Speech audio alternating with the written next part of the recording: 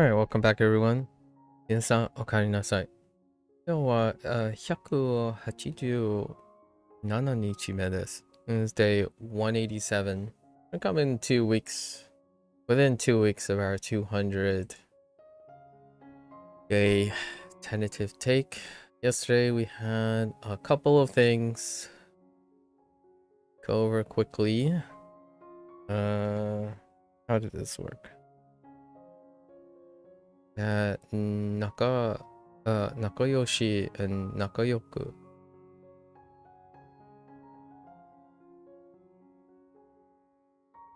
That's awful.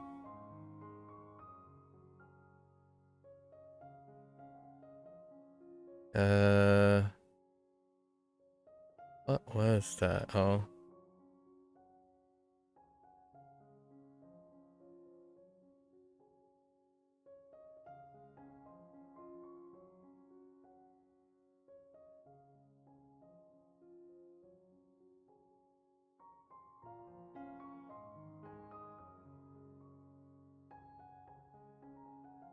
Right. Friendly.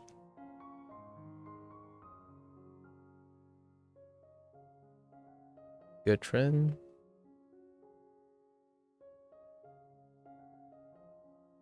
There's wakareru, right?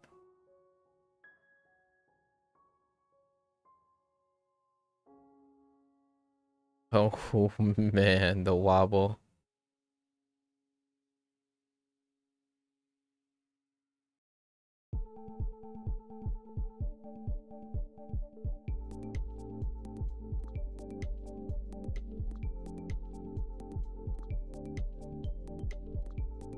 Right.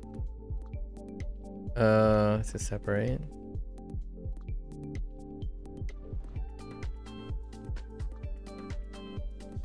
This is tied to Bakeru.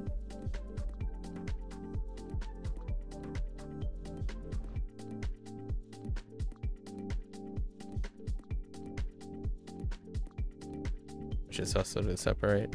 But I guess this is to be, oh no, just to separate. It's in a different manner.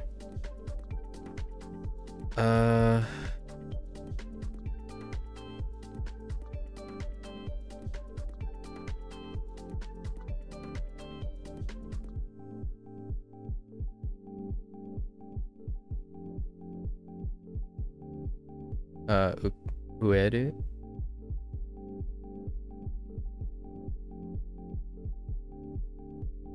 The plant. We're associating this with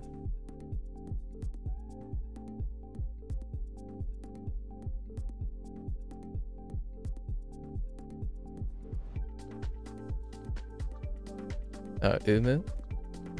This is a great way to work on my character as well. And that's it for yesterday's stuff, I think. Yes. Oh, no, wait. I'm missing one. Sodateru.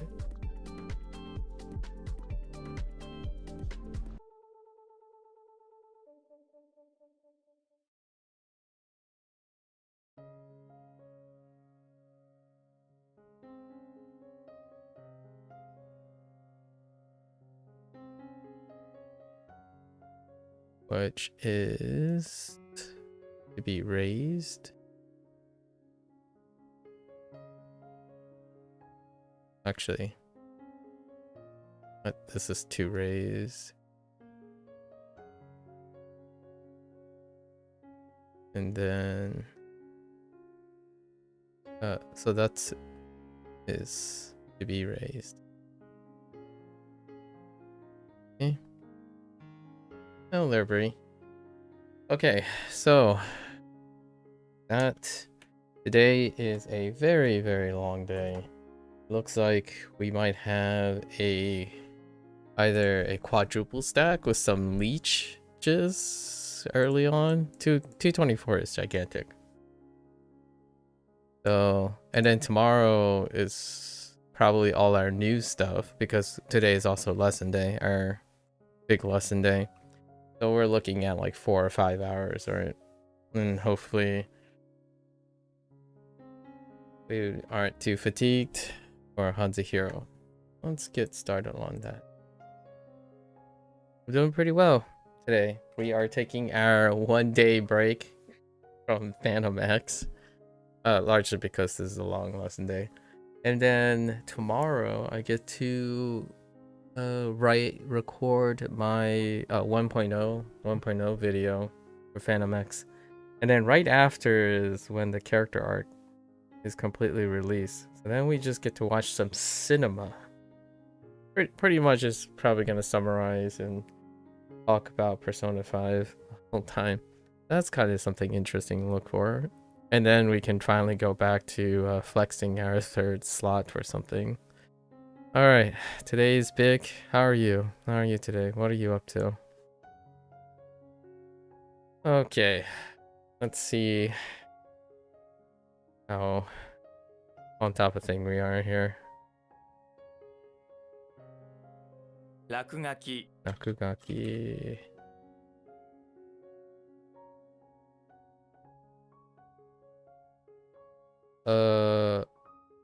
Is looking for the coon.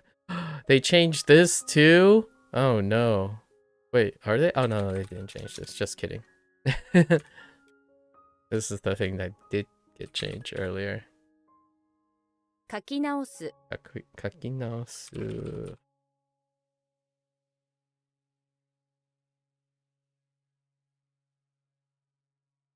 Geki.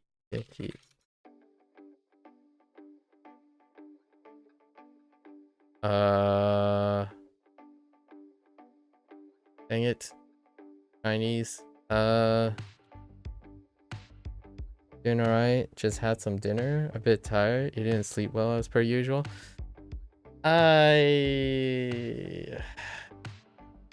That's unfortunate. How do you try to get to sleep when you didn't sleep as per usual? How are you working on that? You got any fresh ideas? What did you have for dinner? I am slightly tired right now because I was being irresponsible and I totally was trying to wrap up Phantom X in the background to write the thing for tomorrow, to record the thing for tomorrow. So we are a little bit late today. At the same time, also slightly tired. I can empathize. But maybe probably not the whole sleeping well thing. It's okay. The quality. Why am I drawing up like this? Ooh.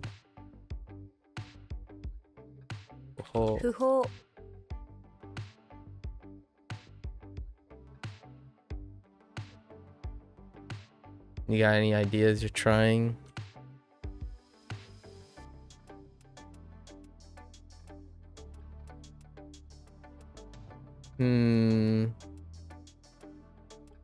That's shellfish again.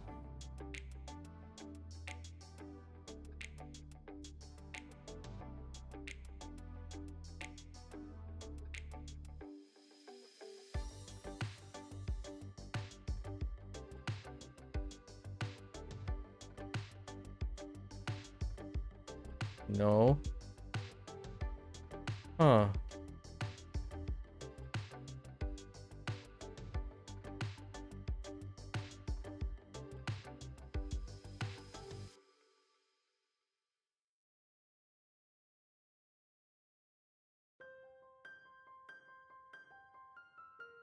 Honestly, I don't even know the China. I don't even remember the. I don't even remember the Mandarin.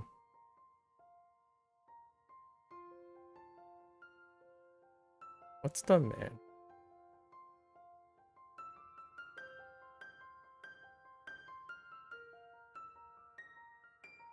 Oh. Soba. Soba. 水平 Viet.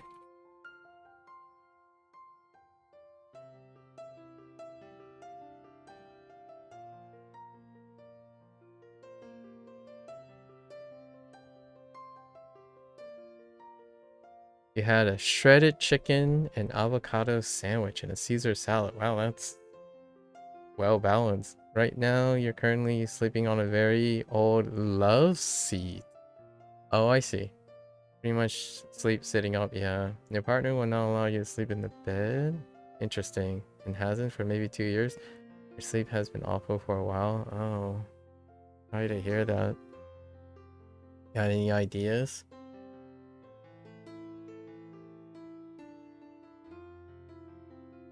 Look around. Maybe an improvement on the love seat? I'm not quite sure what a love seat is. Is that like a lazy boy situation?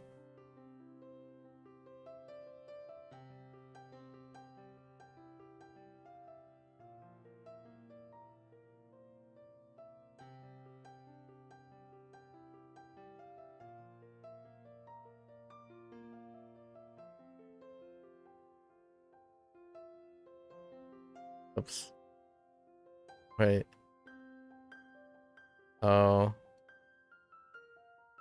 西側 Igawa.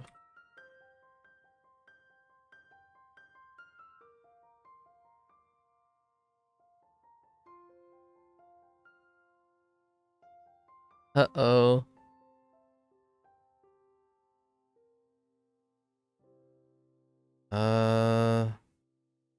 People under a lid across.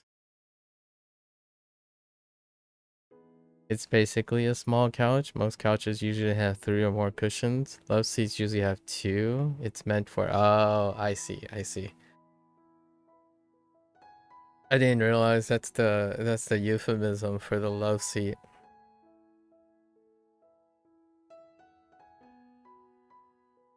Or a designation for the love seat. Makes sense, though. It checks out.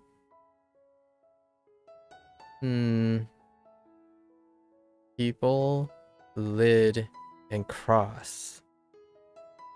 I'm drawing a complete blank on this.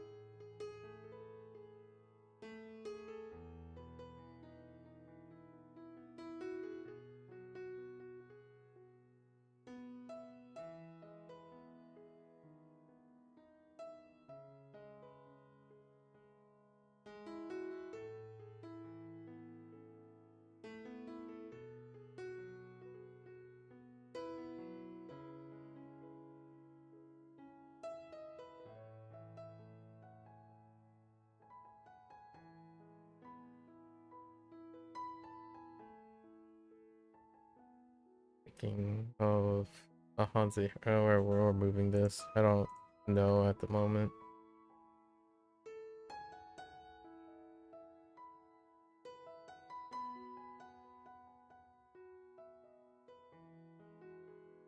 Haisha. Aisha.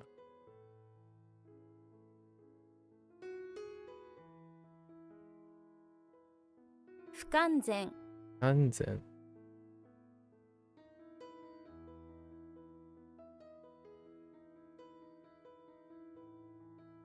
お守り Mamori. You thought about getting a new one, but don't have a lot of spare cash right now to afford one, unfortunately? Okay. How about like what about those I don't actually know how expensive these are, but what about like a singular seat? Like a lazy boy situation. For the comfort. Perhaps that's not agreeable in your arrangement with your partner. But would be certainly something to consider. Like, no, you know, like, provided that you do have spare cash.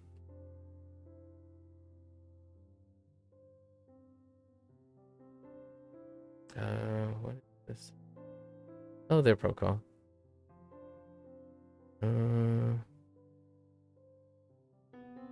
Axe finger. It's skilled. Where's that break? What am I looking at? Accent finger. Oh.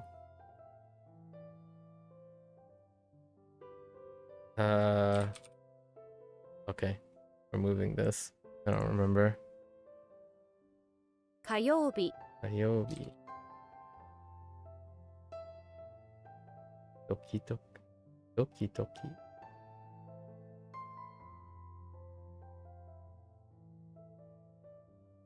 梅 Eh.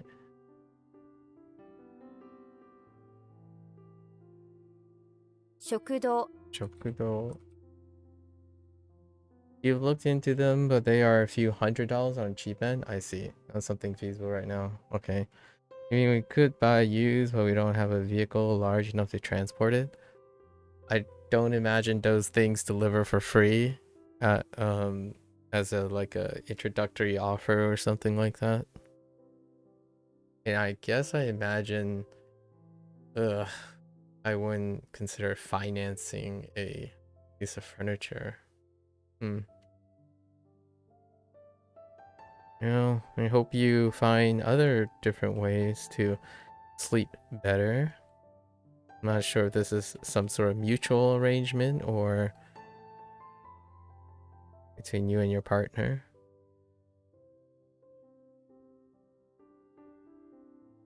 治る Oh, dude.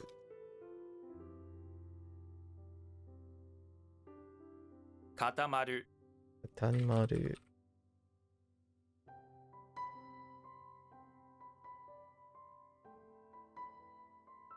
Oh. What?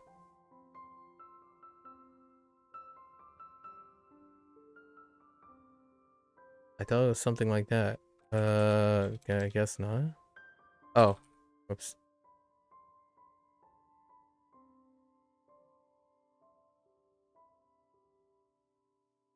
Oh, that's Kun. Right. What? I could have sworn it's ceiling, right? What's happening on the ceiling? Or yes. Ceiling.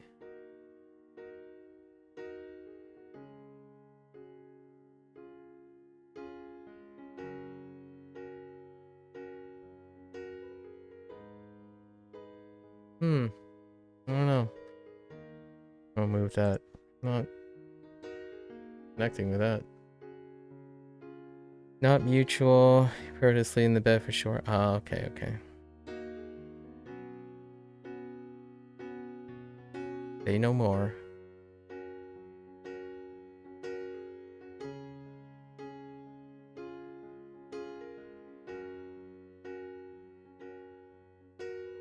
Sotogawa Gawa.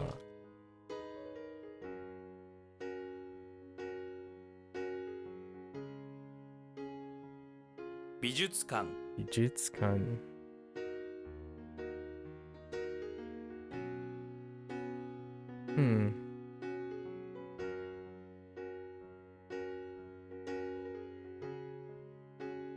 Oh boy.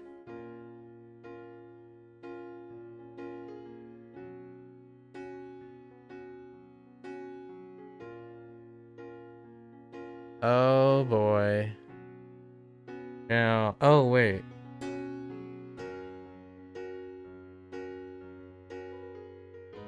No.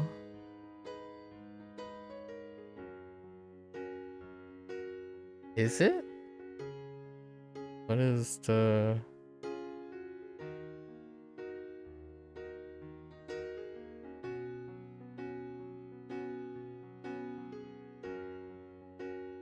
No. I thought it was like,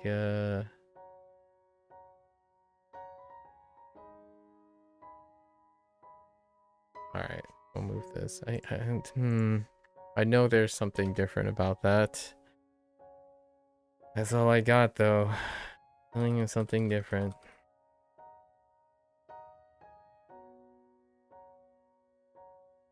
結果、結果。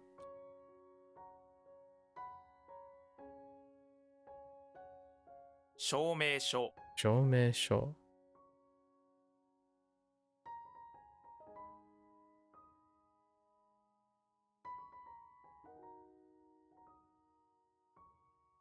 鼻くそ、鼻くそ。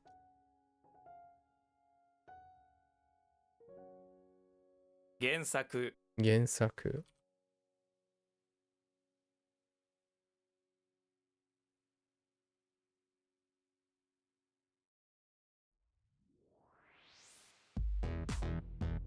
潮見、潮見。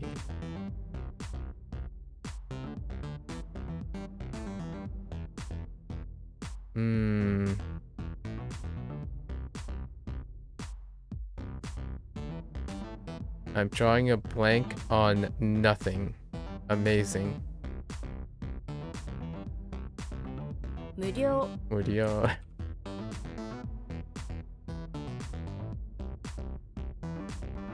I feel this was different. Yeah, it was. 無言、無言。悲劇、悲劇。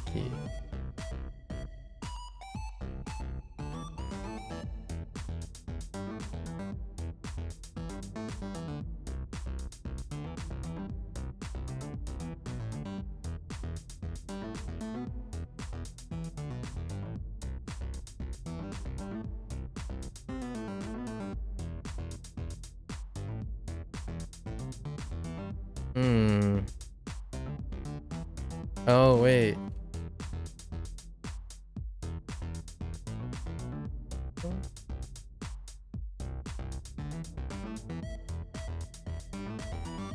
No. What?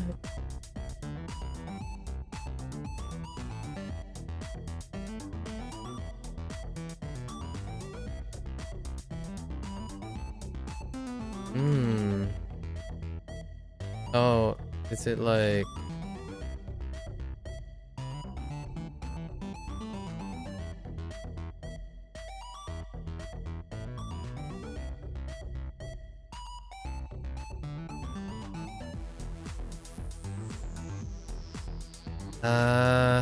waiting room. I forgot the waiting part.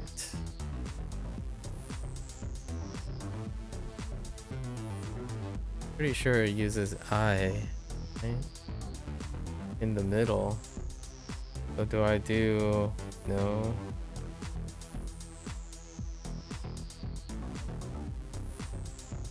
Alright. This. Not looking good so far. What is that, 4 already?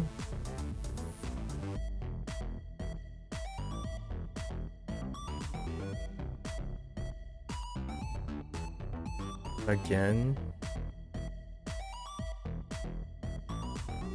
返事、 Enji.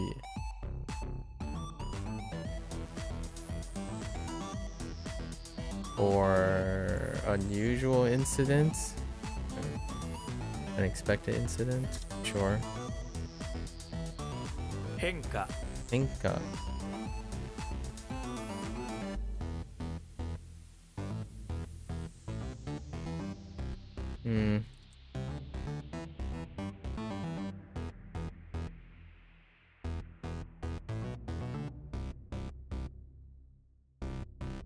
Whoops. Wait.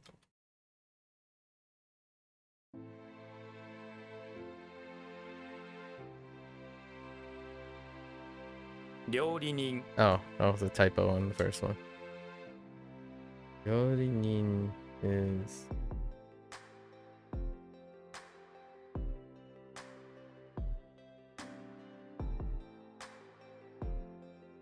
Wait.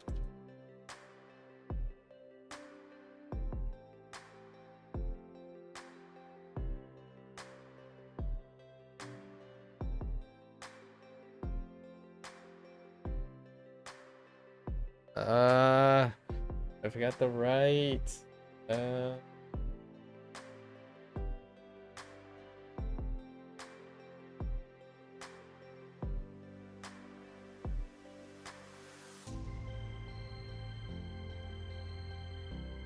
a yort and towel.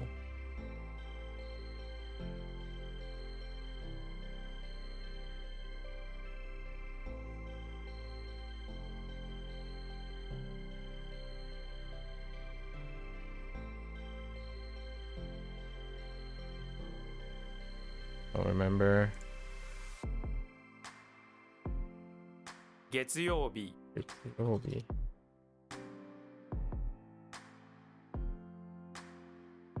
留学生 留学生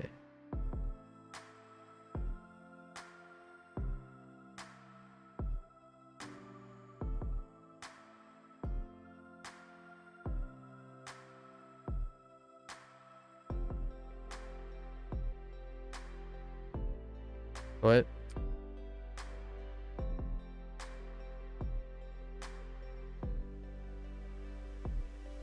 What?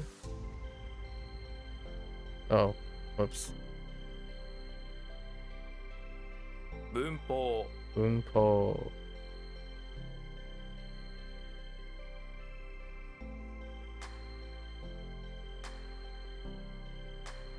Oh, wait, that's not that.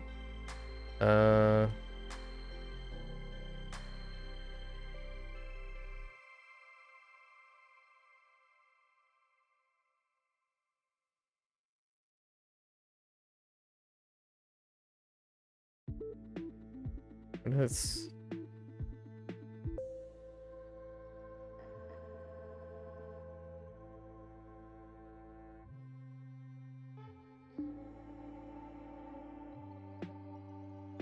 oh.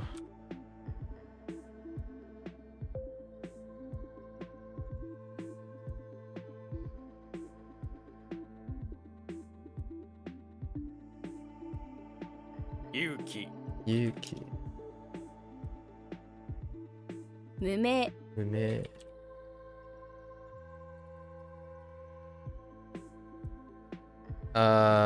Wait. Yes. 鼻血 Hanaji.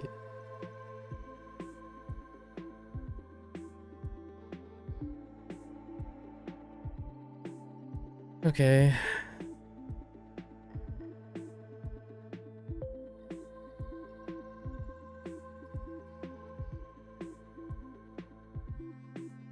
説明 Natsume. What? Oh.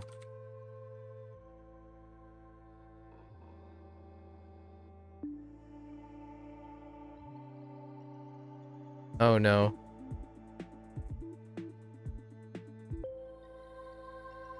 YOLO? Oh no.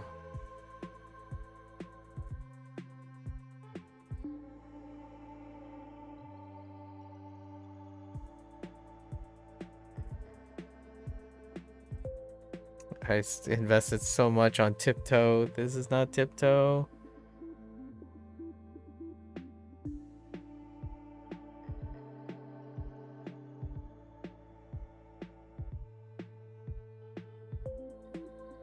Stop umbrella.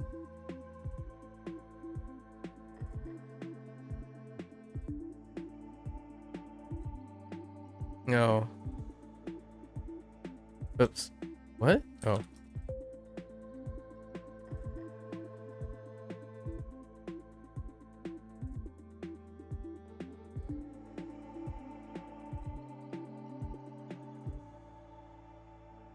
Yeah, that yellow stunk.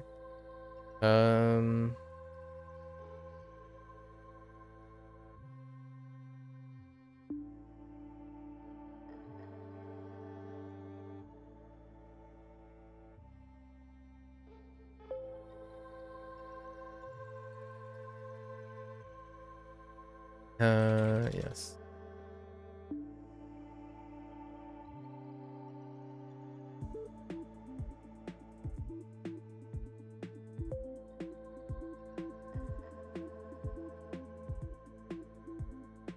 «固める」 Tameru.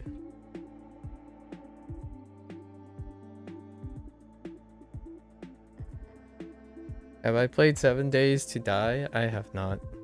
I watch people play it. Not quite my thing. That is usually something that I would try to play with someone else as opposed to solo, but that opportunity hasn't really presented itself. Another one would be Forest and Sons of Forest, and then another one would be like Zomboid. Different takes on that concept.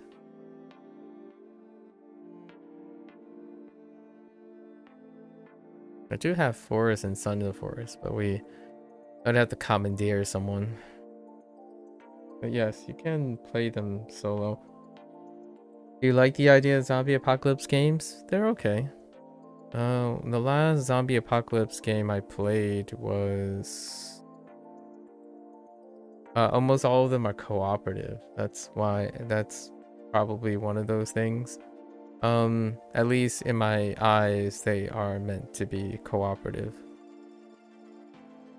Have I convinced my friend to play Subnautica 2? Not yet. But that goober almost pulled the trigger on suggesting to go play Haze-like games.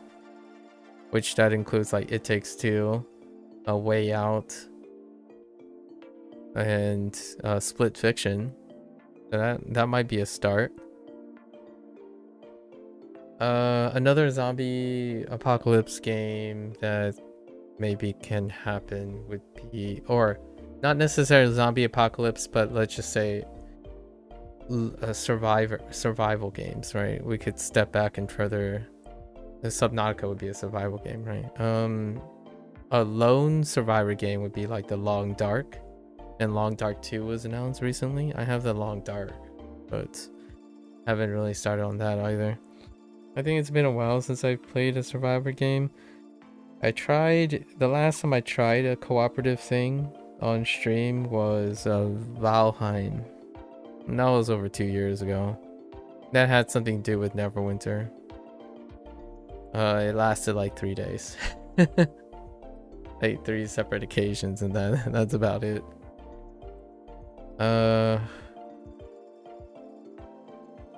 Yeah.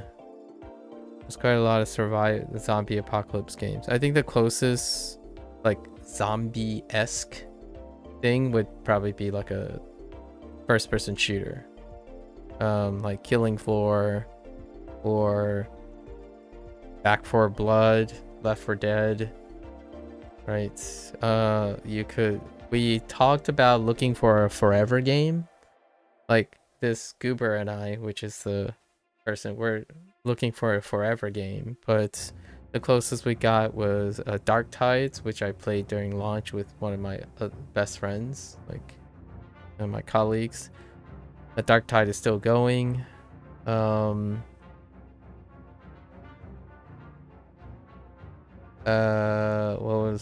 was one other. Revenant 2. So those are all tied to zombie apocalypse. You swap out the zombie for futuristic zombies. Zombies can also be substituted for bugs, right? Insects, anything that swarms, like hoarder shooters and stuff. There was a chance I was gonna suggest that we played Firebreak, but Firebreak turned out to be unfortunate. Like it needs time to bake and cook and whatnot. So the people at Remedy are still working on Firebreak, like bringing up Firebreak,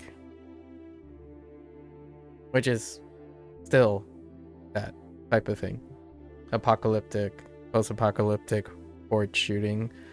And then 7 Days to Die is a survival, right? So that's survival genre. So we do have other variances of the survival genre. Subnautica definitely being one of them, as long as you're not thalassophobic enough. You'll think there's a possibility. I typically play those games with one other person or two, one at most. Really, you got to start somewhere.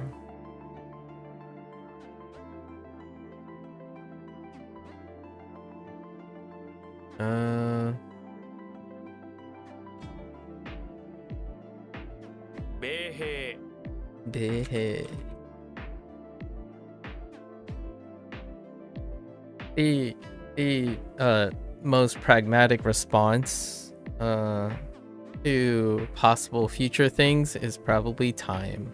Like it's nice. I'm coming to the conclusion of Phantom X in a sense that the maintenance or the coverage part is over largely, and now it's in the maintenance phase. Now we just sit for new content updates, which actually there's a content update happening in the first half of July and the second half of July, but those content updates may be like 1 day-ish things, even less than Neverwinter actually. I mean, I contribute 10 days to Neverwinter.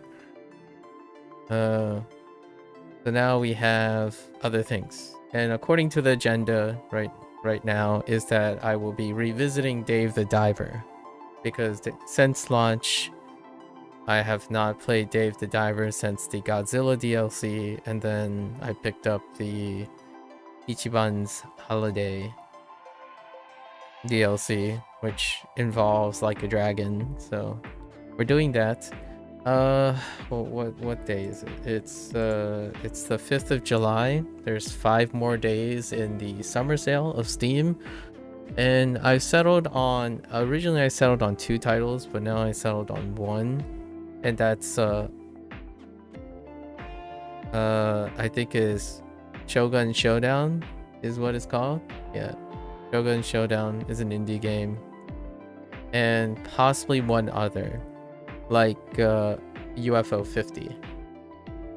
These are like kind of my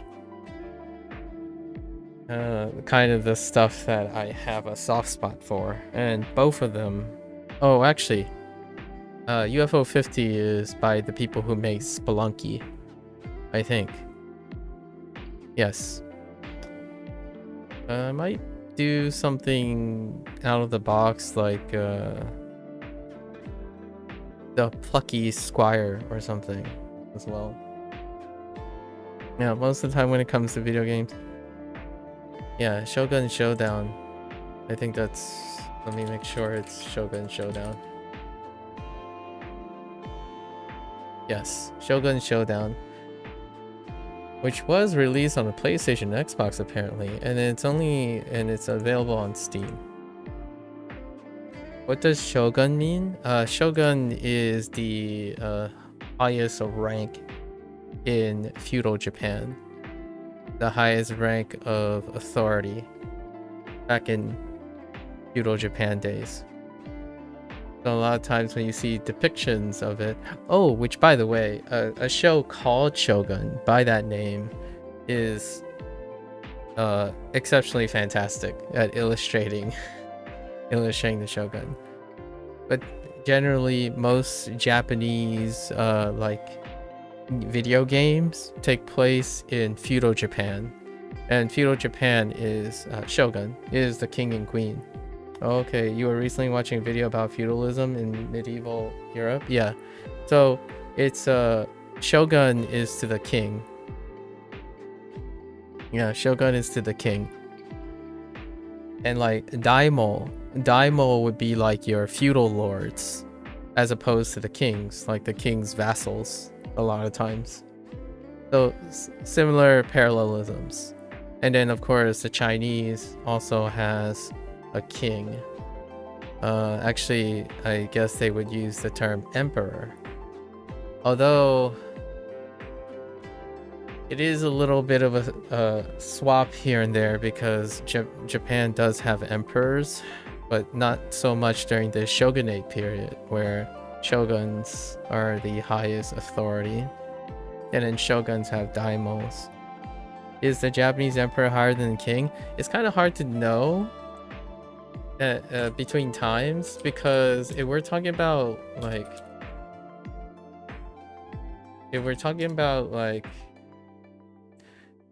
the head of state, like the symbol, the emperor is the highest. The shogun, the shogun is like the military and political leader. So you could kind of kin to it like the top general in the times. And during the shogunate period, a lot of times during like conflicts and stuff, martial law happens, and the shogun has most of the power. Like the shogun can usurp the emperor. And a lot of times there are situations where, you have puppets and whatnot. It's kind of like the King's Guard. They control the entire military, the standing armies. So you could usurp the king kind of situation. So the shogun is the closest to the King's Guard. I don't know what is the right-hand military person called in medieval Europe, because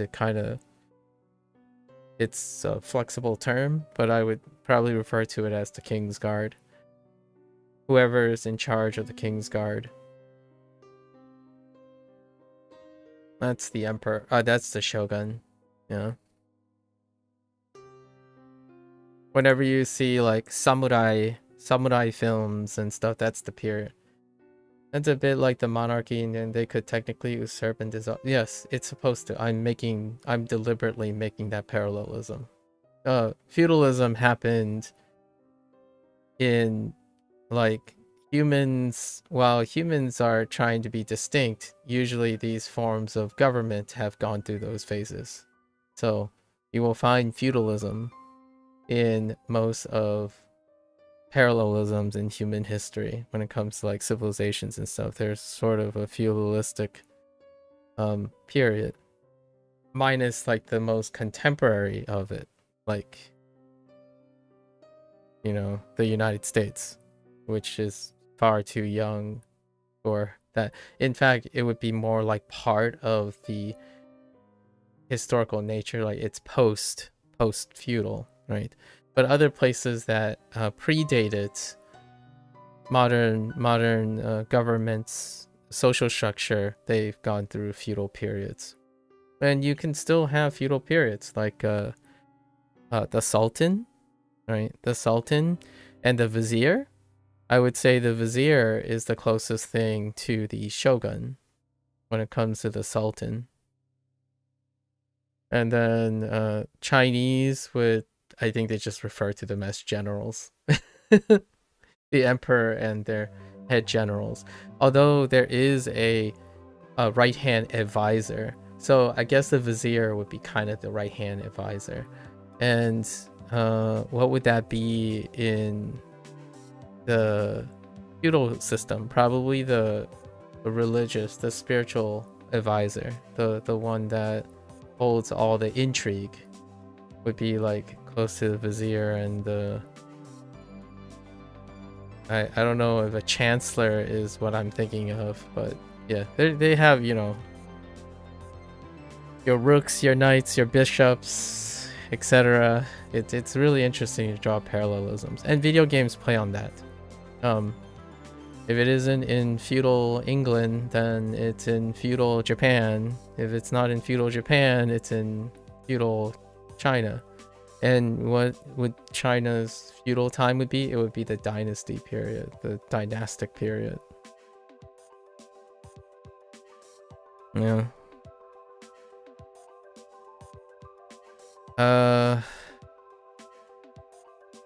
It's interesting seeing the similarities across sometimes disconnected cultures, indicative of the natural human tendencies. Yeah, isn't it?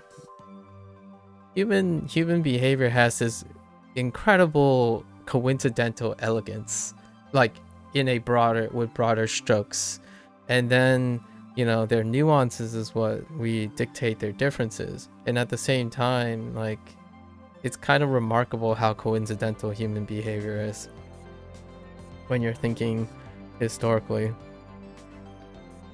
Like, what are the chances that there is a tendency for, military expansion through naval power all at once, and you get like 3 or 4 separate, isolated isolated some parallelisms of that, or naval power, right? After the shogun, right, after the feudal times, then you have naval. It goes through a naval period. Civilization is fantastic. Like if you want Civilization, what I mean is the video game series. It highlights that parallelism. So if you're super curious about parallelisms, I think Firaxis Games Civilization will give you a really wonderful, like, interactive video game way of drawing parallelisms between different nations, different countries, like up to the current state of parallelisms between them. And also, we do have to keep in mind that one of the human tendencies is to look for patterns. And then that itself is also probably why there are similarities across disconnected cultures. The human condition is we are structured to look for patterns. And those patterns also breed human idiosyncrasies. So if one is challenged with certain things, like a group of humans are challenged with human things, despite being geographically isolated from other things, that tendency tends to adhere and coalesce into a line of thinking that represents what we can do. And one of them is natural governance. And then it's interesting how many of the current modern structures didn't like skip over particular steps, which is really one of the finest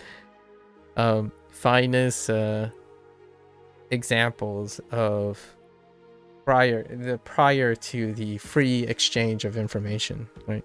The freely exchange of information. Now the question is, where does human governance and stuff and cultural exchange go from here? Like, I think we're no longer at a point where we'll ever see that happen again, right? Some would say a singularity is ready to happen, but that's kind of a long-winded topic. There's always that person who believes in the coalescence, like the human culture coalescing because of the rapid exchange of information. That used to be not a thing. And even despite all that, right, which we highlight here, that despite not having rapid cultural and information exchange, you still end up drawing parallelisms due to natural human tendencies, or I refer to them as the human conditions. Or condition. So interesting. Hein.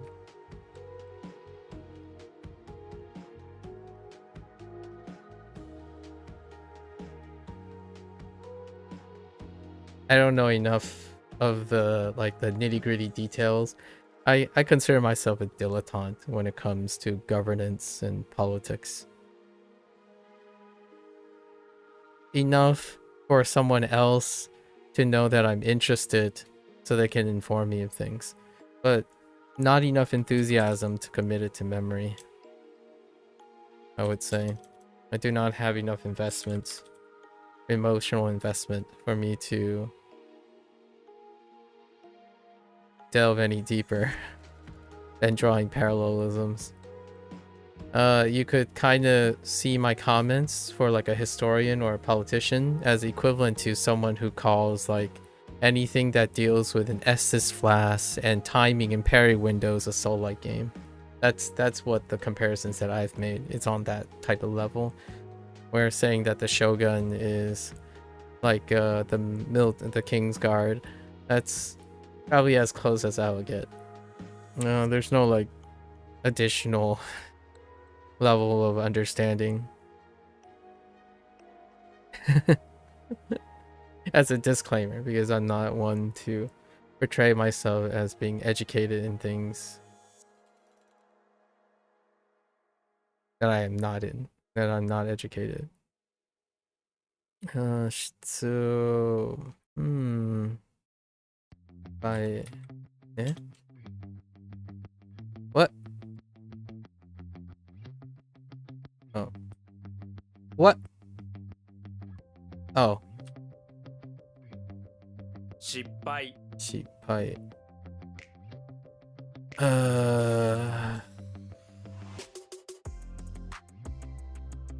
Why did I not run today? Oh, you're right. I didn't record I didn't record today. Thanks for reminding me. Sometimes I forget.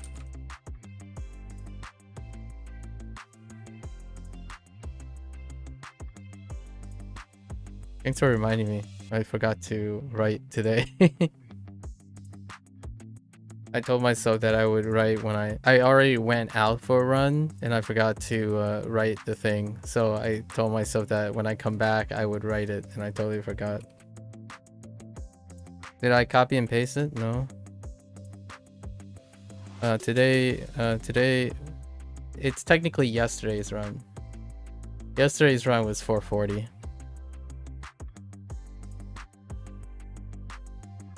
Today's run, which I record tomorrow. It doesn't take that long. Today's run, I did a cadence run for today for a change. So it was like 405. Yeah, quick. Macros. You get used to it. It's kind of like copy and paste. Kind of.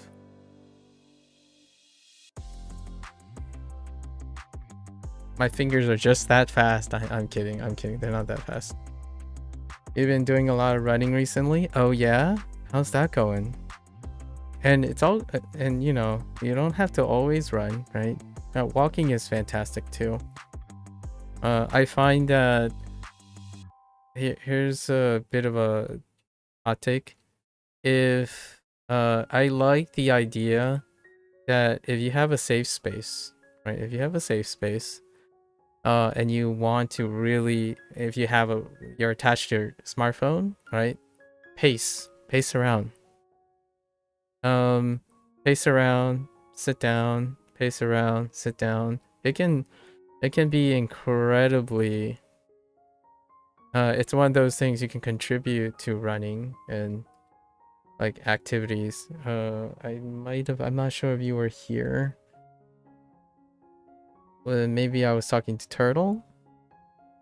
One of the most, like, fitness and nutrition is incredibly spurious. It requires longitudinal studies and whatnot.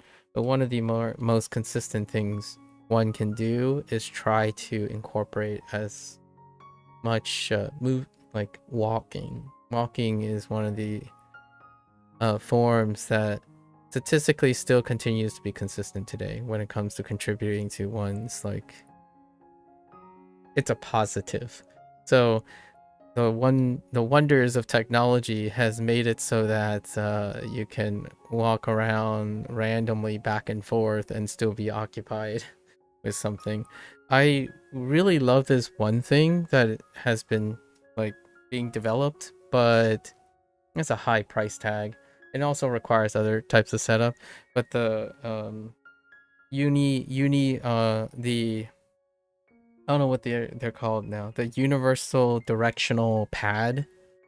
So then it is set for VR, but I'm kind of curious if they're gonna miniaturize it to the point where, like, it can integrate with, like, a smartphone. So then you can, like, walk in different directions, but you're really looking at your smartphone or something, and you're moving in place. We're not talking about like a treadmill and or like something for performance sake. Just something that, hey, if you're gonna watch a movie and you still need to get in your steps, you're doing running on a treadmill. I see. Yeah, you know, pull up a treadmill. That's great that you have room for a treadmill. There are these, like, walking things now where like, it's just an automated thing on the bottom, and I was thinking of getting one.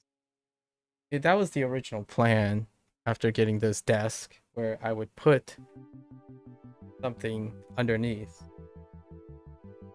But that will have to happen after the PC. Then I can put the PC somewhere. I have a tower that is slightly too big. Like next here. So I could like walk while doing stuff. Maybe even study while doing stuff. It's hard to express and it's difficult to see even. But if you're gonna read something, do I have a tracker? I do not have a tracker. No Fitbits, no wearables. I don't do wearables too often. I like being in my very form-fitting clothing and just going for it. I actually run vision impaired. I don't run with my glasses, nor do I wear contacts anymore. So when I'm running, most things just look like a blur.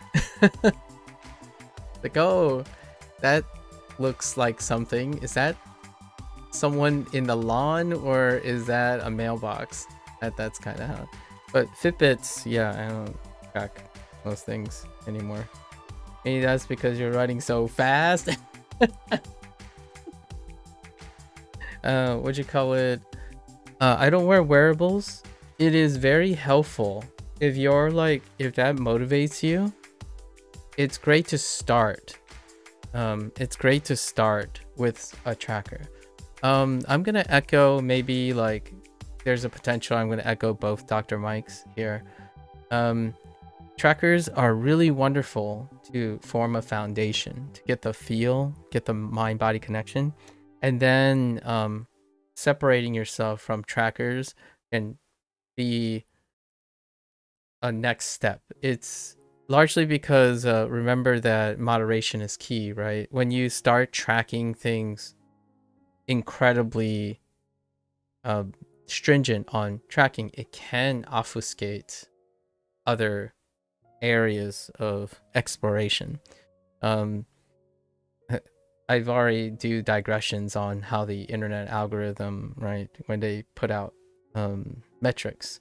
But I think if you have a Fitbit and someone you know has a Fitbit, that would be a fantastic balance where you have some sort of sentimental investment. Sometimes seeking numbers can, for me, I was before the time of wearables, so I manually tracked, and then like I have a blood pressure monitor in the kitchen, so okay, from time to time I would check my blood pressure, things like that. But I don't do things for performance anymore, so just for maintenance. The time that I'm doing, I basically take my really old phone, right? I take my older phone, which is my Pixel 3, and I use it as whatever. It has a stopwatch and all that stuff, right? So I just click on it. It's not the most precise way, like plus or minus 3 seconds. But the idea is I'm looking the times and the conditions. I'm looking for gross changes. Gross as in like large changes. If I see a sudden decline, like a steady decline, then I would have to worry about my maintenance. There was a time when I was going to do it for performance, but until one of my friends or someone says, hey, let's go do a marathon next year to celebrate becoming 40 or something, then I would kick it into high gear and we would probably strongly consider a tracker or something. But for the time being, I think for myself, the way I stay sort of healthy with the idea that I want to do my best without specifically, nickel and diming myself. That's pretty much it. It's kind of like putting a timer on studying. It's great from time to time, so I do it from time to time. I wouldn't mind receiving a free Fitbit, that's besides the point. But ultimately, I probably wear the Fitbit once every 3 months to track something. So for the time being, I use a stopwatch on a phone, and that's sufficient enough. Honestly, I thought about this thing. I don't know they make this product, but I I would love to have a really large button. You can do this with any device, right? That looks like a bread loaf. Sorry. So like a really large button, right? We'll put a little shimmery thing, like a really shiny button, and then all it does is start and stop a stopwatch. I mean, like just for fun. I was gonna do this as a fun little video, like not live stream a video, and I would place this at 2 positions. This is to obfuscate some stuff. So then I would put at 1 position and 1 position, and then the camera would be looking in this direction, right? And I would do suicides. I know what that sounds like, but we're talking about the structure. So I would hit a button here and hit a button here, and I would just go back and forth and then see if I can accumulate time between the two. And you might be thinking, well, you could just do it really easily. Just time yourself and then divide. Sort of. But this would be kind of a fun thing. So then the camera would see me like fade into the distance. So you would probably see this. Right, whoops. I'm bad at perspective. But, you know, the button would be back here. And then there would be a large button here, right? And the camera would be pointed inward. I would hit this button. I would run, hit this button, and then I would run back. And I would do that for days, every single day. And then I would post those videos. And then what I would do is I would probably edit every time I reached there. You know, I would like post the time. So the idea is, you're wondering why this than just recording a total time or something, you know, a total time. This is a thing that I do personally. I don't know if other people do this, but when it comes to maintenance, or maybe even performance for myself, I should write with a piece of paper. Sorry, not a piece of paper. I should write it with a pen. This mouse, I don't see how people can write with mouse. Let's see. So when it comes to maintenance, largely maintenance, but I think this is kind of an okay thing for performance stuff. Performance does deal with overloading, and I don't do overloading anymore, progressive overloading. So oftentimes when you do a starting position, so say you start in the middle and you're looking at, I always concern myself with resolution. So if you're recording a metric, the question is, do you have sufficient resolution to see a difference, or to like record a difference, right? Sufficient resolution, that's what I mean, right? And now the question is, how much variation is there? So I usually do the broadest, right? If I start here, say I do things in 1 minute intervals, so it would be the closest minute, right? The closest minute. So like if I ran for 4 minutes and 45 seconds, it would be rounded up to 5 minutes, right? And that would be, I don't know if you remember this from like chemistry class or anything. We're talking about significant figures here. So oftentimes significant figures deal with resolution. Right now I'm doing seconds in my maintenance. because now my maintenance is so consistent that I can do second stuff, like the difference in seconds, like delta S, right? I know the difference between, or I can feel the difference between 4 minutes, a 4 minute and 30-second run versus a 4 minute and 40-second run. So it's more like tens of seconds. So right now when I run, I can feel the difference in tens of seconds. Back before, I used to do minutes. So, that was a 4-minute run, that was a 5-minute run. And the reason why I do this is I always choose the broadest thing I can first. And then past a certain time, when it becomes too specific, I stop. The reason why I do that is because you enter a point of diminished return and you get to choose, are you going to invest more? Like, do I squeeze into seconds, ones of seconds, right? Do I want to squeeze 1 extra second? Like, am I going to try 99% output to squeeze 1 more second? Like, subtract 1 more second from my time. Right now, my variation is in tens of seconds, plus or minus tens of seconds. And that's where I stopped on maintenance.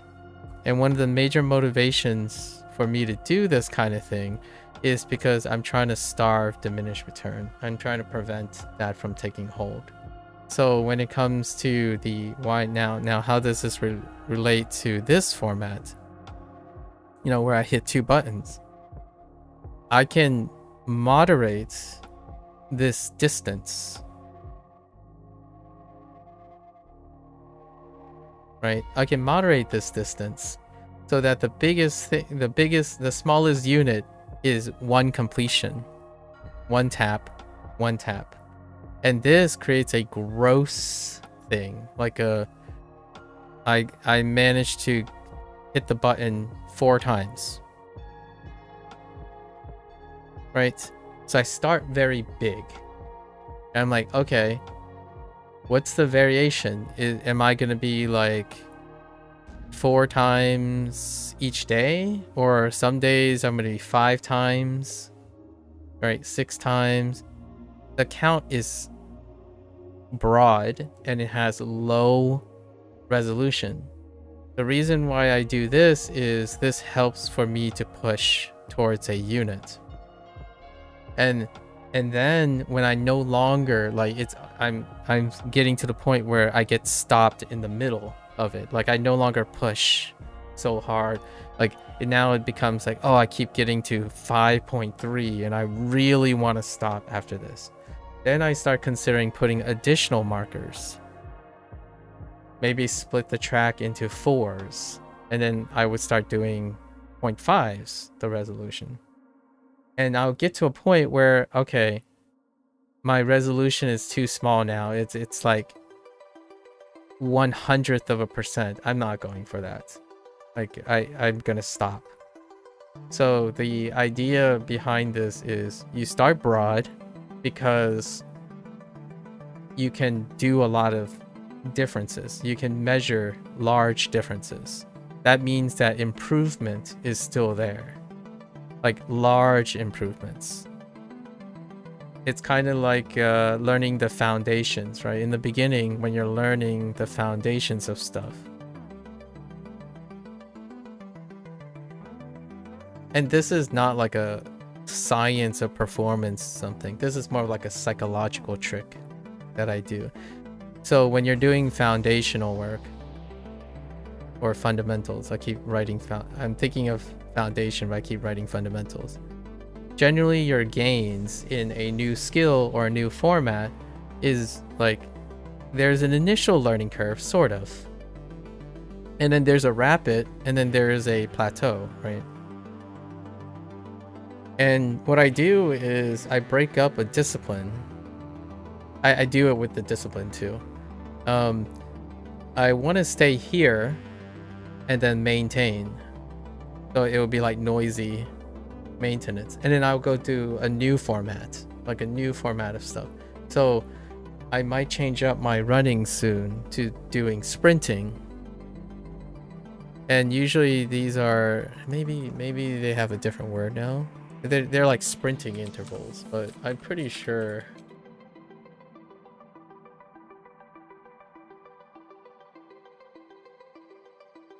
No.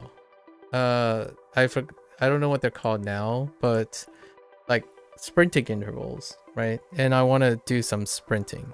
So I need to figure out a distance, and then I change the format for that. And I do this every a year or two.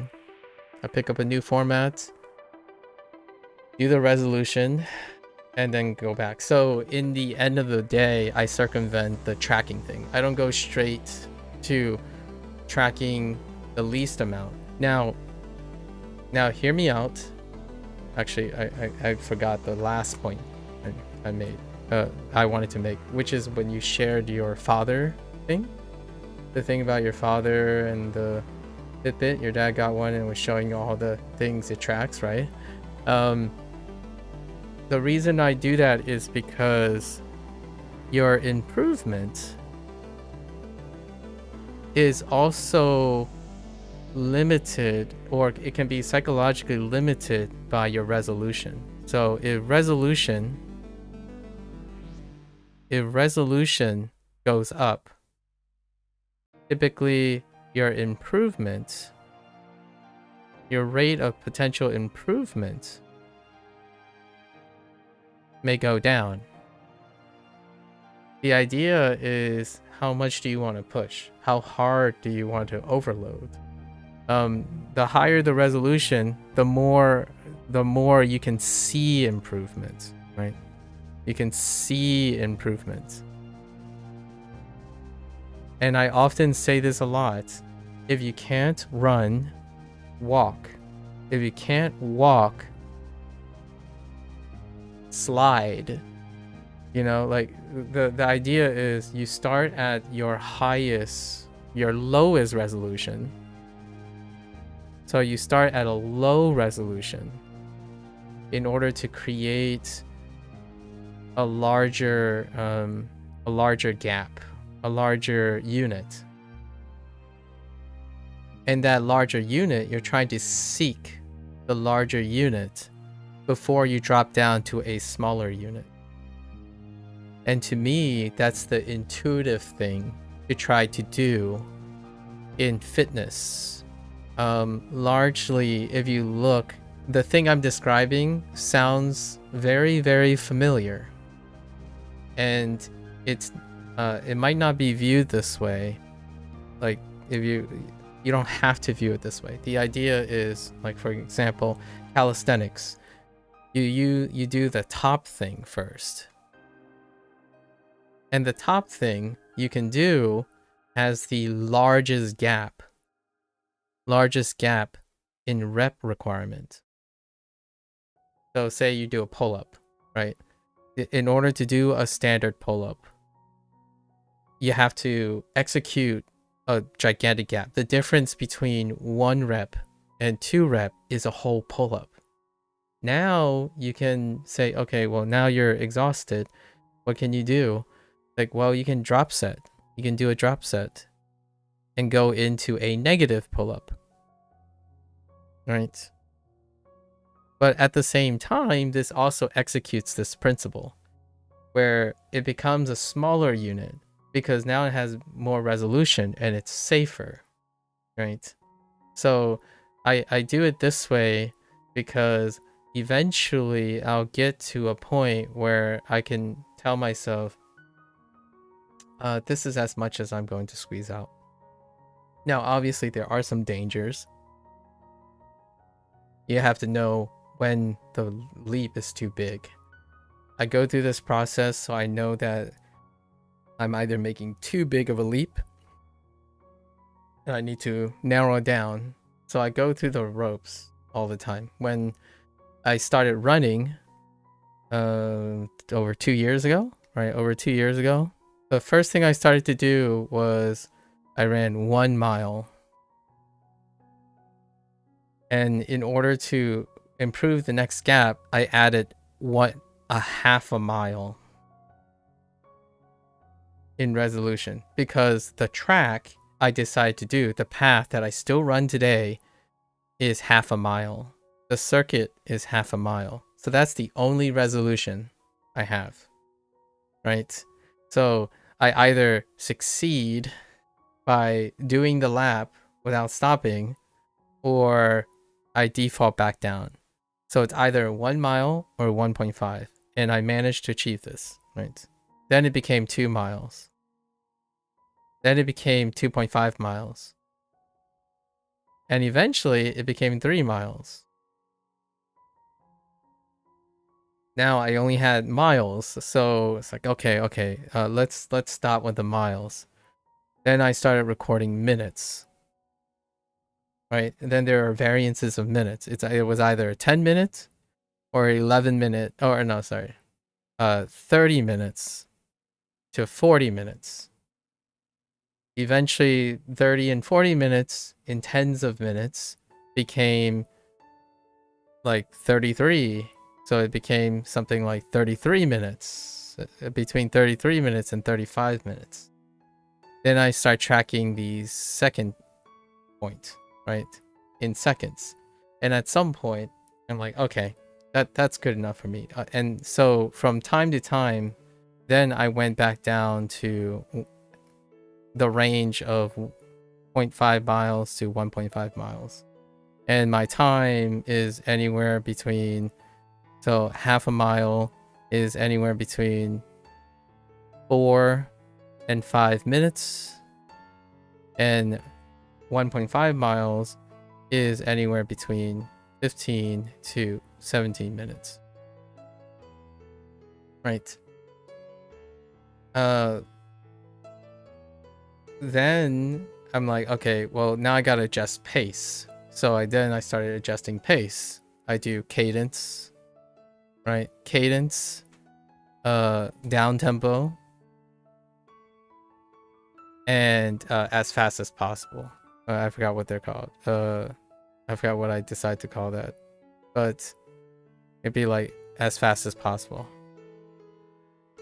And these are separated by breathing. This is nose only. Cadence is mixed. And this is just a struggle.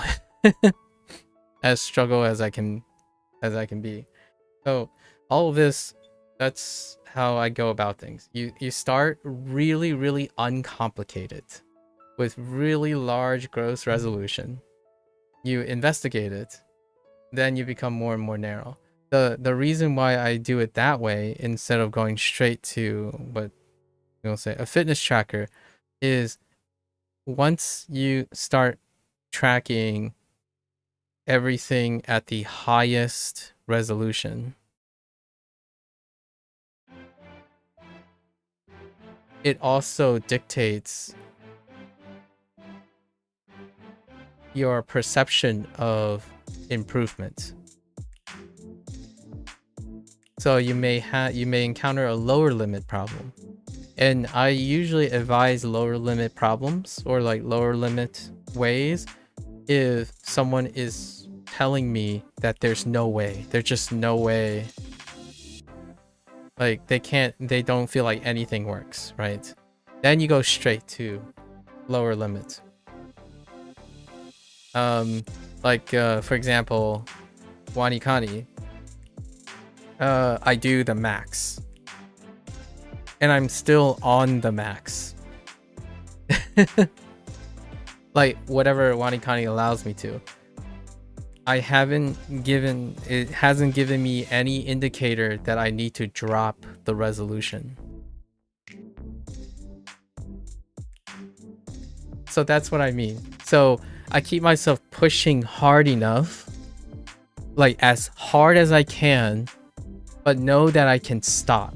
So when I'm pushing my hardest, when I start, if it becomes consistent that I no longer have enough resolution, right? Like, so I push max, whatever the thing is for this stuff, like, because this is prescribed, right? It's prescribed. So there is a max. we'll translate how that works in the starting position. So a max, and then I keep doing the max. So this is how much can I achieve in one day, how much things I can do in one day. And it's always been one day. It's never gone beyond a day, right? So I don't have any reason to decrease. But WaniKani also keeps track of reviews. It tells you lots of, actually there's a whole site dedicated to representing the WaniKani data as an API. Now, I don't look at that to track things. I don't look at the resolution of the number of reviews yet. I don't look at the number of lessons really, like in a way that dictates that if it's one day, I do everything. That's it. 0-0 streak is what the WaniKani community has called it. That's it. If I have no reason to go down in resolution, I won't count those things. Largely because if I can continue to keep this pace, then I have an upper limit problem. So what do? I actually increase the volume, right? I increase the volume by like days worth of volumes. But in this case, I can't because WaniKani doesn't do that. So I add something else. That's why HanziHero came into the picture. Now I'm doubling the volume, and now we're maxing out on both WaniKani and HanziHero. And then I reached a cap. That's when I try to add a third thing. This might sound really familiar because I think you and I, Procall, was the one I shared about how I do optimization. Like you start somewhere, then you evaluate, right? You evaluate. If you liberate time, then you fill that time up with something else because the liberating time is efficiency gained in where you started. So every amount of time, like if you are 30 minutes faster at doing something, then you have to fill that 30 minutes again. It's not you save that 30 minutes and now go do something else. Or you could do something else, but it's for the purpose of that thing. So like, for example, if I allocated 1 hour and after doing, or what I would do is I would do max, right? Whatever max is. It takes me 4 hours to do my WaniKani 0-0 streak. Eventually, I would work on this, doing the same pace. I do the resolution, figure out things to speed up the process. So eventually, it gets down to 2 hours average. What do I fill in? With that 2 hours, I add HanziHero. This took 1 week, by the way. And then I continue to do that, and now I move forward with 2 separate things. And I go from the highest to the lowest resolution. So, and it's constantly stacking that way. And the reason why I do that is because I don't want to start with a bottom line. A bottom line is something that you must consider when there are no more options, or you feel like you have no more options, like injured knee, rehabilitation, things that where you want to be really safe and it's way out of your knowledge, right? Like you barely have a sense of it, then you play it safe, right? Bottom line is safe, and I totally understand that.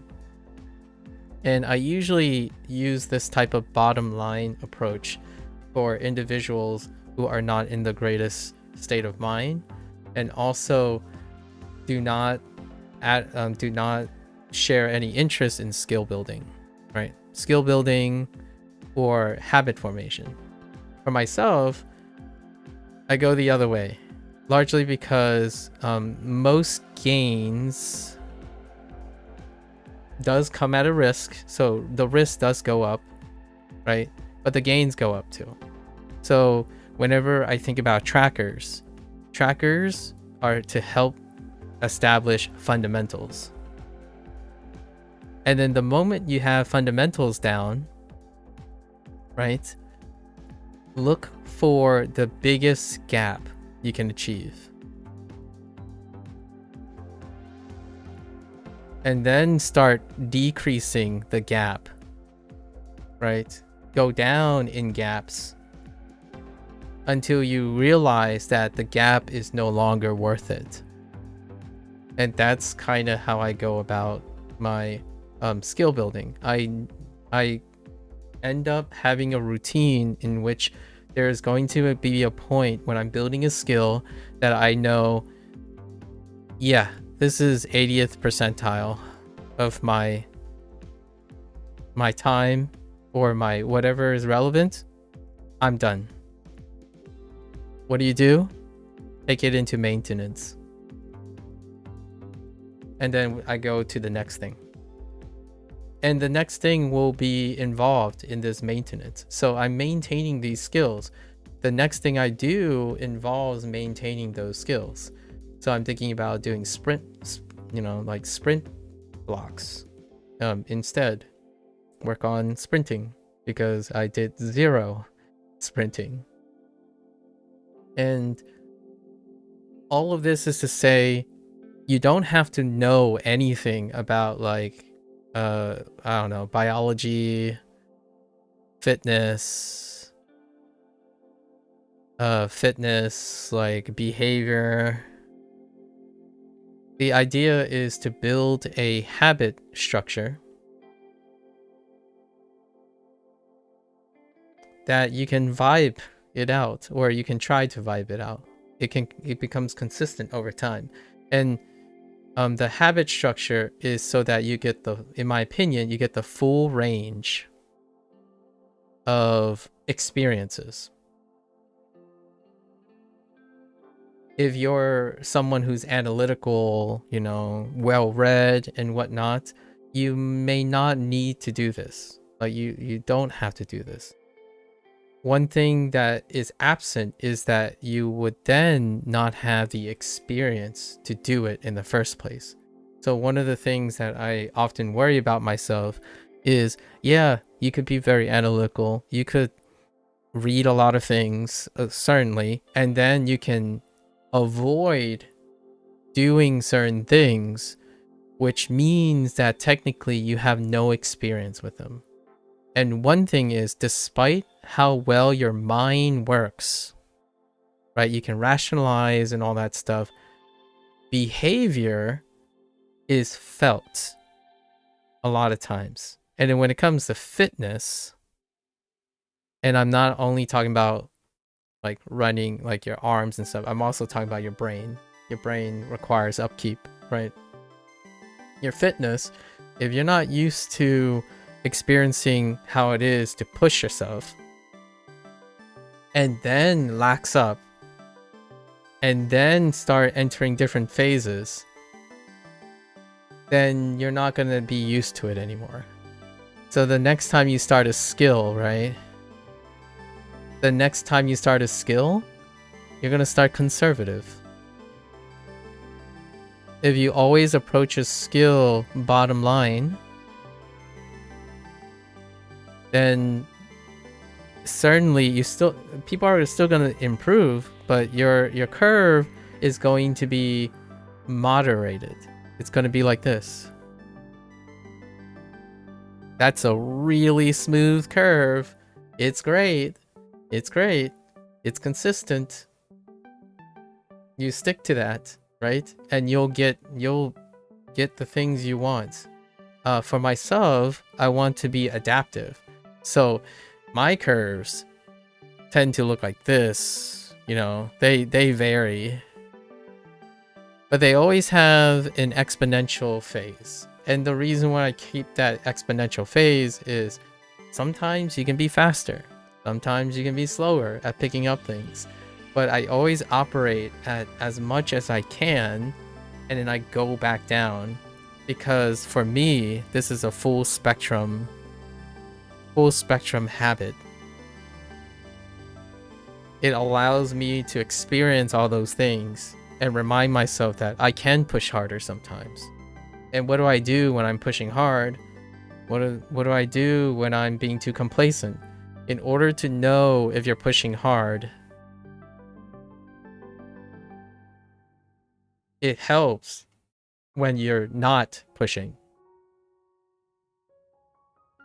So that range of awareness and acuity, along with knowledge and whatnot, stays intact for me. I know how hard I can push myself in many situations because I allow myself to safely do those things. Like, does it mean I'm gonna go skydiving tomorrow? Probably not. You know, I probably pass out the moment the expert, like I'm, you know, tandem skydiving. The moment I get out of the way, I probably pass out. There are obviously physical limits to this. The goal that I'm illustrating here is, I often love that fitness trackers and wearable. This is going back to your, you know, question about the fitness tracker. I love it when people get really interested, because the wearables are helping them resolve things. Now, hopefully, it doesn't become to a place of dependence and a place of squeezing out the lowest denominator. I think one of the things that feels good initially for someone is a great way to get a person started, and then trying to create their independence by seeking more. Right. So when someone starts walking a lot, do they go for one step? Obviously, people vary, right? If you know you can track every single step, do you only aim for one step? Or do you aim for as many steps as possible every single day? Now, hear me out. This is going to be a bit of a suspension of disbelief. I would wager that someone who is of low motivation, oh man, here I am. I need to write this out. So here are some just variables that you may want to consider. And I'm not putting anyone in box. This is a hypothetical human. So if your motivation is low, right? But you lack the fundamentals to track your stuff. Like, you're just low on motivation. A tracker can help you resolve the smallest amount of improvements. Because your motivation is low already. So your gap in improvements, or your gap for striving, is going to be the lowest denominator.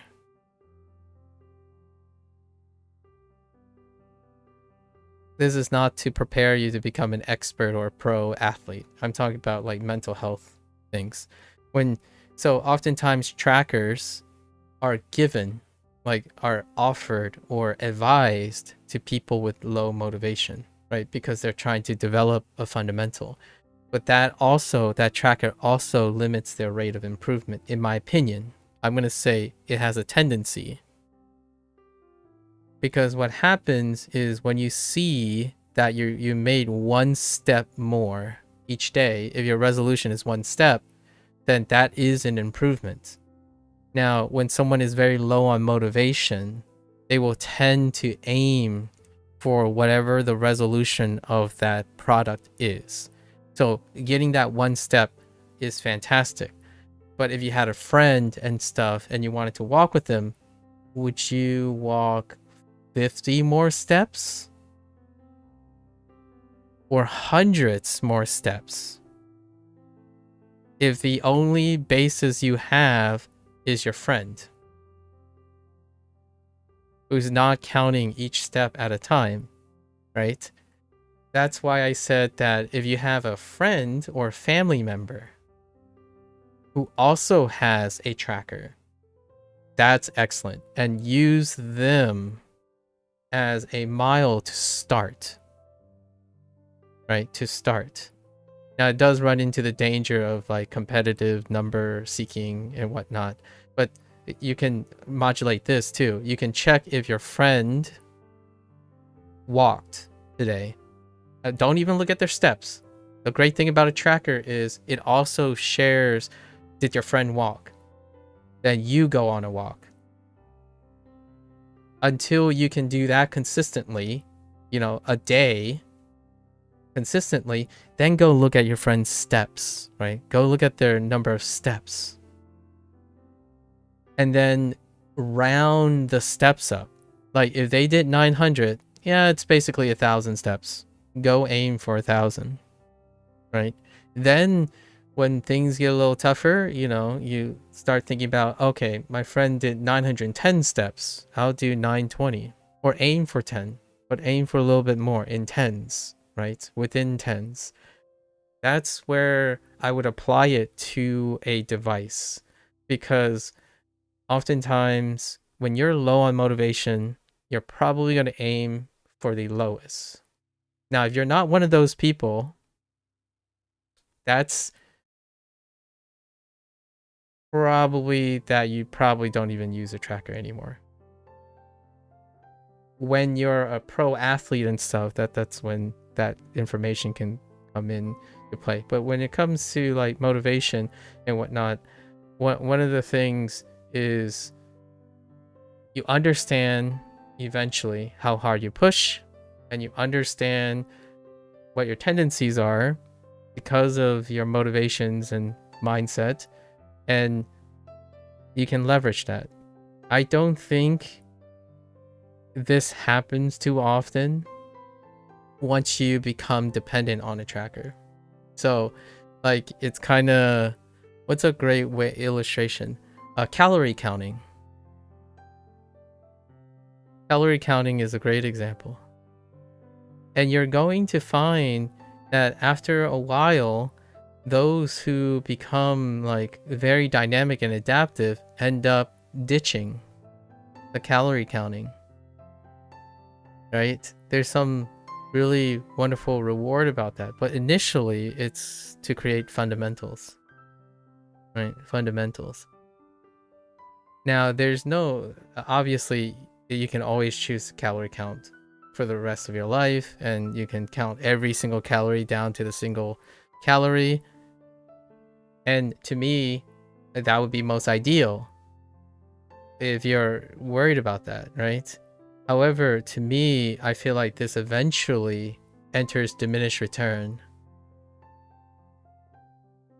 Like what's 1 calorie versus 1 less calorie, right? Diminished return. And what I typically see concordance with that is the person's mental health then drops. So the whole idea now is, the bottom line is, I typically don't engage immediately in something that has high resolution in measurement. Largely because if I need high resolution already, then there is a chance I'm already in the area of diminished return.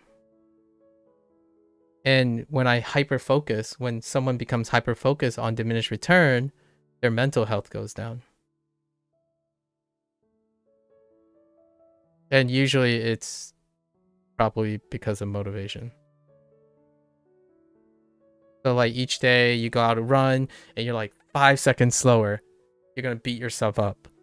So tomorrow you're going to try and you get like 1 second faster. It's like, yes. And then tomorrow you're 1 second slower. It's like, no. So when you see my times, you can see that it still fluctuates between 10 seconds. There are days that it fluctuates like 20 seconds. And that's what maintenance looks like. For me, I no longer like pinch and hyper focus on seconds. And that's also why I say things like, oh, you know, it takes me like 5 seconds to pull out my phone to stop it. I'm not like at the resolution that will hurt my mental health, the sustainability of the habit. This is diminished return is often the consequence of hyperfocus. Now, if you're a professional, like athlete and whatnot, that's, yes, I totally understand that you are going to hit this diminished return and you're going to say, screw that, I'm still going to do it. That is definitely your call. But again, I would totally use a tracker if I just happen to be given the tracker. For now though, I could see myself tracking myself once every 2 or 3 months. And I do that in a different way. I use like a stopwatch as opposed to my phone, and I use a heart monitor, like a heart chest monitor on those days, and I would do like a max distance run or something. And usually my max distance run nowadays, because of the time of day and stuff and how hot it is, I would say I can comfortably probably do 12 miles if I had the time of day. But usually by like 4 or 5 miles, I'm like, yeah, okay, that's good enough for today. I'm pretty happy. And you can see the big gap. And you're wondering, well, do you really know you can do 12 miles? Because I've done like various ranges and stuff, I understand my pacing, like how my pacing is going. So by the time I did 4 miles, I'm like, I'm gonna run out of time. Not that I'm dying. I'm not dying because my pace is proper. I did a proper pacing. A lot of times, you know, people would go hard, like they would go super hard the first 2 miles, and then it would start to trickle, and then it would feel like eternity, right? Usually when you have a full spectrum of exertion and stuff, you kind of get an idea of what is your hardest you're going, and that's why I do cadence, down tempo, right? Down tempo and max.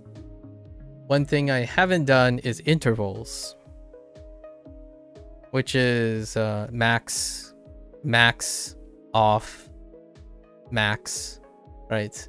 That's another way to get you going. Like, you know how hard you can go, and then how low you can go, and that's for fitness. But I think it kind of translates all right for mental health.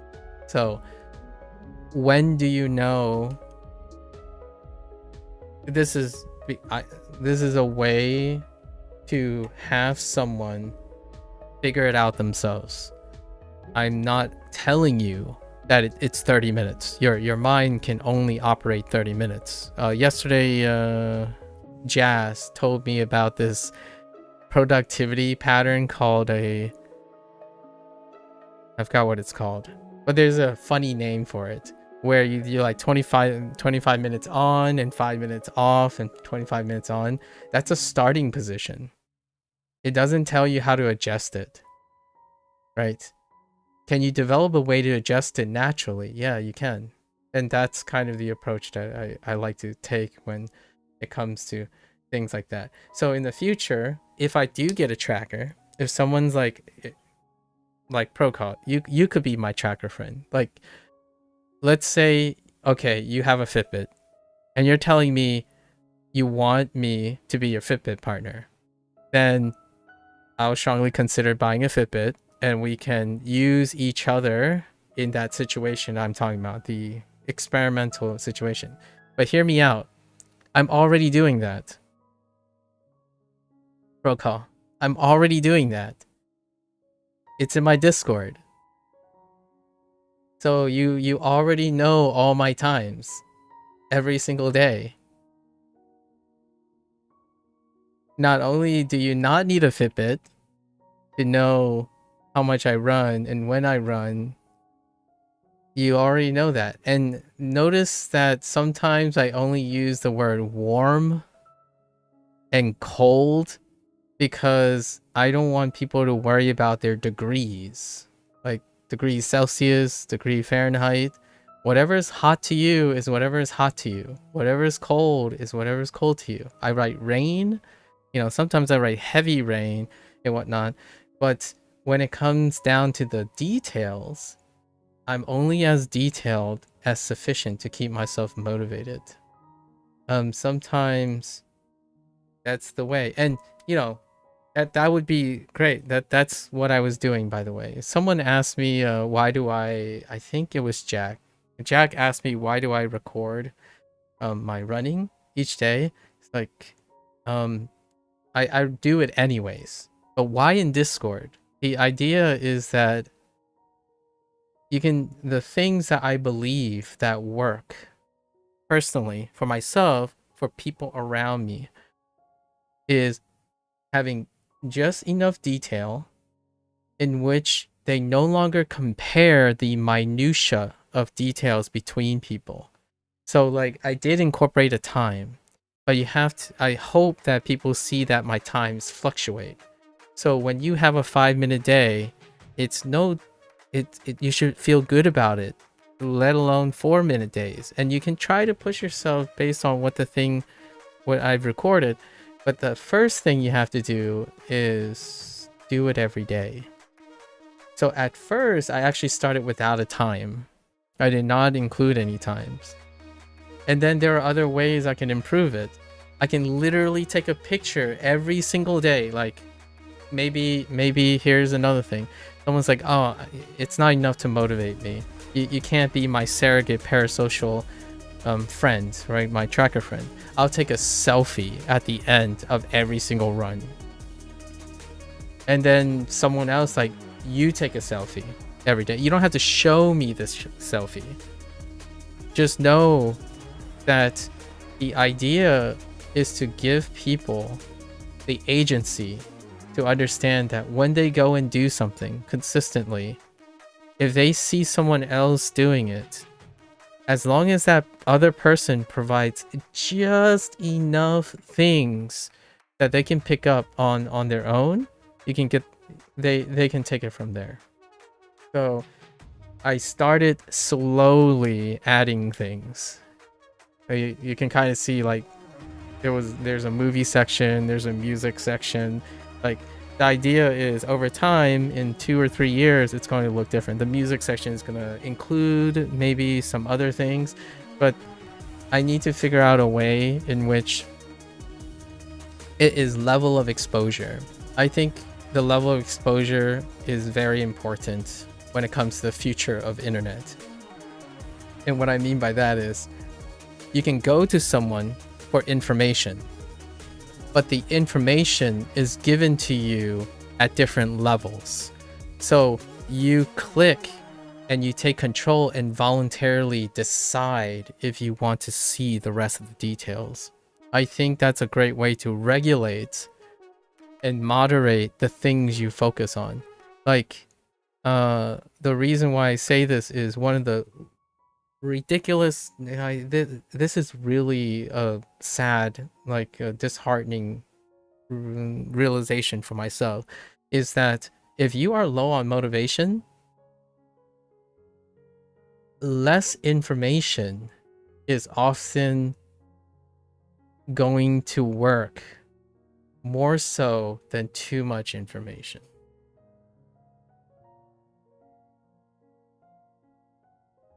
So if you have people that trust you, how could you let them feel like they have agency over their own lack of motivation? I would love to make a book. Hear me out. I have thought about this in my 40s. I'll give you a little primer to what the book looks like. So I haven't thought about it, and it could be a sleazy way to make money. I'm kidding. So let's say I release,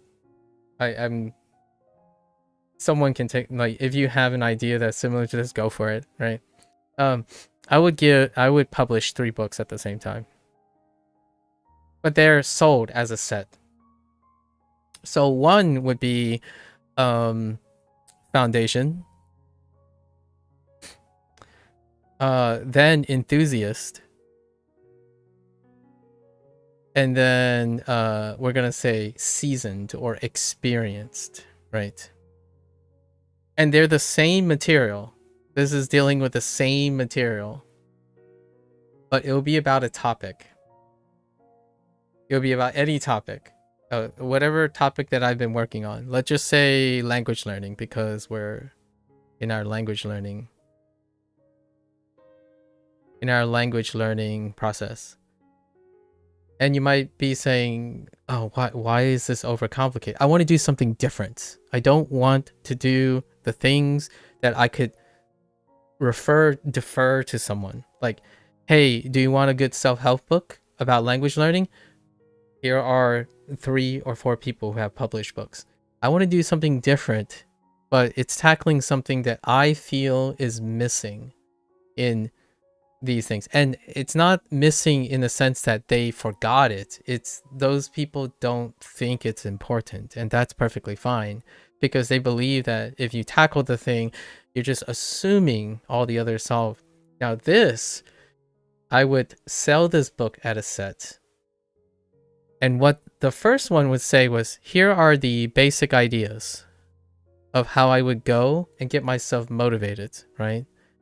To do whatever it needs to form a habit for language learning. Hold on, let me ban this TwitchBot account. It was made yesterday. You could do better, spammers. You could do better. I'm still waiting for that 5-year-old account. Let's see.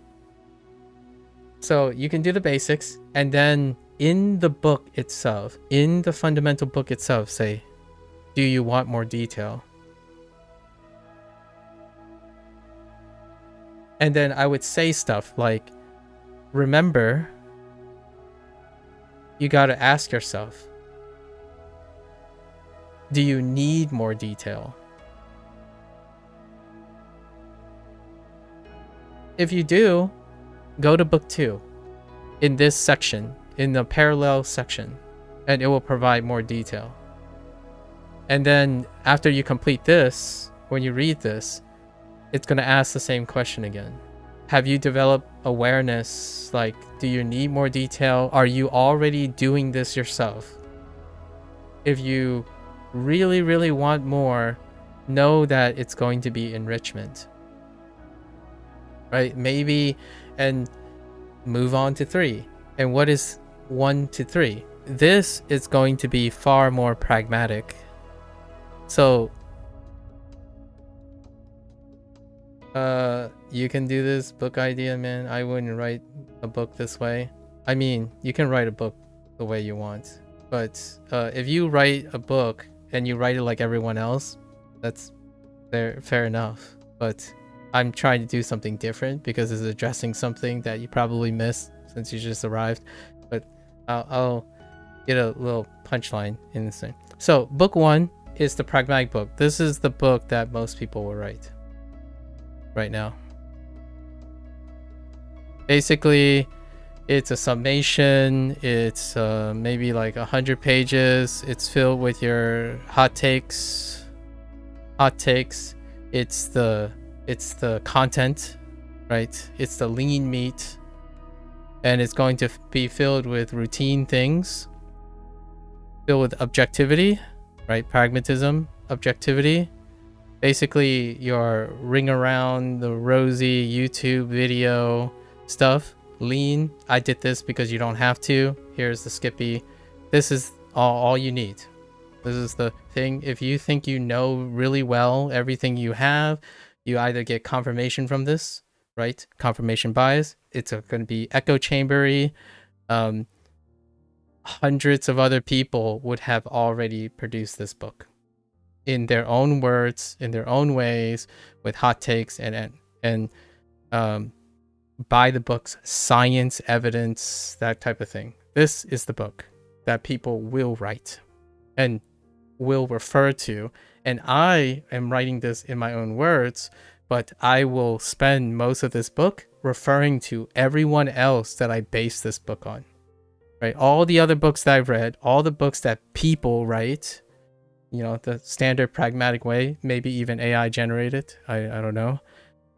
Your very unadulterated, objective book, right? So why would I go here? I asked, do you want more details? But the details are not objective. They are not objective.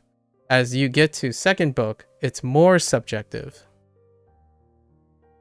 Now, book 2 is how I go about my reviews. When I record reviews of like the things I do online, it gets more subjective. Now I'm going to be talking about profiles. Right? So now we're getting more specific. we're looking at archetypes.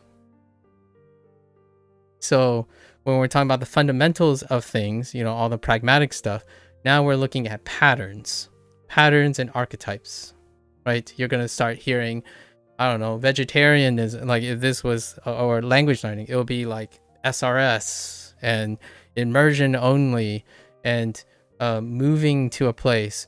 There going to be archetypical stuff, and that is subjective. It's categorical.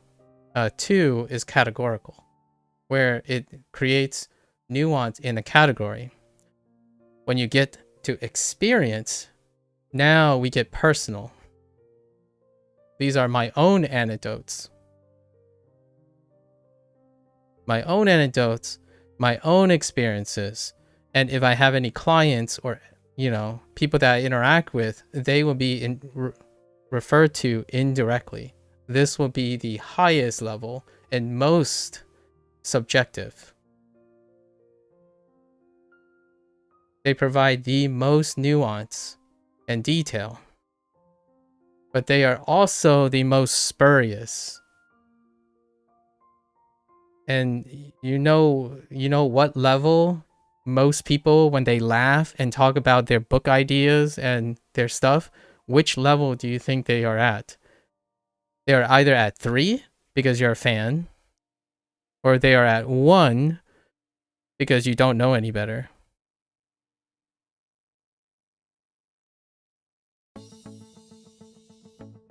This is good for business. This is good for the internet. Right? But the thing is, do you have a product that does all 3 for the person's mental health? No, you don't. You either take the extreme words of someone you already trust, echo chamber, or you're looking for the fastest possible answer because you could care less about developing the skill yourself.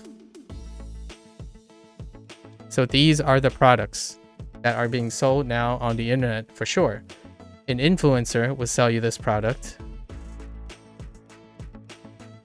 and a business strategy would sell you this. A company would sell you this. Now, has a company decided to collaborate with an influencer? Yes, they would. They would hire the influencer to release a product like this in order to complement their stuff. But has one person decide to unilaterally produce a unified product in which it normalizes the amount of information? Because if you spend most of your time in your hot takes of an influencer's biased remarks, then you're going to be hyper focused on those things. Like, if calorie counting is this guy's thing, then how small is their focus? Now, when you're thinking about fundamentals, how broad is it? It might be so broadly categorical that you could think that you didn't, like, for example, Jazz, if you think you wouldn't write a book like this, we'll see, because you might not even know what this book looks like. Until I read your book, you might actually end up doing this. But the thing is, you have to start writing a book first. If you're writing a book, then you're having a general knowledge of the book. What does it take to write a book? It's not this first. This is based on experience. So you would need to have book writing experience to write a book on books. Have I written a book? No. Am I working on it? Yes. And that's my hot take. So where do you enter? Like, and the reason why there are 3 levels, right, is where do you enter? Where do you think you are? Are you an enthusiast? Are you an experienced person? Or are you looking for TLDR? At least in my opinion, when you are low in motivation, for example, TLDR, all the time. You even talk in TLDR. If you make a comment and you're like this, like that, like them, like me, TLDR, low motivation, this is a book for you, and that's not bad or a good thing. You know that you don't care enough. You don't want to spend that much time.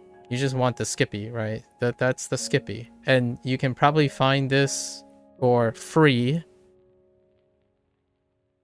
in a product manual, which I will say specifically, like, hey, in this book, I'm going over the fundamentals, all the basic stuff, the objective, quote unquote, facts. You can probably find all of this on the internet. I'll give you some references, and here are all the references for my writing, right? And then in the middle is where you want details categorically, because you're like, all right, I'm invested. I want to get more resolution. So now I have officially say I want more than just the TLDR. This is like what? Let's say this is a short, right? This is standard, and this is long format, right? Like in YouTube video, in a book. I mean, you can totally do this, right?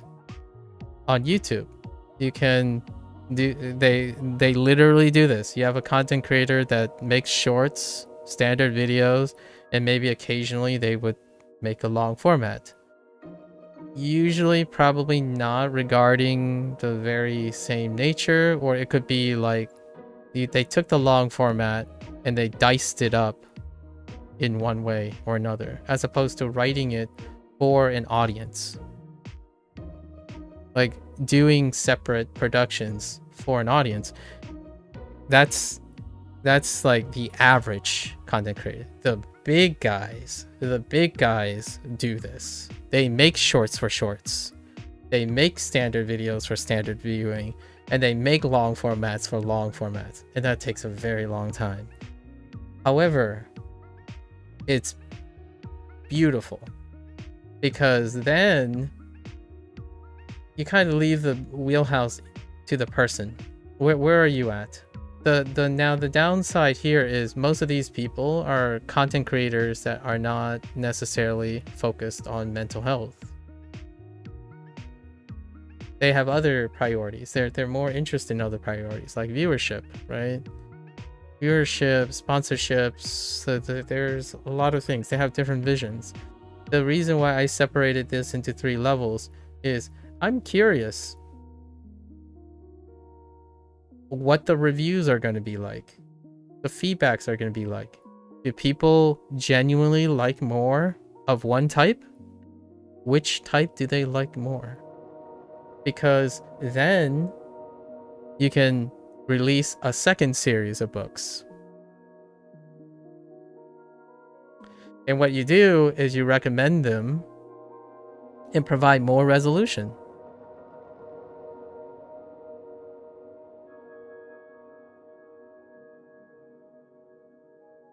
And this goes back to the very first thing you asked, Proko. You allow the person to intuitively figure out where the entry point is, and then encourage them to either go up or down, because doing the same thing is, in my opinion, not the greatest for mental stability, like exclusively. So, and I can already tell you that I have no idea what these books are going to be like, because what happens to these books, and this is going to be a set, right? And there's going to be feedback in it. Like, the idea is I'm collecting feedback, right? And they will determine the nature of these books. And it would be a great social experiment. Maybe it's something I'll start when I'm 40. It'll be really fun. We could take like small topics, and I can navigate smaller topics and then start on wider topics. Or There be plenty of things. And obviously when I say books, I really mean just like PDFs. PDFs like to a Google Drive that I will try to vet so that dang it, I accidentally activated Gemini on my phone by saying the G word. And see where it goes. But I would love to have a thing that it doesn't automatically assume that you get the most information.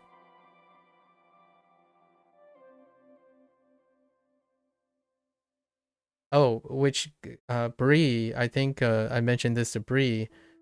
I watched the Hank video. The Hank video that was titled they are like you're not addicted to content, right? Not addicted to content. You're starving for information. Now, what he ended up talking about was the analogy of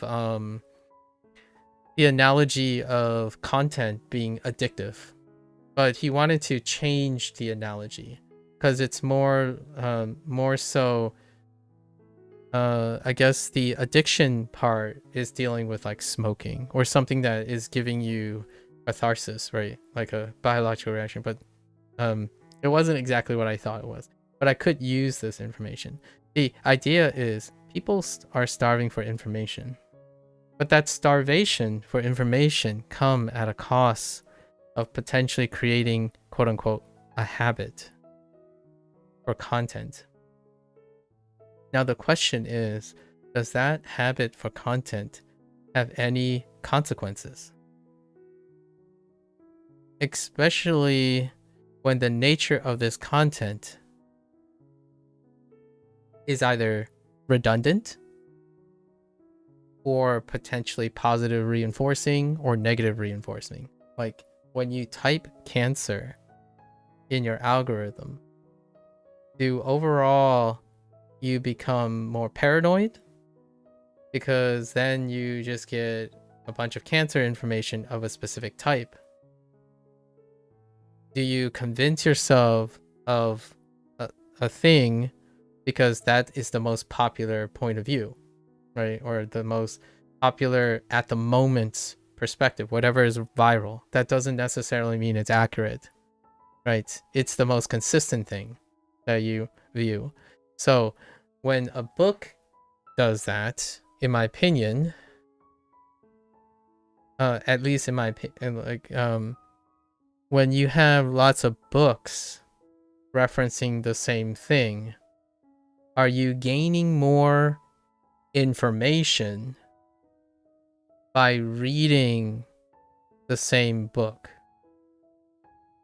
And what I mean by the same book is, does a person become better at self-help if they read 10 people's version of the fundamentals?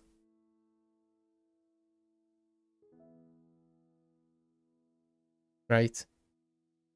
So like I don't know, you learn about SRS, right? For language learning. And then you read another 20 books about how SRS works. Or you watch 30 people describing SRS, right? But whenever you start a new relationship with someone with SRS, you're deciding your entry point.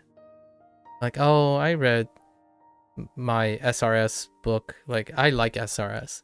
Then you go to an influencer, and that person says pretty much all the things you know. Are you addicted to content? Or are you trying to satisfy your starvation for information? Because if you encounter the same information again, that typically makes people more true. Because, hey, this person agrees with me. That's great. You go to the next one. It agrees with me. That's great.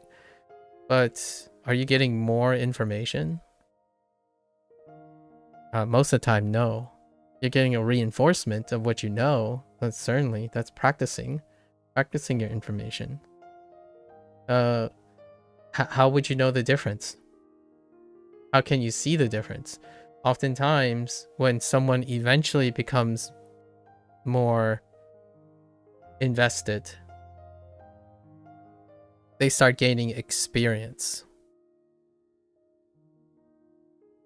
Right? And a great example is you would double down on a particular person because they have particular experiences. And then you would use their experiences parasocially for that, right? You would use your own experience to dictate if you're interested. I don't think books, especially the very specific type of books that I'm talking about, do that. When it comes to skill building books, they often deal with objective fundamentals.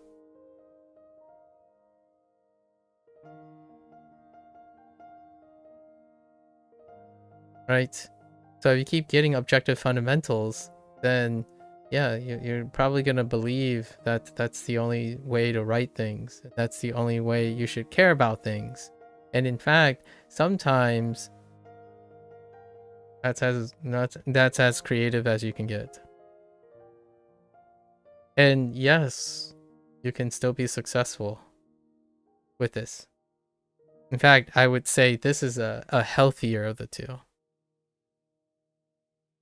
But you can go the other way, which I didn't talk about. If I had the 3 books, I would also encourage the person to think about going the other direction. And when you're here, this is when you meet someone or you watch someone, right? You watch someone. And that person is pretty much your only parasocial relationship. You love them. You're a fan of them. So you just trust them unconditionally. That also means trusting everything they don't know. That also means relying on them when they don't have an answer. Right? It's also trusting them in a sense that you may not ever be skeptical of them, of their ignorance, if they don't choose to produce that. Like, I can tell you I don't know, but that doesn't mean I will do things that I'm taking risks, right? You need other people. You need other broader strokes to include other people in to have a better idea. You need a second opinion, right? Or third. So what happens is when you encourage someone to be a little bit more general, when they're already really invested, it does the other way. You start thinking about, oh yeah, I do have a lot of experience. But now, what is it like to try to summarize those experiences to a bigger audience?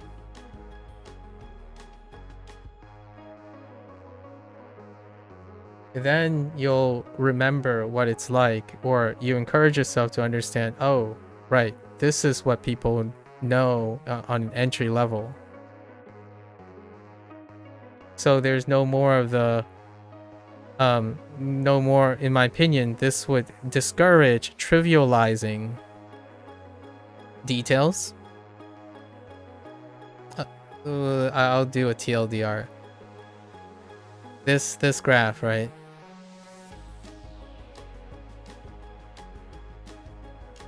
You get exposure, you can get exposure to this graph despite where you are. If you're here, you can peer back here. I'll let you guys guess which graph I'm referring to. If you're here and you're like, yeah, I know what I would do and whatnot, you would go back here, maybe even here, to see what it's like to start a new skill. Because oftentimes when I think people think they know what to do and what they think they would do, it's an incredibly sobering and humbling experience when you look back at different perspectives in different places in your development. And that's why I look at book writing as a source. I want to write a book that challenges me to do this again. Because then things do not feel trivial, in my opinion. You can make it trivial if it's like funny, right? You can try to be funny to make it trivial, but if someone comes at you and they're serious and you're being trivial about it, then there's a miscommunication. So whenever someone says it's hard to jog, I'm there for you. I understand that. Is it hard for me to jog? No, it's not hard for me to jog. Can I make jogging harder again? Yes, I can. For myself. Do I want to right now? No, I don't want to. But I'm not beyond helping. I'm not beyond helping someone who finds jogging hard. In fact, I'll probably do it with you. So when someone tells me that I trust, oh, they have a crazy idea, my first response is try me. Because I don't think it's crazy. Probably not. There's got to be something working in there. You're coming from somewhere. So I rarely ever trivialize things. Not that it's for everyone, right? Some people just don't care. That's fine. Like, if you don't care, you walk away, you ignore me, that's no hard feelings, right? But generally speaking, if you have an idea, you have a question, you give me 20 minutes, I give you 6 hours. That's provided that we already have rapport, right? If you don't care to acknowledge me as a person, then regardless of what I say, it's irrelevant, right? That is probably first determined. But outside of that, that's kind of a teaser of what I'm thinking of writing. In fact, I was thinking of making a video game like this too. It's very interesting. Like, and this concept is not new. It's more of an iteration on a bunch of concepts put together. Like, what does that look like in a video game? A roguelike game that asks you will score more or get higher reward if you add more voluntary challenges to a run that you're currently doing. That is a roguelike. And it's not a secret. I'm a fan of roguelikes that do that. The roguelike that challenges you and ask you at every round, how hard do you want to go? How confident are you? Do you want to take the risk and do better with less every single run? Right? I just don't think it's done for content creation or like just consumption or information. Like things that are outside of video games. Things for like walking, your diet, sleeping, being consistent, wanting to talk to people,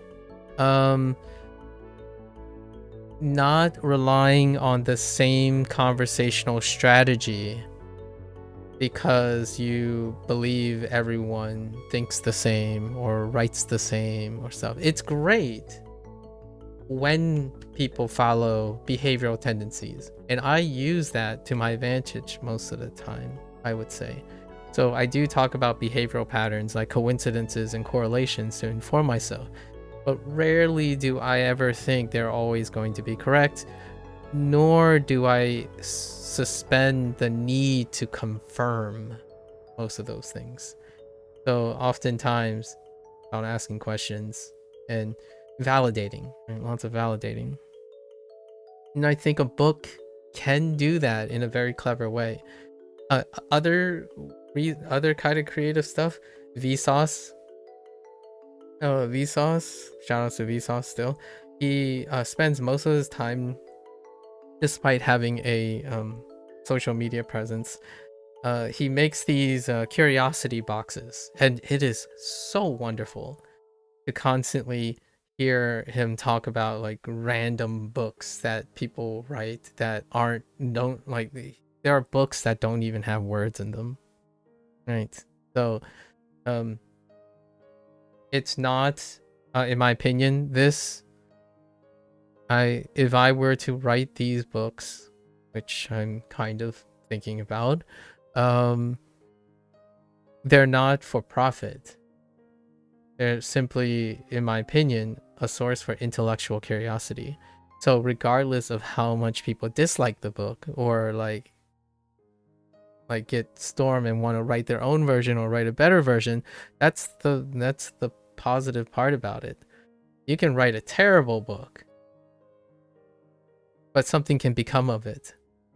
And what I mean by a terrible book, I mean like the first book I write will likely be less than the second book, because the first book, while it may have some feedbacks, all my feedbacks I use in the book is indirect.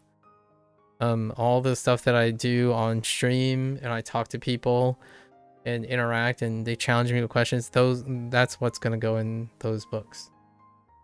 And those books are going to be limited because there's not a lot of people who give feedback. It's more like a one-sided thing. But it'd be really fun to do something like that. And I'm not talking about like publishing a book and selling it on Amazon or something. That is probably too slow, and then logistically it's not accessible, right? Like it's you wouldn't find people accessing it if they have to pay for it. In fact, I would probably end up doing both. If someone wants to keep like this would be my concerted effort most of the time. If someone wants a carbon copy and or like a physical thing, possession of a physical thing is very important. I would probably set up something of a made to order, and I would probably get that book print it, sign it, and then give it to the person because they insist that they want to hold on to a copy. Not for reading, because you can read the PDF, but to keep as a memento. That's, I think, the modern age. That is the current age we live in, where people are more likely to buy things as a form of possession. And then I would encourage them, like, if you really want something to possess, I will give you something of that nature, made to order, environment and all that stuff. And go read the PDF, because that's both. You get both, right? And that's why a book, I wouldn't write one version of a book. I would write 3 versions of a book at minimum. I don't give one TLDR. I give a TLDR, several TLDRs by several types of people that I've seen, and then my TLDR. And I call that the 3 steps, because the first step is the most unadulterated, most agreed upon stuff. It's really stilted, is void of personality, because it's true. Facts are void of personality. Objectivity is void of personality. Like, if you want to read the first book, will read like a textbook, but it will be straight to the point. It will be the most concise you can have. How do you learn the language, right? How do you learn the language? Here are the aspects of language. And a lot of people start, I can't even say a lot of people. Here are the aspects of the language. In order to command a language, these aspects must be appreciated. In the second book, it would be like, some people prefer to start with grammar, because grammar provides the following thing according to people that shared what I've read. Some people prefer to start with kana for Japanese, because these are their motivations. And then other people prefer to start a comprehensive input approach or an immersion approach, where they would learn using median like a common language, but still interacting as much with the target language, and then self-correcting in context, right? That's the second book. The third book would be, this is what I did. And then it would be in relation with the second book. So like, I would say, well, I started with Duolingo Japanese. It tackles it crosses the line with 2 or 3 different archetypes mentioned in book 2. If you're curious what those archetypes are, feel free. But this is my take on where Duolingo Japanese have taken me to WaniKani, where in my exploration of SRS. If you want to know different types of opinions and people that are interested in SRS, book 2, section something. And then when you get to book 2, section something, and you're like, okay, I think this guy that you're describing here, this hypothetical guy, is like me. Now I don't want to read the rest, like how they did it. Can you just give me the TLDR? Book 1, section something for that archetype. And you take it for a grain of salt because those are the facts that would work or likely to work, and go on. Go for it and go get them, right? Go get them. And the books, the reason why I would say these books are likely going to be free is because the amount of information is disproportionate to the length of the book. You only extract the level of information, the detail of information that you require, and you don't read the rest of the books. You're specifically looking for your answer at the level you want. Now, the reason why I applied the level like 1, 2, 3 is because it's compulsory for people to understand or feel have a tendency to want to know everything in order to tell themselves they know everything. So the good news is it doesn't take very long to write this. And another good news is it also doesn't take very long to read it. So you read excerpts at different levels. You go to the thing that relates to you. And then, and only then, if someone is ever interested, like myself, they will read all the books. Just out of curiosity. Like, what are the other archetypes? Go vertical, right? If you are in book 2 and you're looking at archetypes like, wait, this archetype caters to me, but what about all the other archetypes? Now I want to read the other archetypes. Now you're going vertically, in my opinion, vertically in perspective. When you're going horizontally across the books, you're only catering to your single perspective. Right? But what happens is now you get to expose what an anecdote looks like, categorization looks like, and just plain facts.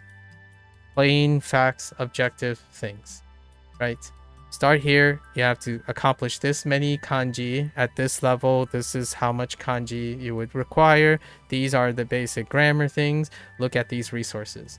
And I'm not writing any instructions for how to literally absorb content. The idea is what type of thing you're seeking. The books are supposed to inform the person to be independent, not to be dependent on the book for that information. You are not there. I like, for example, I don't want to write a book that is trying to mirror people who spent 40, 50 years, their entire lifetimes accruing this information. I will defer you to them. Like, you want a good grammar book? Here's a good grammar book. I'm not rewriting grammar books. Like, heck, I could already see it now. Some people are like, well, you could just AI generate that stuff. It's like, that's you want to go to the source, right?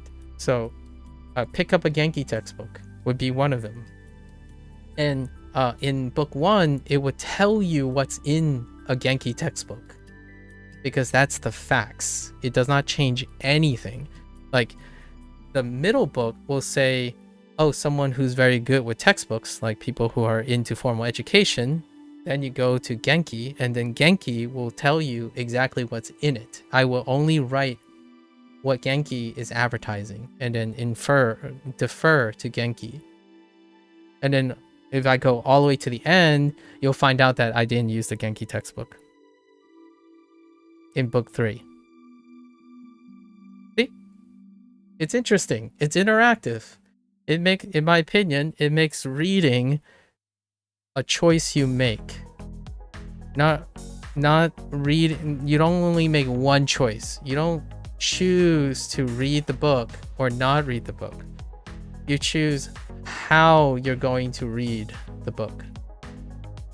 And that, to me, for lack of a better word, is gamifying reading books. And I also designed it in a way that, like, I'm writing it in a way that I find it's very difficult to do it in an audiobook format. But it would be really awesome to apply it to a video game with multiple routes, like a visual novel game. And this idea came because I like video games. I like visual novel games. I love storytelling games with multiple branching ideas and stuff, and you make decisions at those junctures.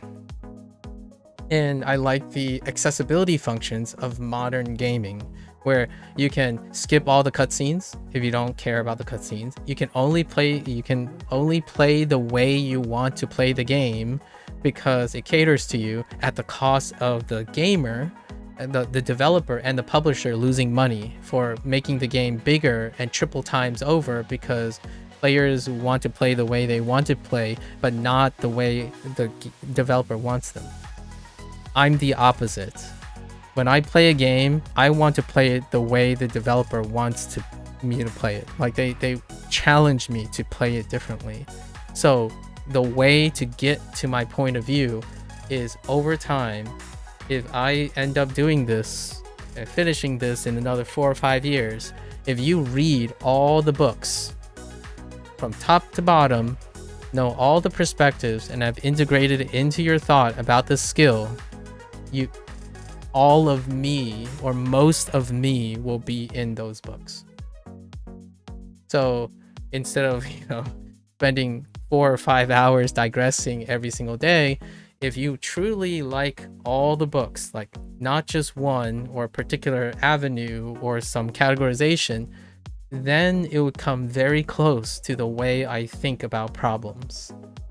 When someone asks me, they're really depressed, the thing I described about these 3 books are the way I approach conversation and how to troubleshoot and help a friend to solve or develop a skill. And the way I'm arranging the books and the way I write is part of how I'm trying to illustrate it. So if that book is overly complicated, it's too complicated, it sounds silly, then we don't have to be friends. You don't have to be here, because you want someone who thinks differently. But that type of complexity, the way it works, how I talk to people, that these are the dots and arrows that I'm making in my head as we're talking. Like, how do I react to your question? I either say, maybe it's book 2 level. Okay, what are my categorizations that I can use to execute this program? Execute my dialogue, right? And then okay, I missed the mark. This person is more, they want to be a little bit more general. So what are all my informations in the general category? It's like, well, this person's being very personal. What are my anecdotes I can use? Right? So you're shifting from left to right constantly. And I wanted to illustrate that the best way I can. How do you approach building a skill? And I will probably use a personal skill of mine, the way I approach building skills. And that would be fun. Is it no one has ever done this? I'm pretty sure someone has done this. The thing is, no one I'm aware of, right? No one I'm aware of. Maybe I should write a book about self-awareness just for fun. It would be like an inception point. But yeah, I'm with each passing month, when I'm interacting with other people, I've become far more enthusiastic In fact, there's a chance I might stream a little bit less from time to time because I do feel like this product would be a wonderful, like this idea that I want to write and publish would be something that it's a once in a lifetime thing that I want to do. I want to put, I don't know if you guys feel the same about artwork or like the things you create or the job you do, but it is very transformative if one time in someone's lifetime you are able to put your entire self into something. Not just like streaming or content. That might be someone else's idea, right? Like what is more honest than sharing your entire personal life on stream? Fair enough. But there are things I can't share without a huge gate. And there are things that are not scalable. I can't summarize this idea, like the what goes into this hypothetical book concept right now, every single time I meet someone. It would be unrealistically too long, right? But I'm doing it right now for practice. But if I can publish this stuff, then it gives access to, hey, I really want to know what you may think about this. PDF number 5, language learning. Book 2, 4th archetype. This is probably what I would say to you. Right? And then obviously things are subject to change, so I would write in my subject to change. But if I'm not available, you know, in case I get old and die, or like I end up in an accident, at least one thing that would be really fun is a choose your own adventure book that deals with skill building and mental health, where you can at least get an idea of what I would say, right? And then in the future, by the way, there are other ways to do this. You could just train an AI after yourself. That's also kind of fine, right? Like you could automate this stuff. That's fine too. I just thought doing it in a book format would be really challenging and fun. So if someone comes in later on and they see this and it's like, well, why don't you just make an AI of yourself? That would take less time. You just talk to the AI over and over again, and they would sample your behavior, and then someone could just ask the AI, and then the AI will answer the question the best of the ability, in your voice and your attitude. It's like, yeah, it does. That's a possibility. You could do that, right? I just think sometimes my counter argument is, where's the fun in that? Why not choose the way you do and leave a little mystery involved? I like that people could interpret what I would say. In fact, I still appreciate, I'm not saying I want to remove questions. Like, if you think I'm going to answer a certain way, ask me the question anyways, and then find out if you are correct. Because the last thing honestly, what is this? I've met a couple people in my life that they could probably predict what I would say and what I would do. And it's really cool. But we do get in the habit of not answering the question, like asking each other questions in the long run. Right? However, in this space, whatever this internet space and Twitch and language learning and YouTube, it's starting over and over again, right? And most of the time it's because it's incredibly taxing to know that I typically don't share the same perspective. Like, I would share a perspective that includes the perspective of the person I'm talking to, but generally speaking, that person would be far more resolute than I am most of the time. They would have a clear understanding. They would double down on their perspective, and that's acceptable. However, for myself, in order to demonstrate why it's fun to talk to another person is through the exchange of ideas, right? And that's not the social norm. And I kind of want to make something that makes it so that it is fun to do that. It is also fun to integrate all the things you already know. You like facts? Go for the facts, right? Book 1. If you like categorization and generalization, book 2. If you want to just genuinely speak out your mind, book 3. And it would be from my perspective. I would be expressing something. It would sound more like a novel in book 3. Book 2 would sound more like I'm making hot takes as like just generalizing things with archetypes. So, and they're all going to be hypothetical archetypes so that I don't accidentally use people. Like, oh, it's like this person. It's not going to be like that. It's more like an SRS person would say this, right? A Japanese language learner would likely say this about French. But I'm not saying a real Japanese language learner or a real, you know, French person. I'm talking about hypotheticals. They're categorical. And then the facts, you know, like Japanese do not have this element that French has or something really unadulterated, which is not as impersonable. All right.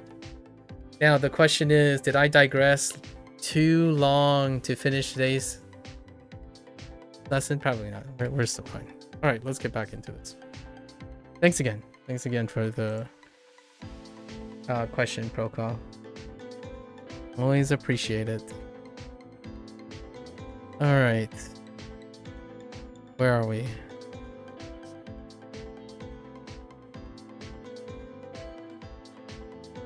Satsuru.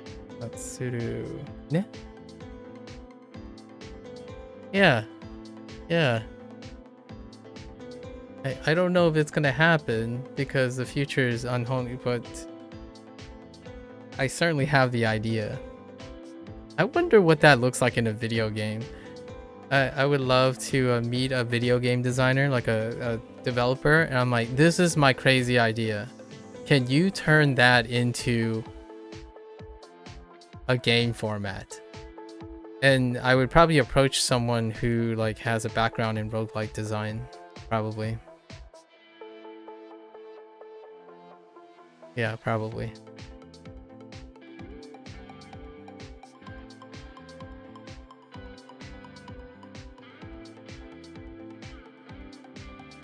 Gairai.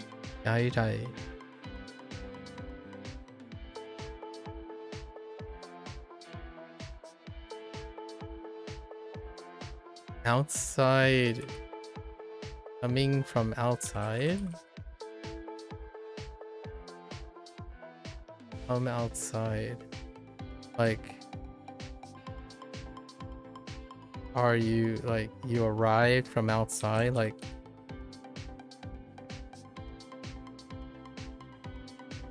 it's something like, you're coming in from outside, so something coming from an outside source. Yeah, I was just gonna skip this for now.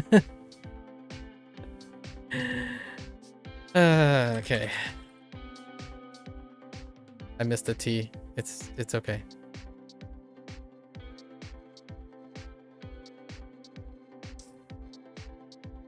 Toku. Toku.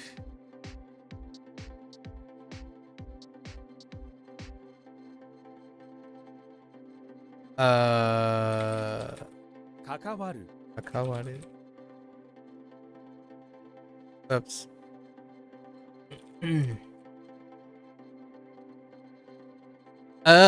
That's not how you spell superfluous. 返す I see.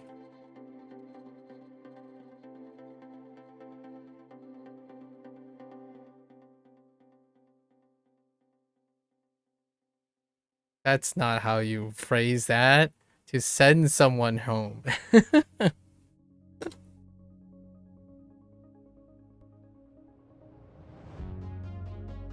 兵器、兵器。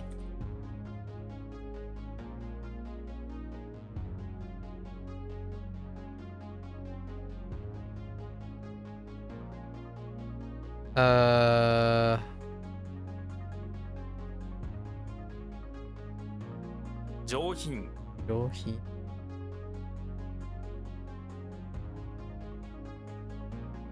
No. Yes? No. なし、なし。水曜日、水曜日。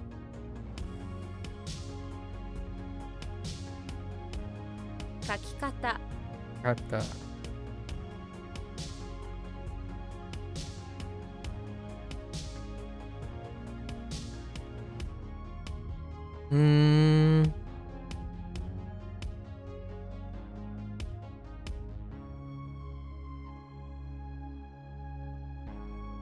喜ぶ、喜ぶ。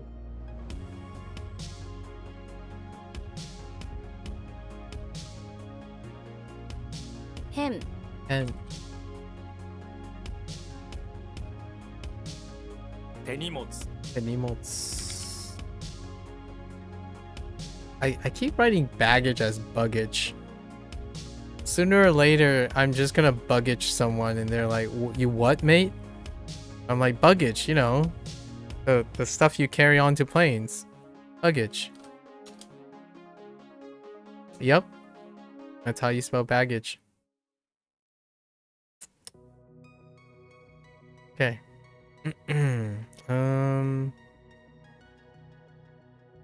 残す、残す。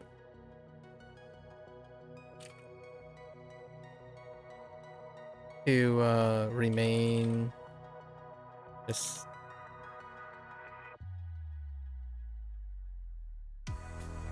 to leave something behind, I guess. Okay.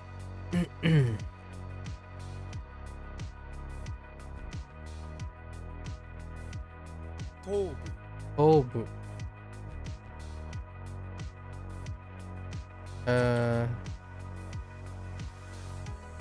希望する、希望する。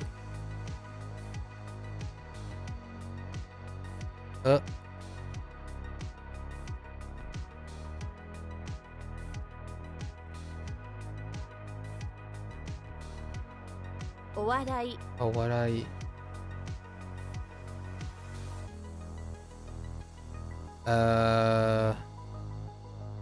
竹竹、竹。Can or risky.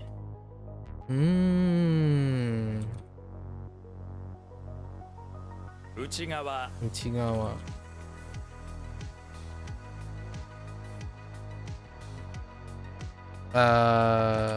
Okay. Oops. I typed it twice.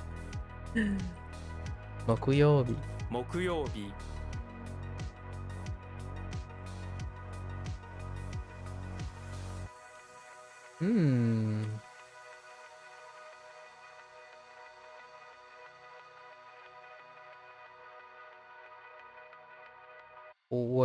Wait.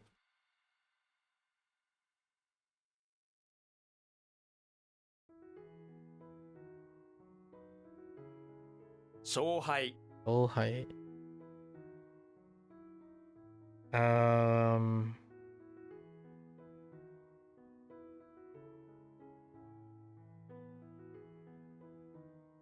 Wait, that's fine. 兵士、兵士。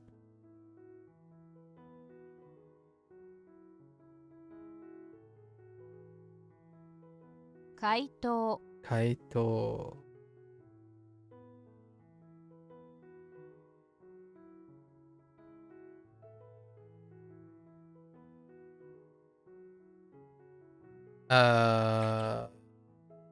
Wait.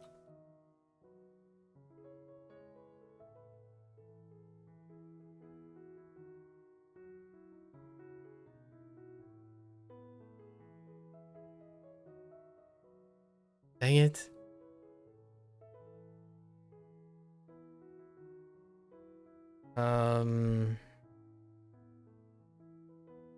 Koi. Awa. Awaseru? 問い合わせる I have no idea why it's Toi Awaseru. I just know that's okay, let's go look. Okay, yeah, we knew it's inquire. You know how to read Awaseru, yeah, okay. So then we just needed to know Toi because it's Toi. Is this our only version of Toi?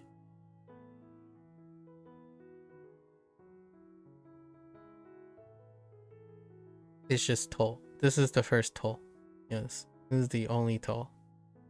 So we had to remember the exception. Awaseru was what I remember I was using to remember Toi.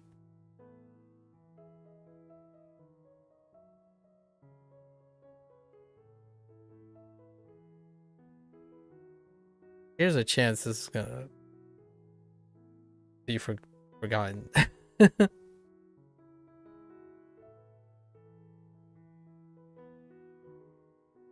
Yes, suit.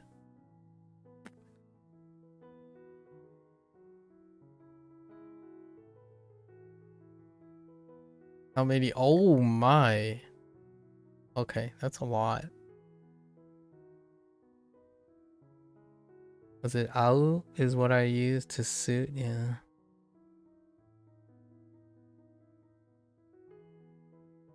Interesting.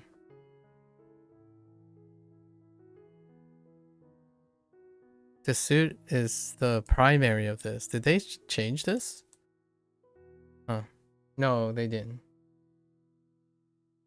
No, they didn't. I remember this. I only know au as to meet primary use. Okay.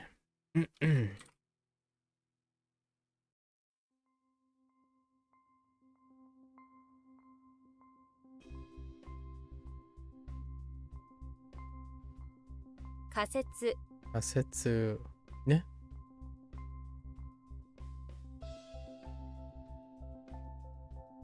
無理無理。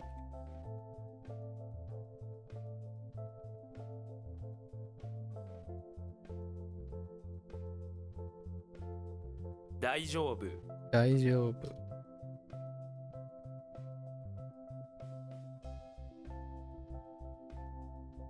関西弁関西弁。ね。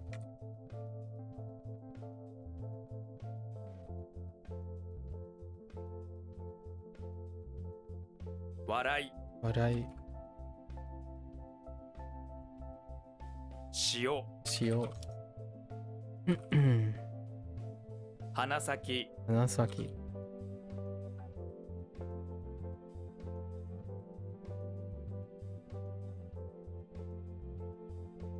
鼻鼻。Oh, interesting. Oh, wait. Is this a 生じる生じる? Ay, ay, ay. Oh. Okay, it's fine. We're fine.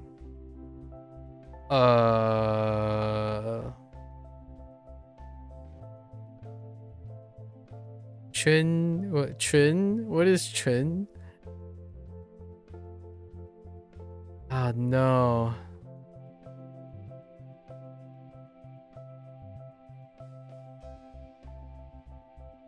Oh, yes.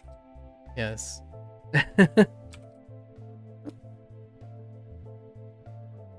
Okay. 警察警察. Oh no. I didn't remember this the first earlier. This is one of the ones I passed on. Save me. Wait.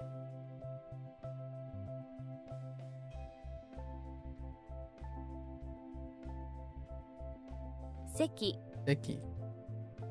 Actually, what was the What was Seki's thing? In New York, you use a towel as a seat. Oh. And something about using a towel for a seat is very Seki. Okay. Alright. 変死 Enshi.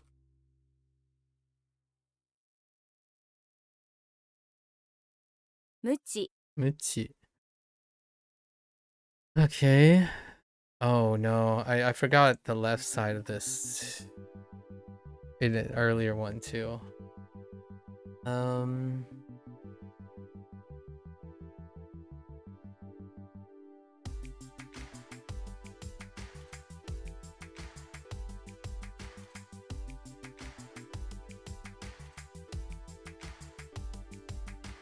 A what?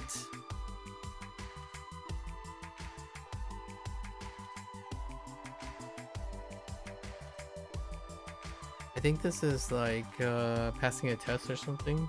No. 私はブロ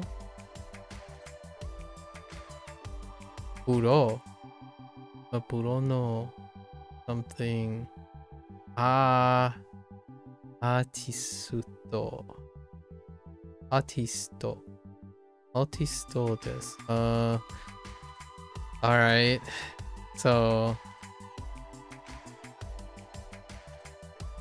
oh, is that like interesting?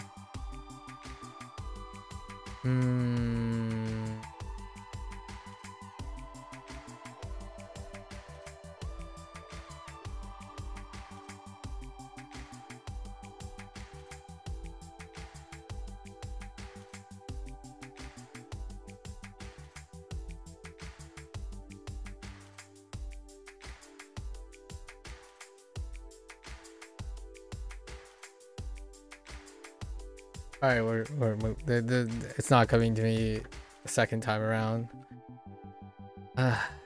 基本的基本的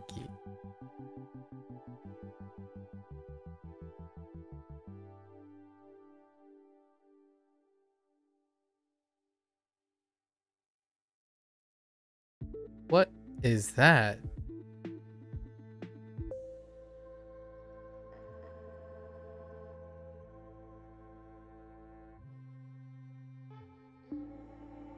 What?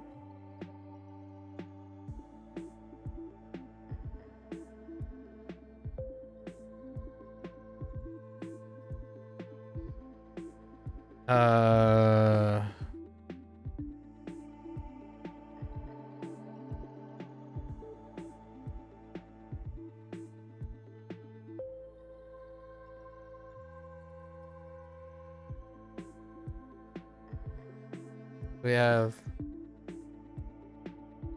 a samurai mouth, some horns, and a ground. Oh wait. Oh wait. Oh no.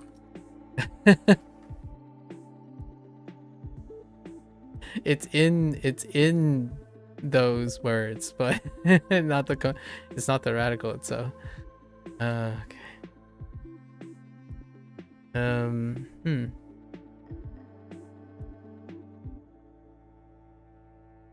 Oh no.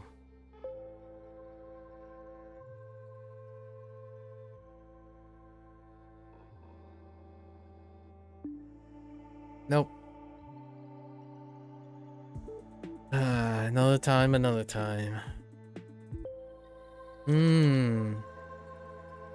No. No?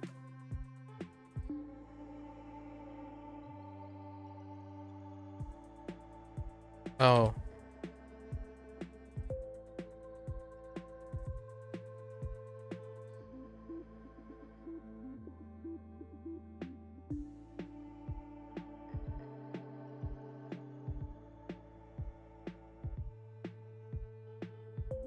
I feel like this has...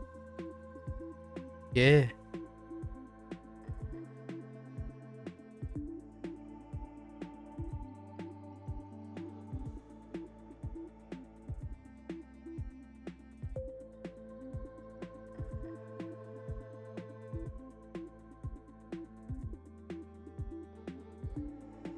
I'm skipping this.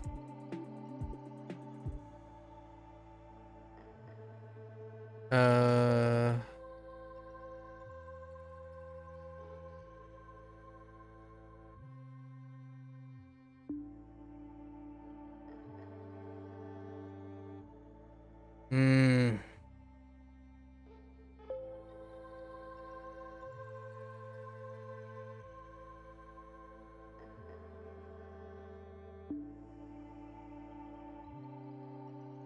That is definitely yes.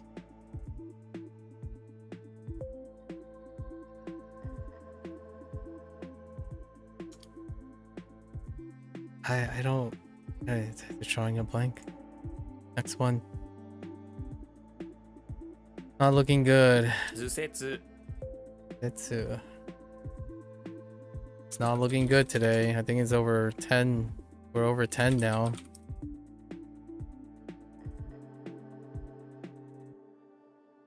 原子 Enshi. 兵 Eh. It's another one. Whoa. Okay. I need to figure out what this is.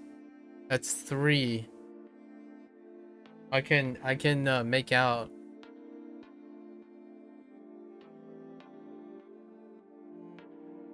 Does this help me? That's supposed to be attached? No. I can learn a lot. I can gain a lot from this. Finger. Not skill.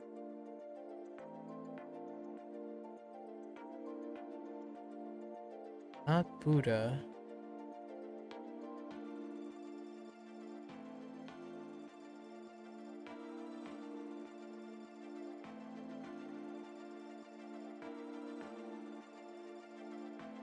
Beauty? No. Axe?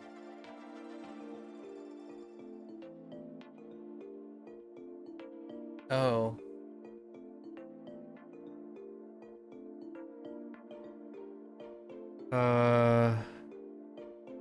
Fold. It's a fold.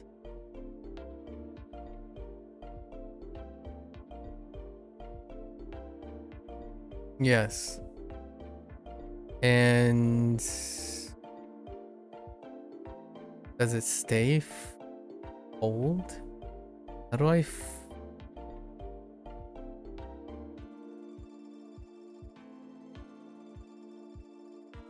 Nope, that doesn't sound. Oh, wait. It's orime. 折り目 This is a fold or a wrinkle. We'll go over it later.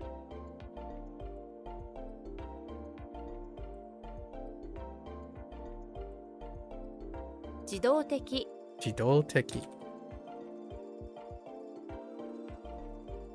細い Oi. 無力 Urioku.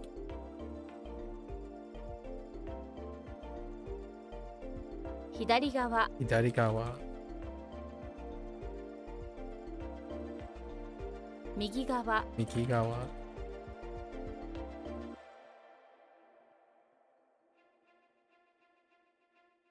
No. Lusu. Lusbam. 留守番 Lusubam. Lusubam. Lusu. Lusu. Lusubam. Lusubam.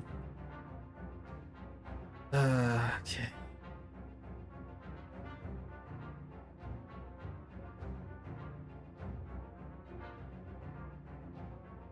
Yabureru. 破れる Yabureru.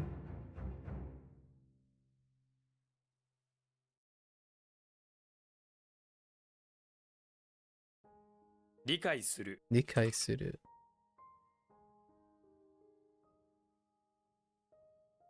Oops.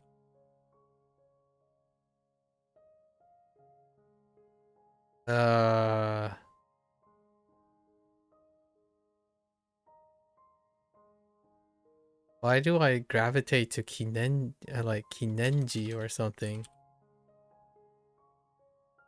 Okay, that's just kidding. So Ki. Pretty sure that's Nen.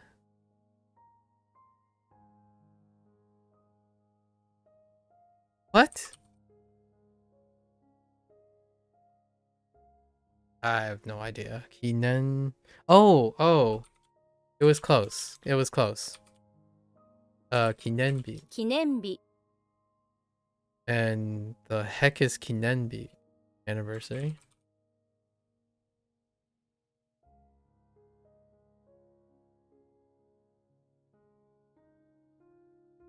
What? Oh. 両側 Yogawa. Typo.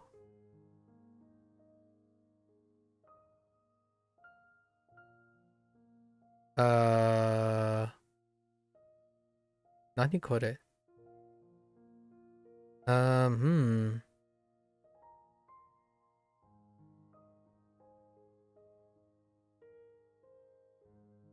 All I want to type is this. Okay, it didn't work. Oh. I don't know how that how that checks out. 福島 Fukushima. Okay. 劇的 Yakiteki.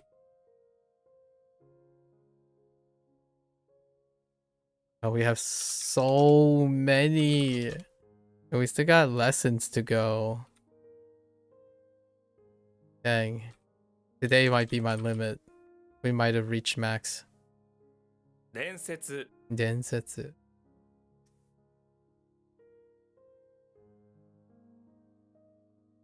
The heck?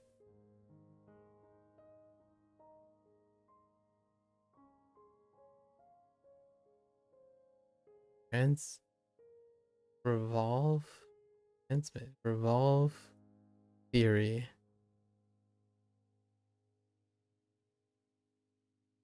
Huh.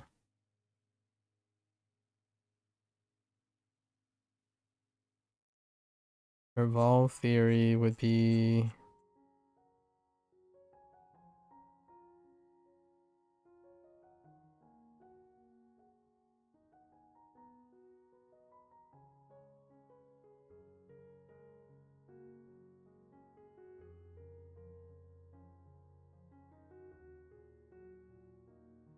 Not those.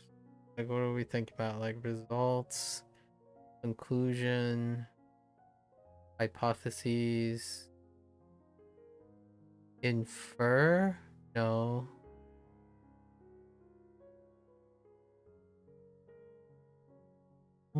Theory. This is a recent one, so it should be fresh in my head.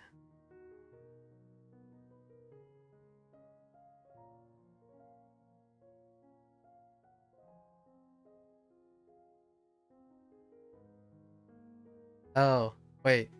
This is legend. Yeah, I don't know why that I got lost. 頑丈 Anjo.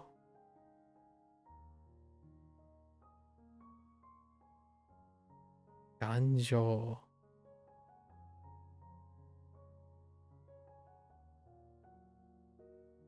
The Ganjo. Okay. Not looking good. 喜劇 Ingeki. Ingeki.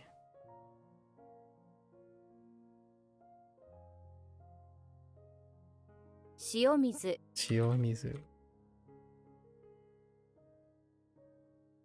金曜日 Inyobi. Ah! No one saw that.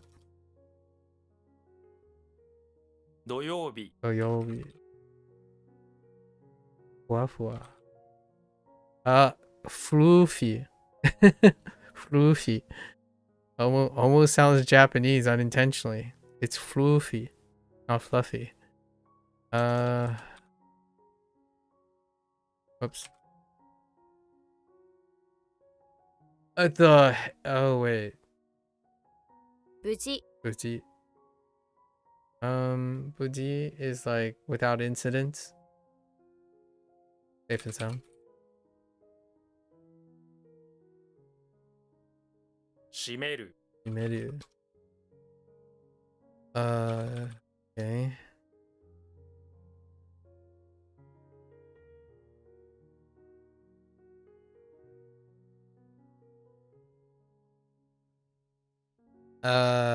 Yes. 駅弁 Ekiben.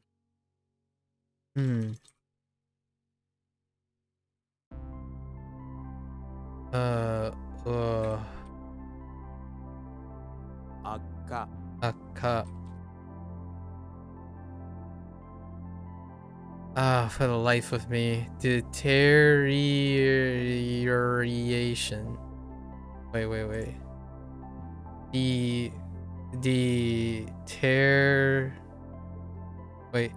Deterioration.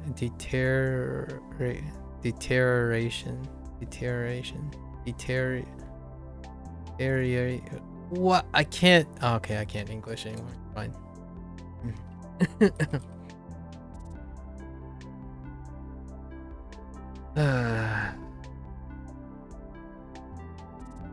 空席 Useki.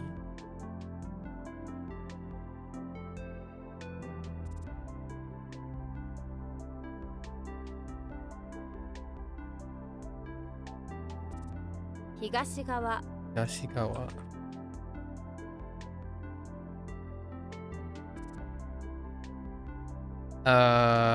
Teru? Ne? No. Oh.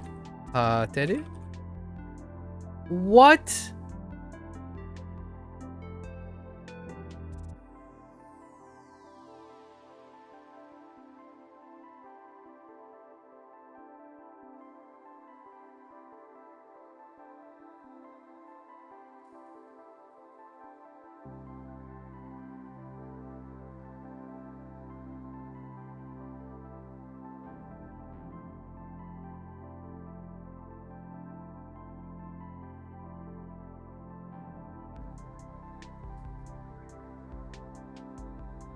I was I'm a little taken aback. I was pretty confident with that one.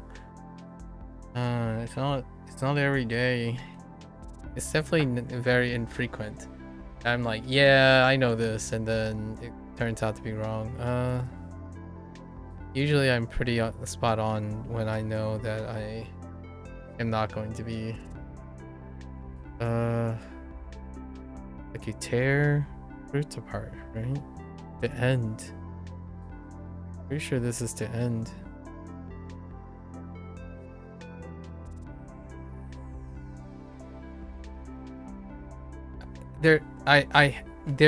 I must have typoed.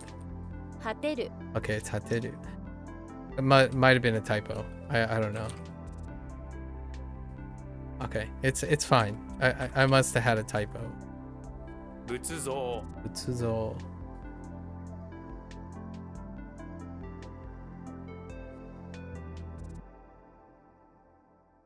It happens.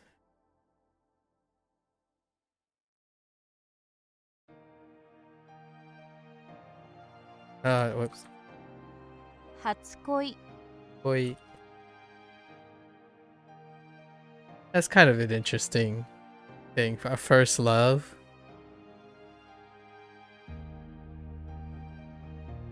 Huh.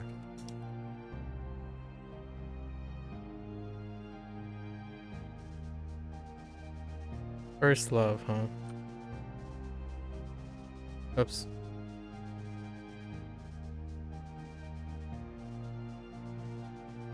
無給 The Q.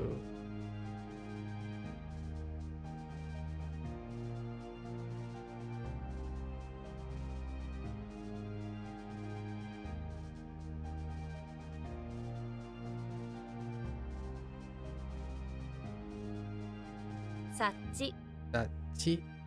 Ne?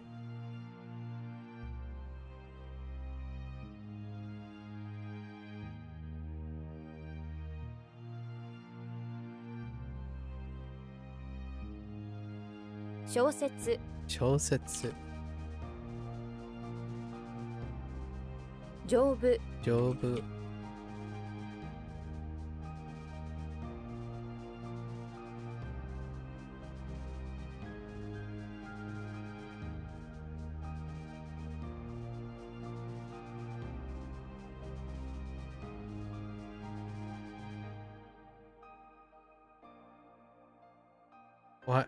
Why do I get stuck on this?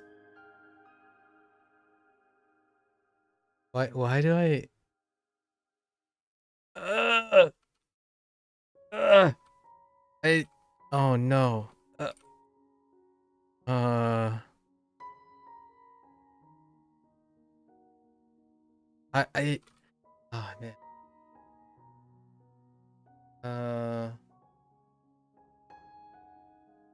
This doesn't look like right. Uh what? はがき、 Hangaki.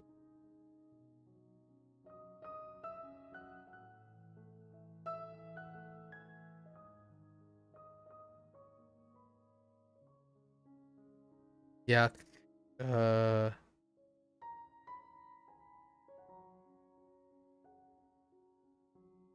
Yeah, sucks. What? Oh, 約束する、 yeah, soksuru. Not saksuru. Yeah, soksuru.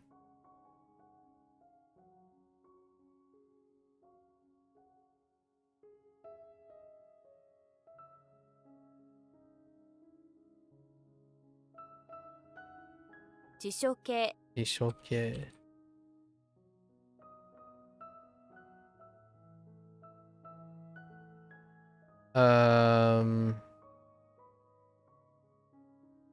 Uh,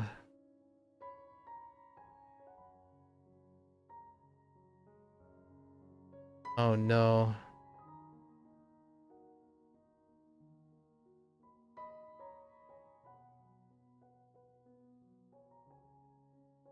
No.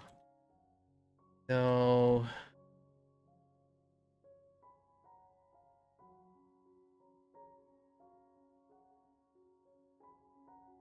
A rough draft, right?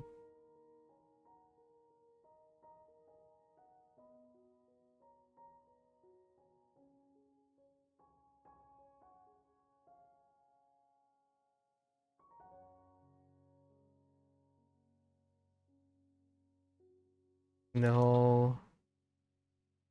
What is dang it. Oh no. I think it's just 下書き、 shitagaki.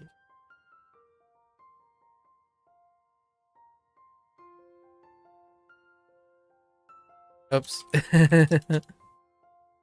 Death. 変人、 Engine.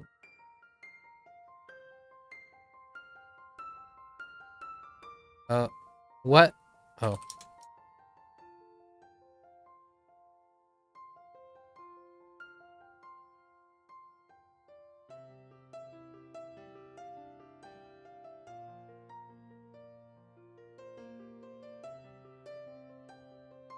完結、判決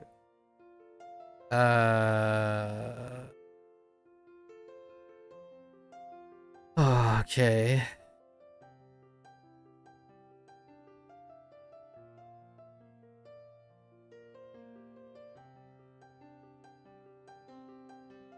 大変、大変 okay.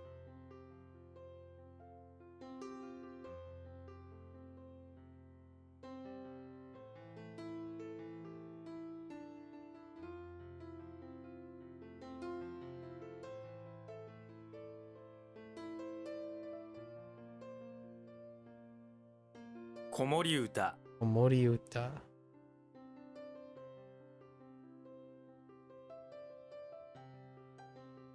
自動車、自動車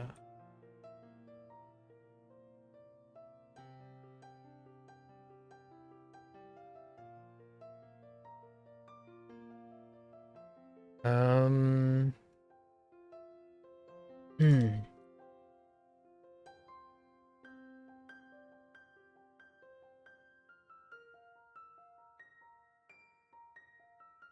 変える Okay. Wait. Oh no. This is the second one. No. Oh wait. Oh wait. I remember this. So skill. So skill. So skill. 卒業する Okay. I remember now. I remember. All right. We got one covered at the end. It's fine. It's fine. What?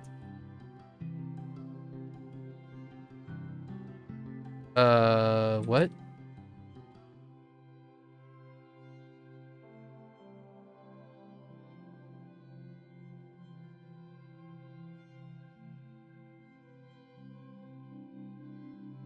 The heck is the thing on the right? Winter tree mouth? Fuai. I don't know. Fuairu. Okay. I was on a roll for a while.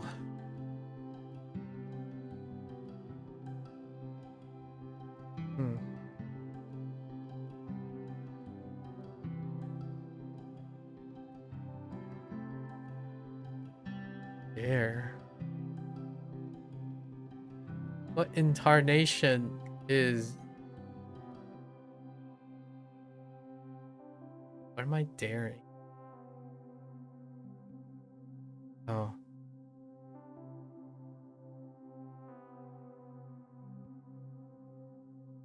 遠く Look. 梅酒 Meshu.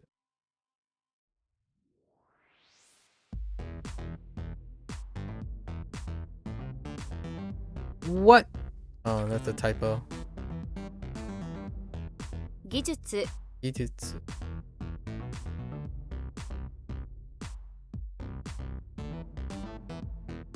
果物 Kudamono. Oh, wait. No, that doesn't help. No, I don't think that helps. 閉まる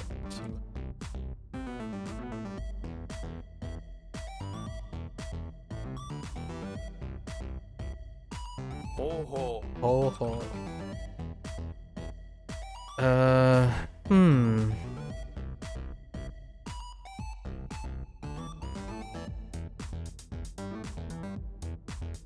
日曜日 Yobi. Hmm. 劇場 Ijo.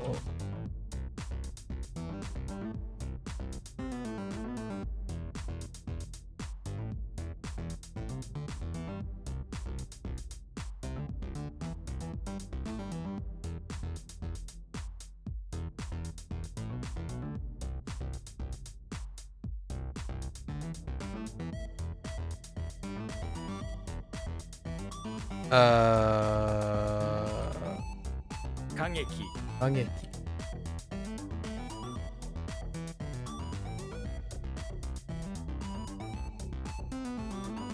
I think they went with Kun, right?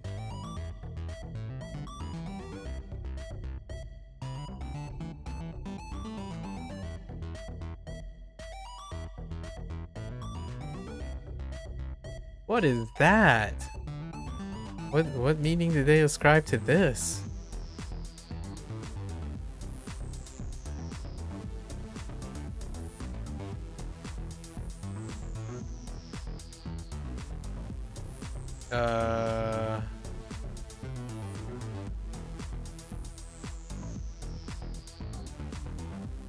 Like X?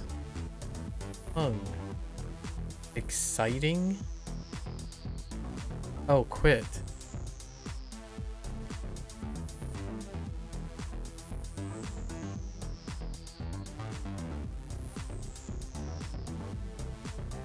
Hanauta Another. It's been a while since I've had 200 plus, like a triple, like a quadruple stack, or triple stack. Yeah, a triple stack like this. Pretty wild.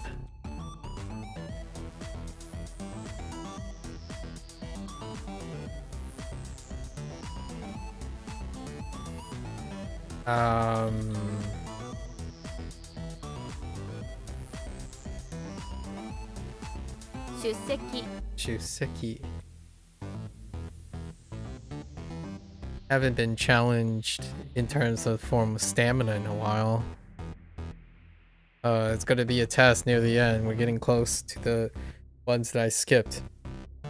Although one resolved itself, and then we have a cluster of 3, so that's kind of interesting to look forward to.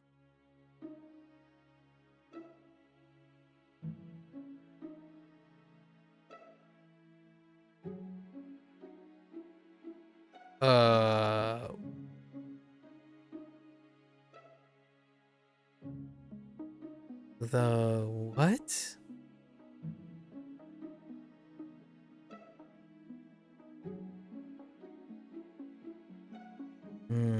No, no. No. 無茶 Mucha.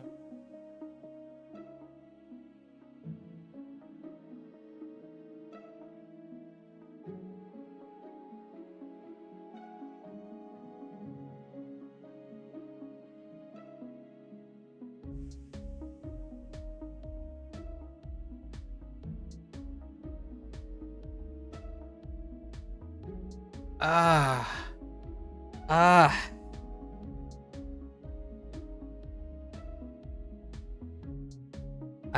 I feel the mnemonic. I see the mnemonic.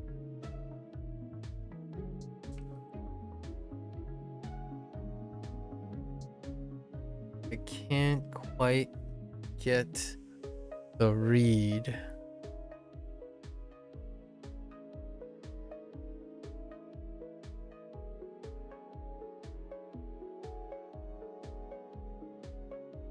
Like, you're trying to please.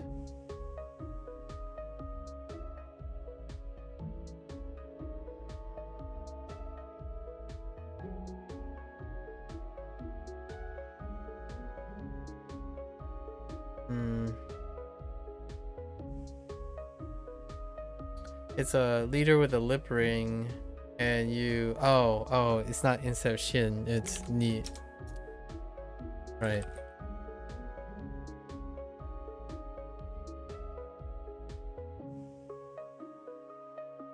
Okay. Yep.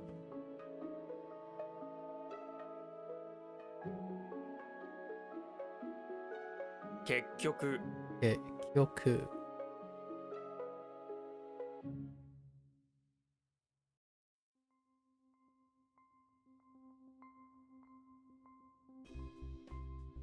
Uh-oh. Oh, wait. 支払い。支払い。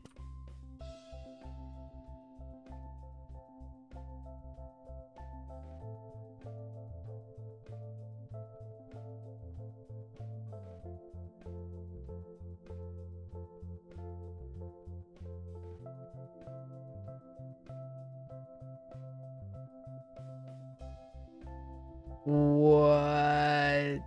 I don't remember. What's up with all the arms? Ah.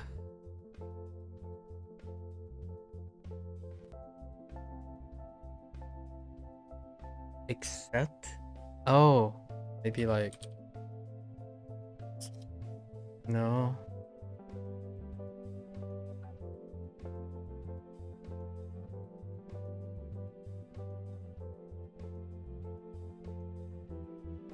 Oh, maybe like.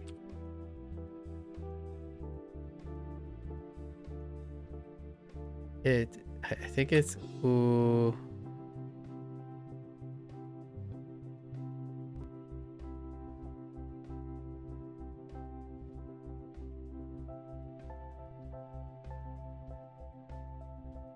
Lots of power.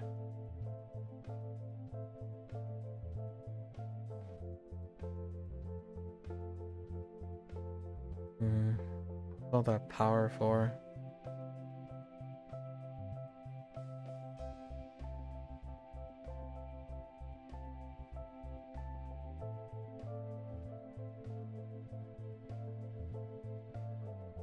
I don't know. Yeah, I have to come back.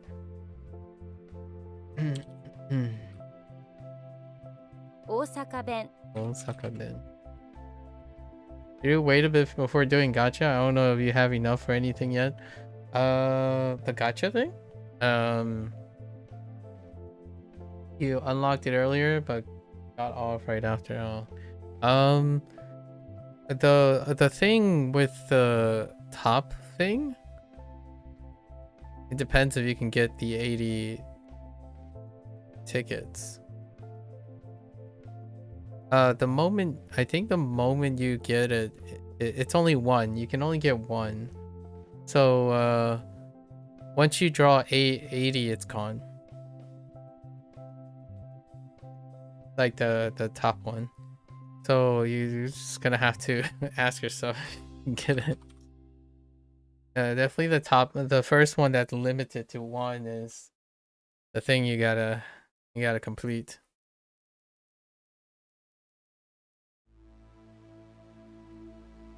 I don't know. That's a good question.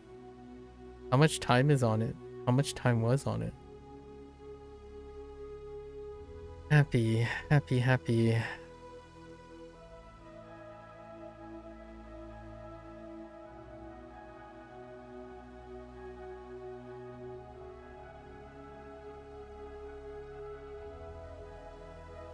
Is this the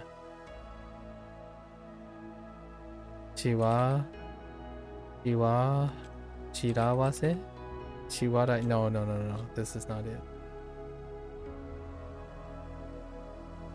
It's like Shinai. No. What? Oh, okay. You forgot? Yeah, that could be. That's a tricky question. Because it requires the. Oh no, wait, what does it require? I don't remember either. It requires golden tickets, right? Oh no, it doesn't require golden tickets. It was something else that isn't golden tickets. Or was it? Oh yeah, no. Yeah, you just collect a lot of golden. You got way more golden tickets than that. You'll complete the first one first. You get like triple the number of golden tickets, or double to three, like twice that many, pretty quickly.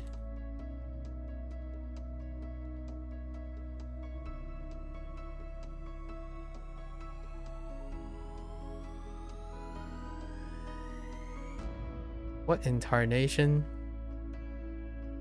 A swing in a building? Wait, that's not a swing. Wait, is that? No. Somehow I just want to type Onyomi.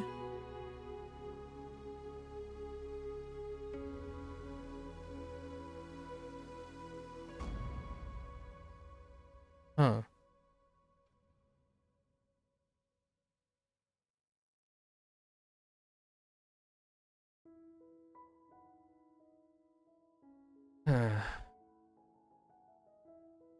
Oh.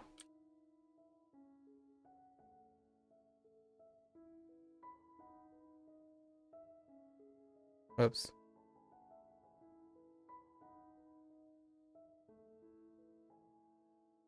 I was repoing. You got your fix.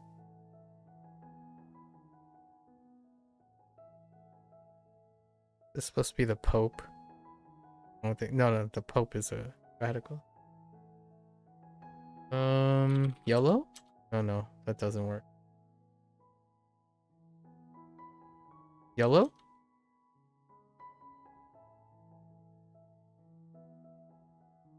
What is the Pope doing? fins and some ground. Truth.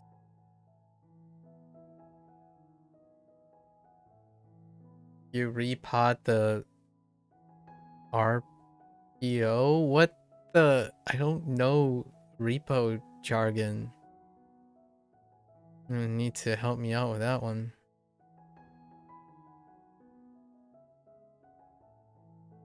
This reality, right? I don't know how the mnemonic works for this. It's definitely truth and reality. And Shin. If the Pope spends all day staring at fins on the ground, he's going to lose touch with reality. He should be focusing on his popish truth. Yeah, okay. That is. You're doing your best to bring the Pope back to reality when he snaps and kicks you in the shin. Oh, that's how they link. Ouch.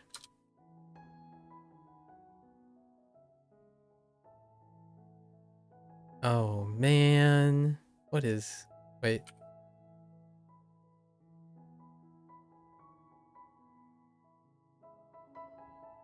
What? Oh, there was a typo. 芸術家 Geijutsuka. Oops.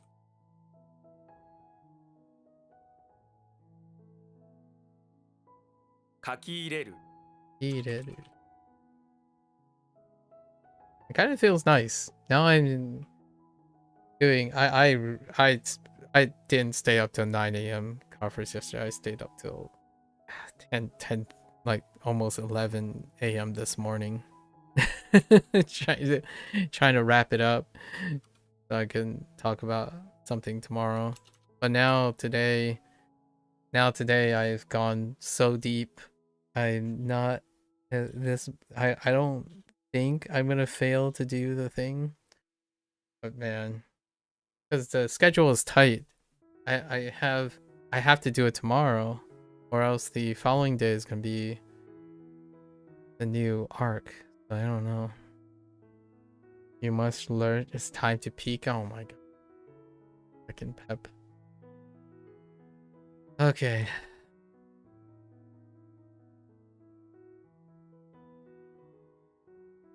Jihen Yeah.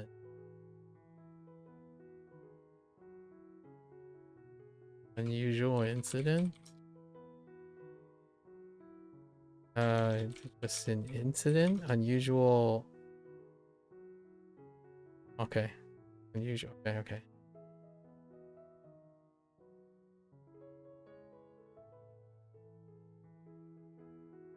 What?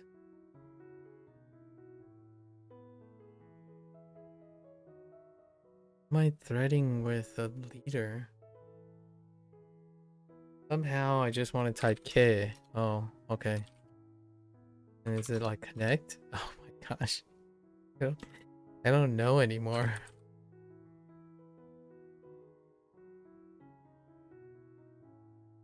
This kind of feels special. But YOLO. Whoops. Okay.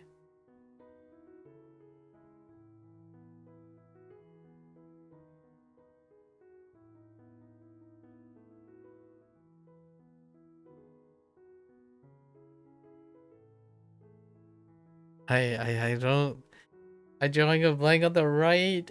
Ah, no. I should know the right, right? Is it example or model? Yeah. Is it G? So like... Oops. No? I don't know. All right, now we're back. Oh, I remembered this, so that's good. Oops.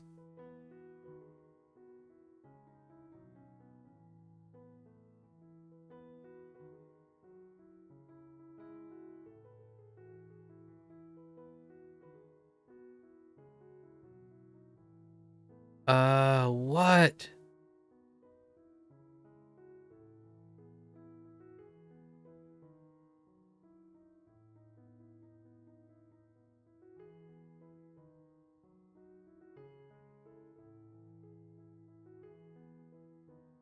What? Oh. 卒業式 卒業式。卒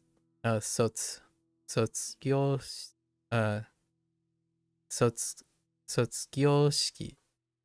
Ugh.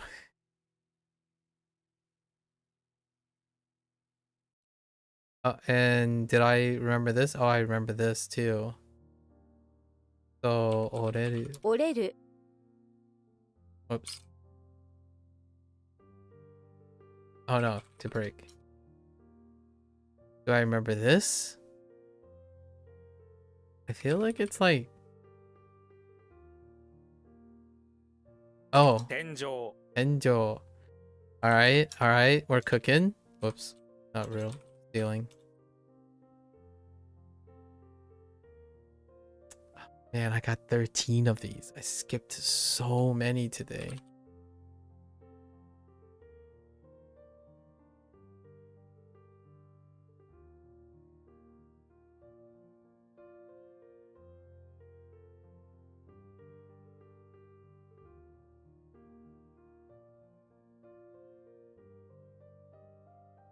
This is definitely a leech.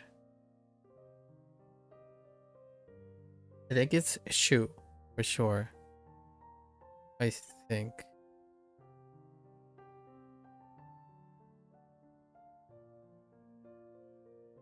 Somewhere in my mind wants me to do like...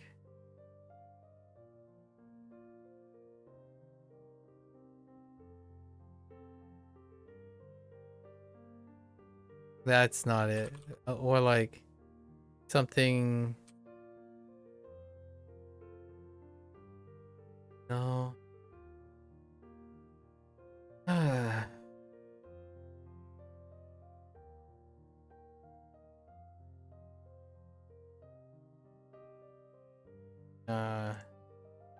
No chance. Does this have a chance?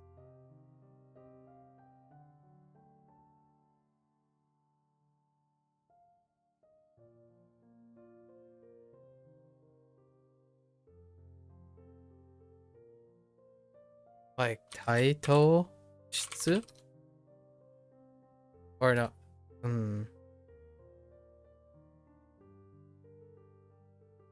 There's no way it's Taigo Shitsu.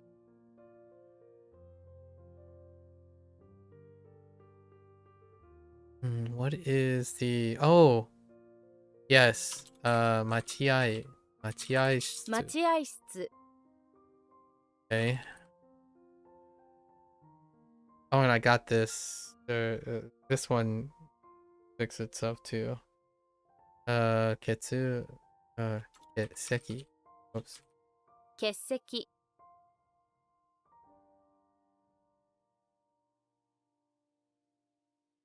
Gaidai. Gaidai. What is that? From the outside. Or coming from... It's like arriving. But it's kind of like at the moment, at the place.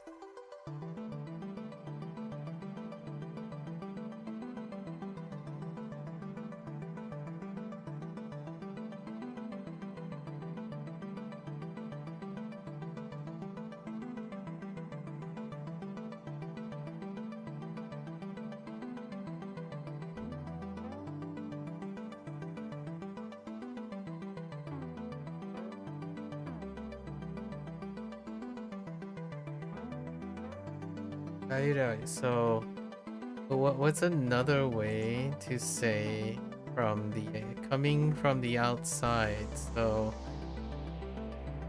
out...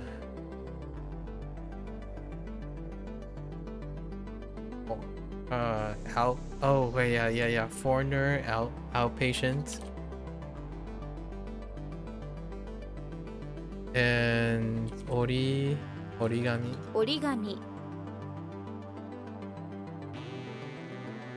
Did I make something heavy? Or like... It's heavy?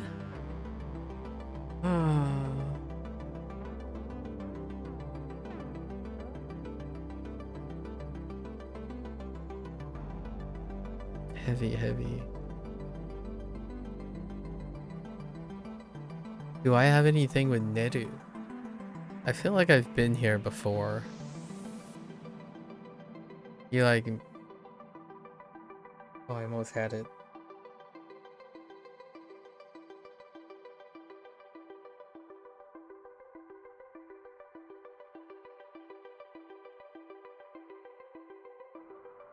Oh, ah, man, I almost had it.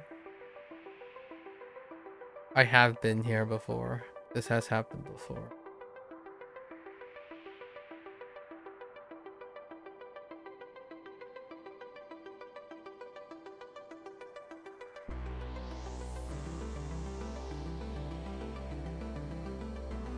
Not Kasaneru, is it?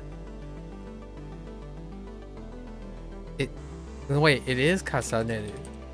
重ねる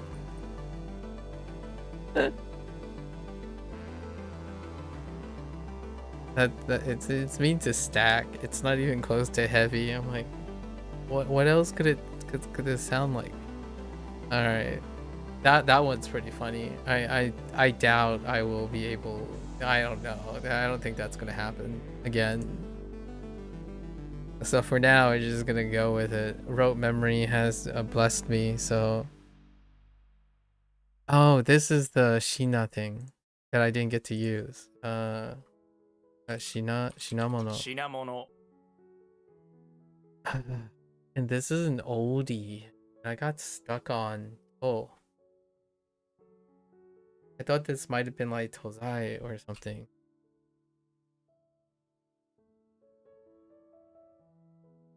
Oh no, wait, that's Onyomi. So like, unless I'm getting the right thing incorrect. No. What else can like the take ta is the kun. I thought it was to. Oh, is this like no. So oh no.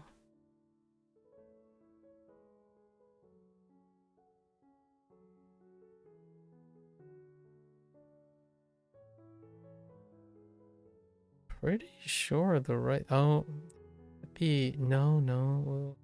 This said this is like take materials, right?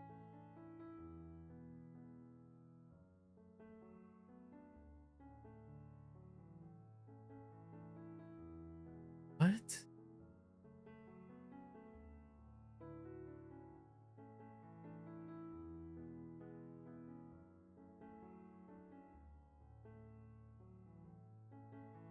What else is on the right? What else could that be?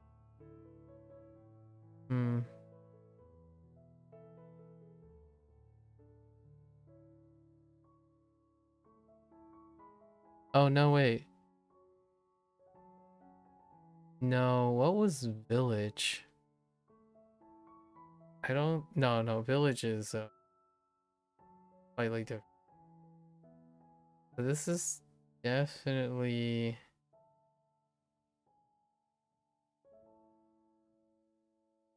what's talent? Talent is standalone.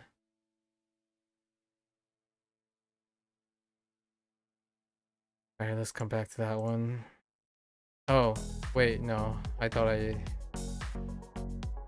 So this has got to be like Fuai... Or Fuko? Fuai sounds right.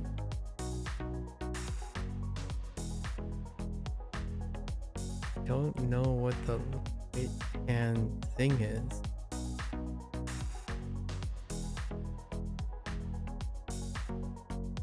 Oh, status.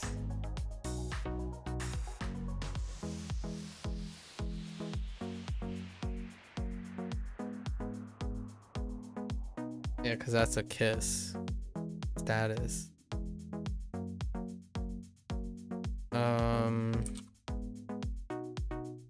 Nope. Oh, maybe it's just Fugokaku. 不合格 Fugokaku. What the heck is Fugokaku? Not suitable status. Oh.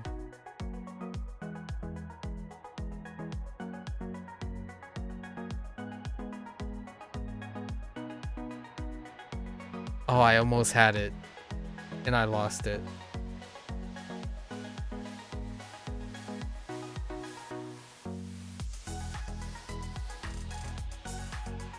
Oh, wait, no.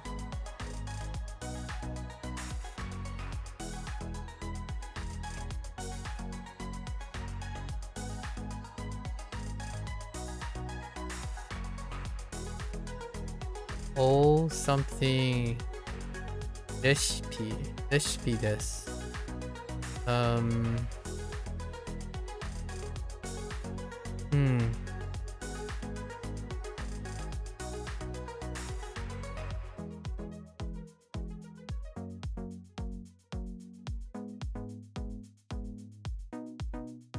We haven't even done the lessons yet for today.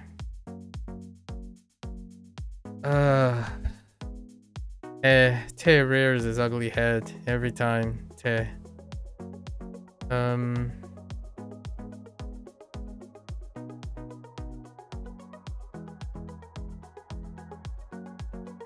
Is it te?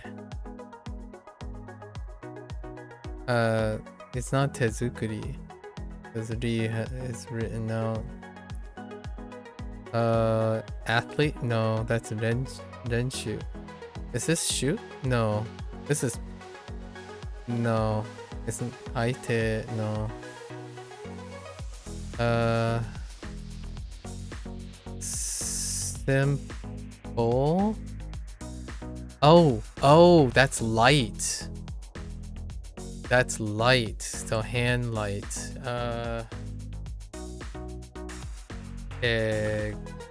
Garu? What? Oh, that was a typo. Tengaru. It's like simple and easy.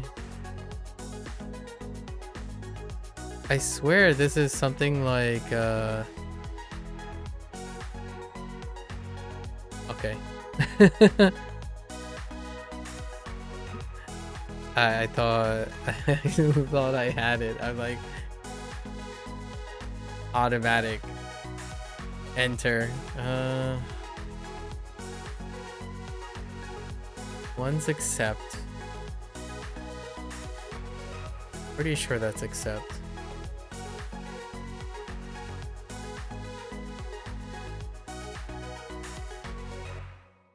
I swear it's like oh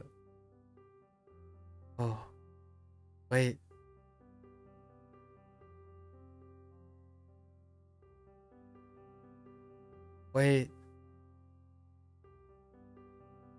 Oh no, I'm confusing it with I.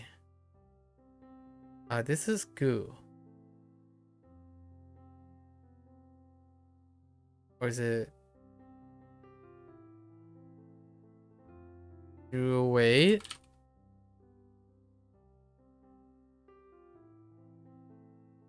Oh, why do I think it's shoryoku?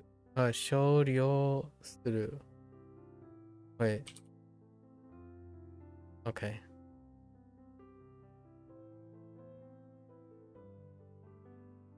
Oh, wait. This is gentle. Well, this is compromise. Dakyou suru. 妥協する Dakyou suru. Okay, I'm gonna need help with the...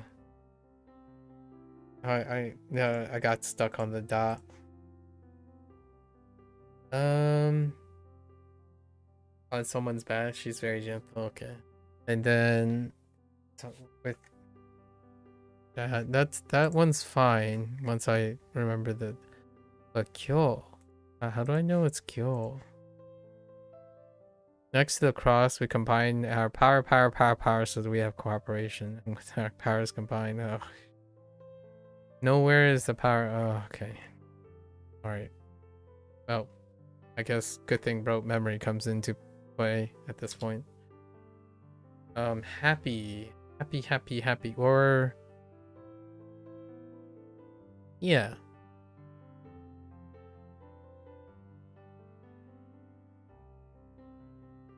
Kun. I tried to. It's not Shina. Oh, it's Taiwai. 幸い Taiwai.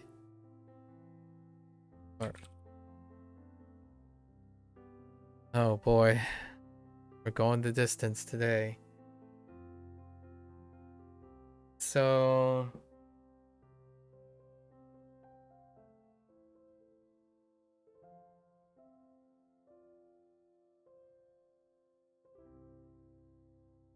I don't even know what it means. Line example. Or is that just line? Like a queue line. Yeah. Row. Yakuza. Oh, it's not skeleton. Oh. So it's like Boritz or Gyoretsu?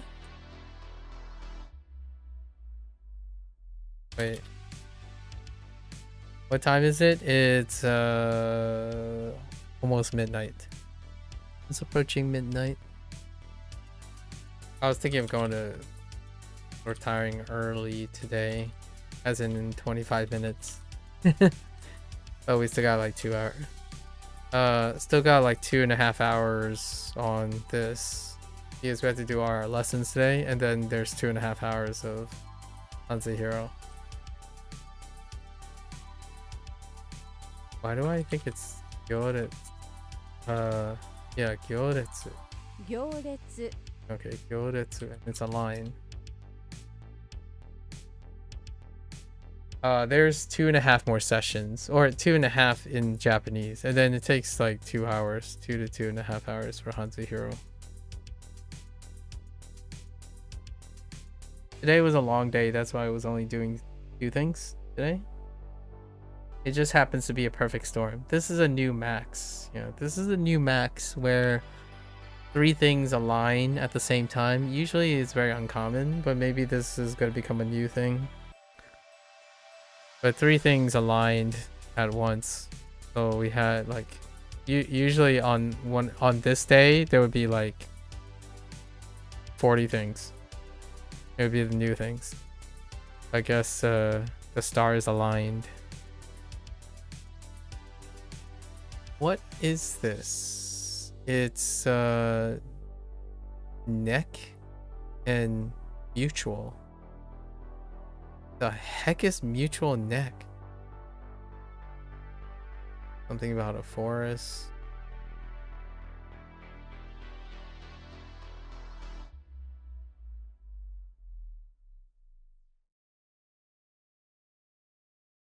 Is that neck? Wait, hold up. Yes, because it's head. This is more like the top of something. The support. Like trust. No. That wouldn't make sense. Are?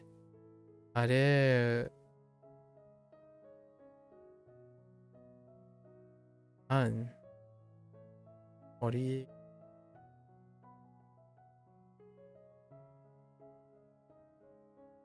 What is this? Morigen? I don't even know. Oh, origin? Oh, this might be... No.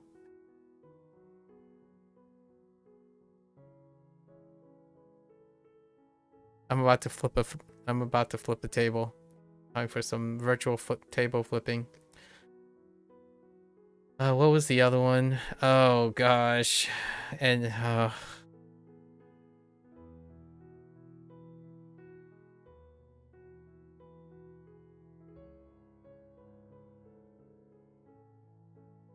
this is a really early one. So originally, like way back, there were some leeches, right? And these are all the leeches. And a leech is usually the term that's applied to something that is getting rotated around because it just happens to be the one. And these are all the trouble ones lined up. And the way I do it,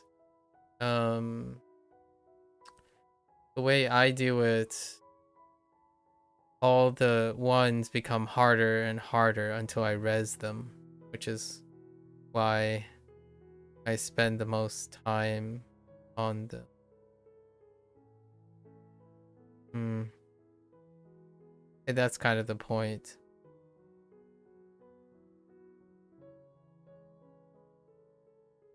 So material takes materials, I assume.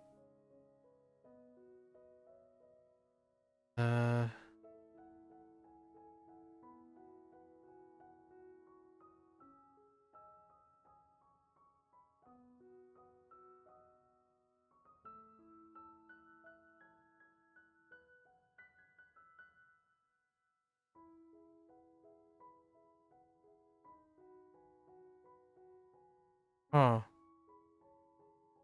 I don't know which one's worse.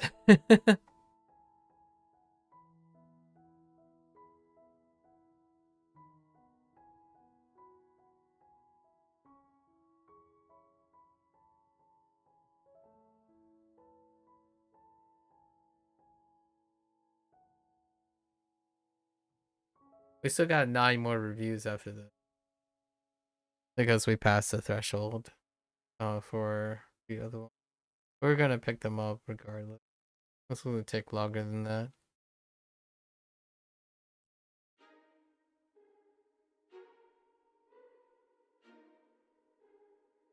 Yeah, I just don't know. What was the other one? Nick.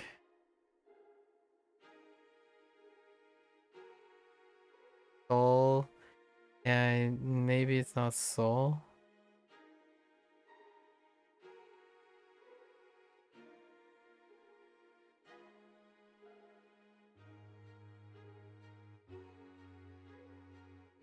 Do we just let these by? So Toll didn't work. Ta didn't work. Like for this, Toll didn't work. Ta didn't work. But it's gotta be like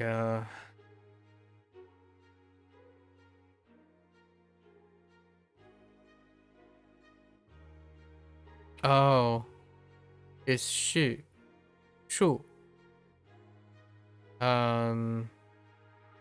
And this is a, oh yeah, this is a special one. It's covering an event. Yeah, it takes, you're taking material. Shizai. And I'm pretty sure it's the only Shu.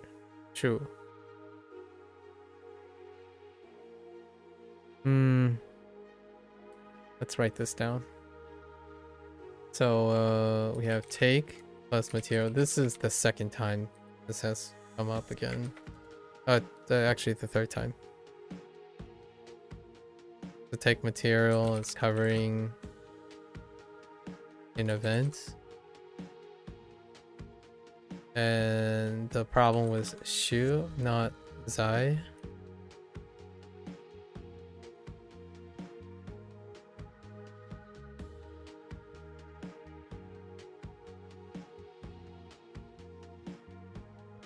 And then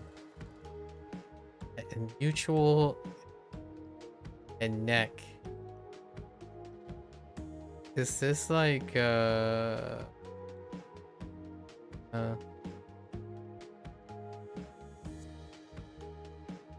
neck.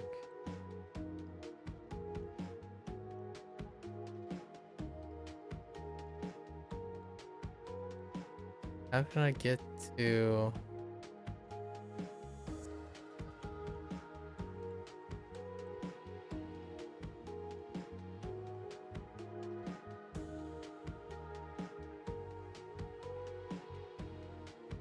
it's not Kubi.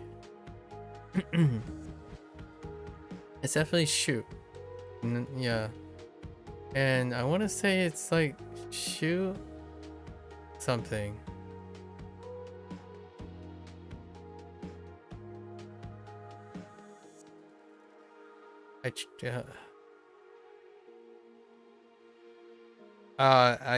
This is Prime Minister.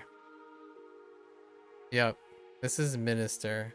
And it's just the other read. And this happened before too. This was... I made a mnemonic. I had to remember this too. This is definitely Prime Minister. So let's combine this. So it's basically neck plus minister. So it's like the head minister. So Prime Minister. And I've had problems with it. And it's definitely Shu. There's no about it. The difference is minister is Joel as opposed to soul, right? Shu soul. 首相 Shu soul. Prime Minister.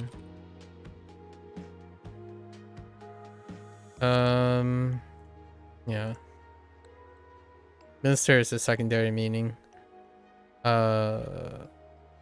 And it's our only show, right? Until later.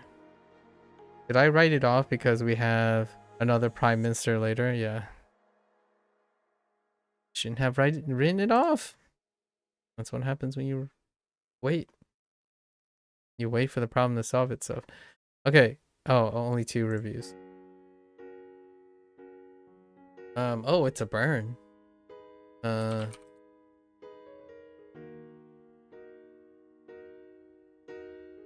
What? Oh. What? Oh. 下げる Okay. That's a fine burn.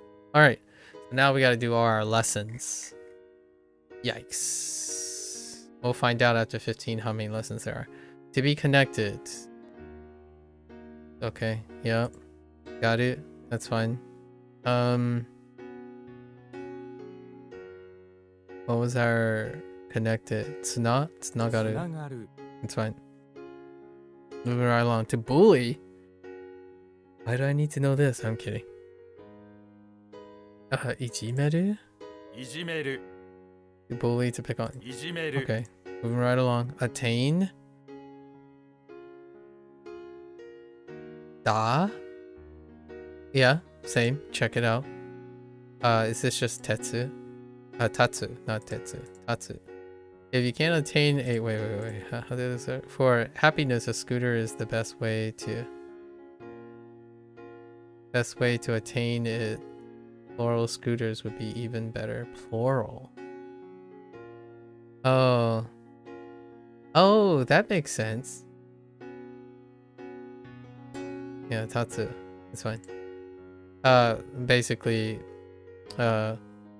Tomodachi. Tomodachi is the one. Although I'm curious why Tatsu ends up being Tomodachi.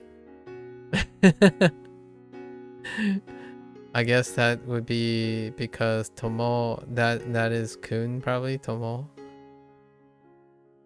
Okay, this works. Tatsujin. Tatsujin, yeah. Haitatsu, okay. Haitatsu suru is good. Good. I can use haitatsu suru. If you can't attain a scooter, attaining a tattoo? Tatsu?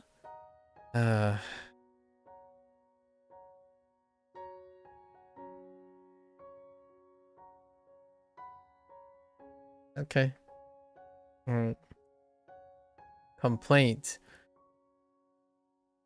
Writing paragraph is a complaint?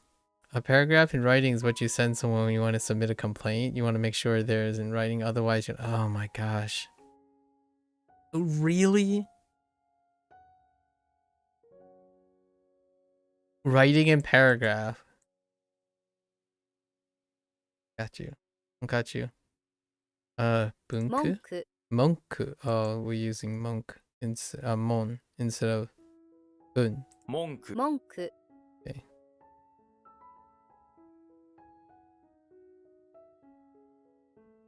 Okay, that's fine.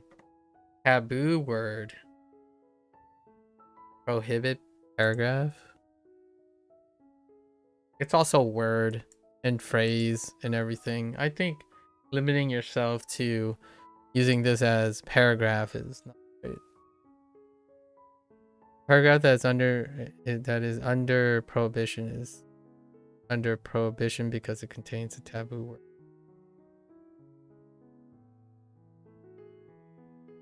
Okay. So 禁 ink. 句 King. Oh, that's one 禁 of. 句 Okay. All right. Fine. Okay. Oops.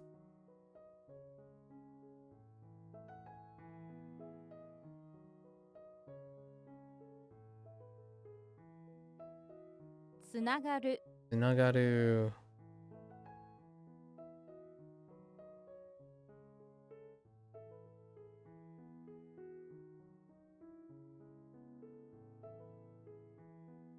いじめる Ijimeru. 文句 Monku. 禁句 Inku.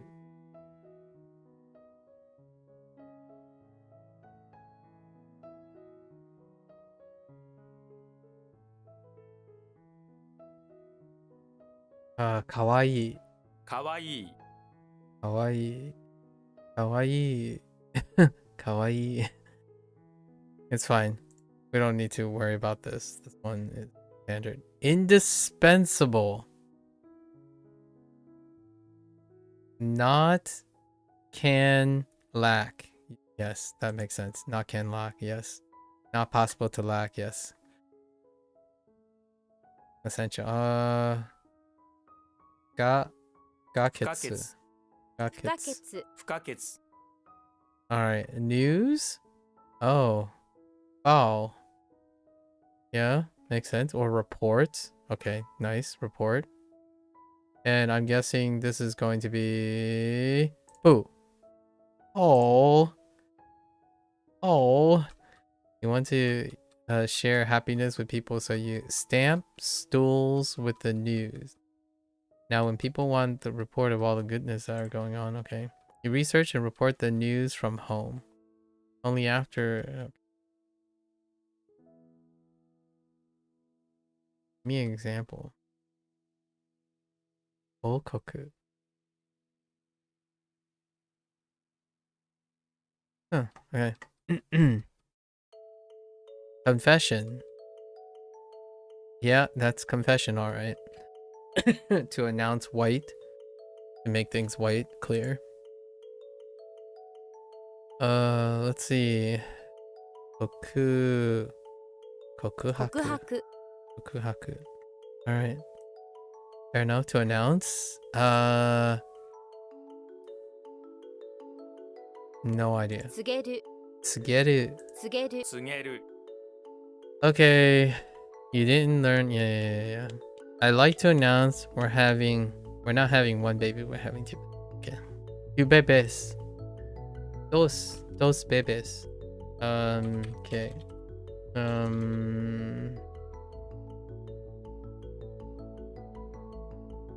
That's not how you spell indispensable, but that's okay. We'll get it next time. Oops. 不可欠 Buckets. かわいい Kawaii. Kawaii.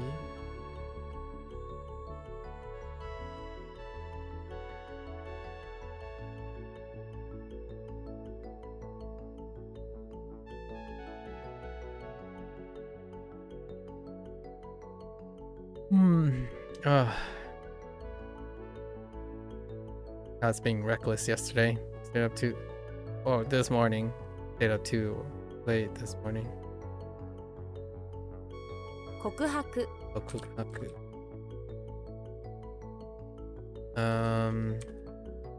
Get it. 告げる Alright. Advertisement. Okay, that one's familiar. And now I don't know what it is. 広告 Kokoku. Kokoku. Wait. Yeah. So think of it when you need to remember this word. You're advertising. It's big advertisement to advertise how terrible a person Koichi is. I got you. You know, something to a wide audience. 広告 Kokoku. Yeah. 広告 That's fine. Commercials and advertisement. Advance notice. Beforehand announcement. Yes, advance notice. You also use this as abbreviation of in trailer or preview. Oh, interesting. What is this? Yo koku. 予告 Yokoku. 告 Yokoku. Borrow. Oh no, we're getting into borrow and lend. Yeah, is this just gonna go with like ka or something? Long ago, a great leader thought to borrow. Shaku. Oh, I was thinking of the coon. Right, they didn't go. In your rage, you decide to find the leader, take back what's yours, and in return, borrow the leader's life. So you found him, grabbed him, and then threw him into a dirt shaku. Wait, in return, borrow the leader's life. That's interesting. Shoku, can I get a shoku? Shokuyo. Oh no, shaku. Shakuyo. Shaku. It could just be shock. I don't know. How do we do shock? Shoku? Oh man, shaku. Shack? Okay.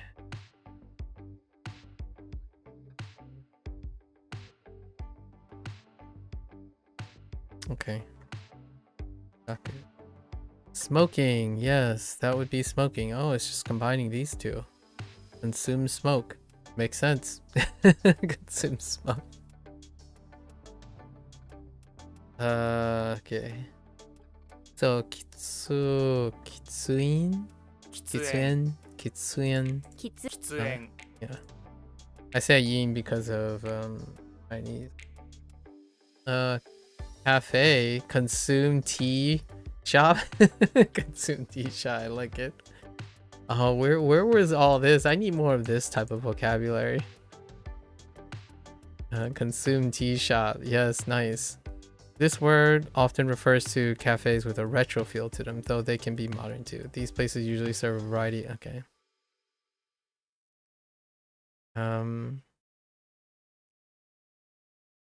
Kichaten? Kichaten? 茶店 Kitsaten. Kitsaten. You. The reading are what you expect for kitsu getting shortened, and then which has the strained sa reading. So remember that it's sa instead of cha. Think of this tea house you're going into. You think it's nice and pleasant, and it is a while until someone starts working a saw outside, ruining the atmosphere. It's like, that's kind of funny.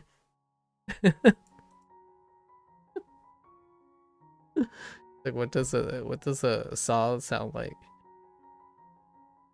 喫茶店喫茶店 Alright, kisaten. Alright, kisaten. Wait. Oh, okay, that was the last one.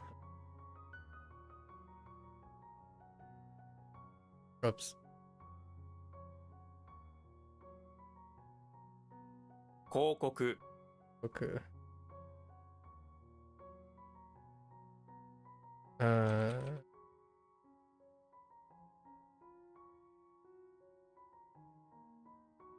予告 Yokoku.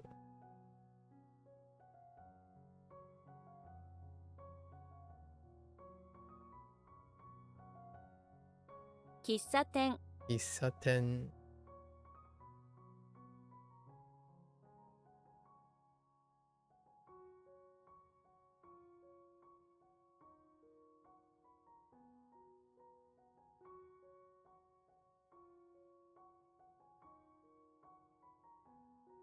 喫煙 Uen.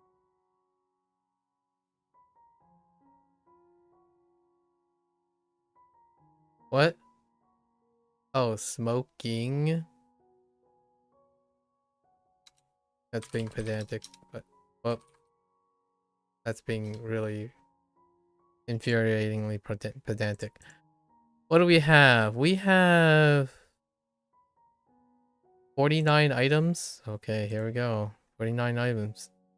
Seiza. Oh, this is a place. That's fine. Oh no, it's not. Oh, this is the, yeah, this is that thing. The traditional Japanese sitting, the leg thing. When you sit kneeling, the painful knee kneeling position. 正座 Seiza. There's, I read so many historical trivia on that, the whole idea of having to sit in that position. 正座 And it's related to the Shogun period, actually, feudal Japan. It's a Seiza. Zazen.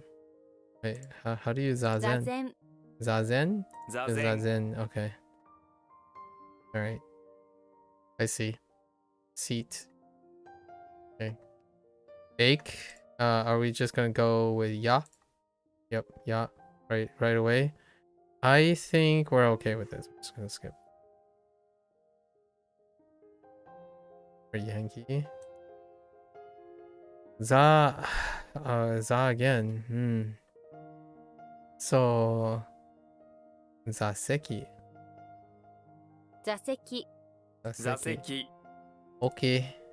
And then Ginza. Okay, Ginza Ginza. is in there too. All right. Fine. We're good. 座禅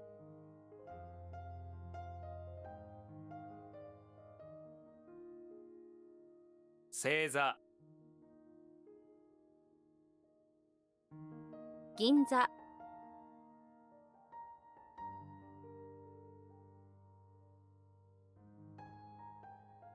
座席 All right, that was a fast one. Is it ya? 弓 Yumi? What? Oh, wait, I'm thinking of arrow. Yeah, Yumi. Yes. 弓 All we need to shoot a bow is you and me. One person holds the bow, the other fires. That's not how that works. Yumi. All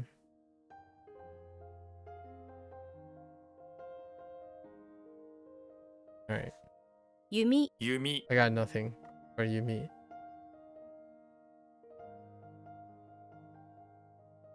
Okay, I got nothing for Yumi. All right, we'll just stick with Yumi. Kyudo. 弓道 弓道 Kyudo. Wash.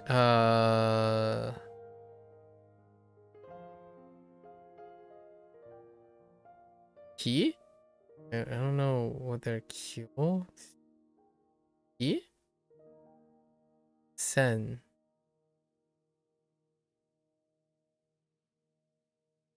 Oh, Sentaku. Right, Sentaku. The previous tsunami gives everything in their town a good wash. Yeah. All the laundromats in town are owned by centaurs. Okay. Right. I got Sentaku, but oh. Tensha. Interesting. Car wash. And I was trying to think of this. Arau. Yeah, yes. Okay. Wareru. Ne? 忘れる Wasureru. Oh, dang it. I missed the su. 忘れる You don't want to forget anything because forgetting always makes everything wasu. Okay. That's fine. 忘れる Wasureru. Okay, year-end party. Forget year meet. Excuse me? Time to get together and forget the year. Oh, what a terrible year. Good thing. Okay. I can kind of see that.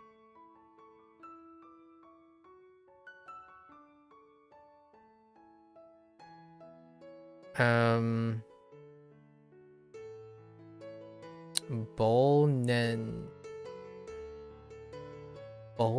ai? Bonen kai. Yeah, bonen kai. 忘年会 Bonen kai. Okay. Alright. 弓道 Judo.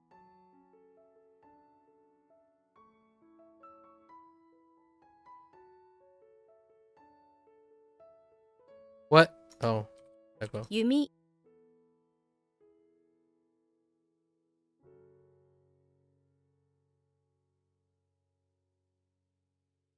忘年会 Onenka.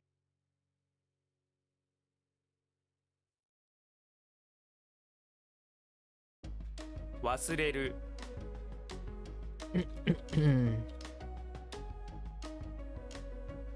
Off we go. How many flat items? Yeah. None might. 何枚 It's fine. Moving along. Number of sheets. Oh, maisu. Maizu. 枚数 Maisu. Okay. 枚数枚数 I wasn't sure which way it is. So maisu. Maisu. Okay. Sure. Chest. What in tarnation? I don't think I've ever seen that. In a prison on the moon lies a treasure chest containing a golden chest piece. A mighty chest. Okay, okay, sure.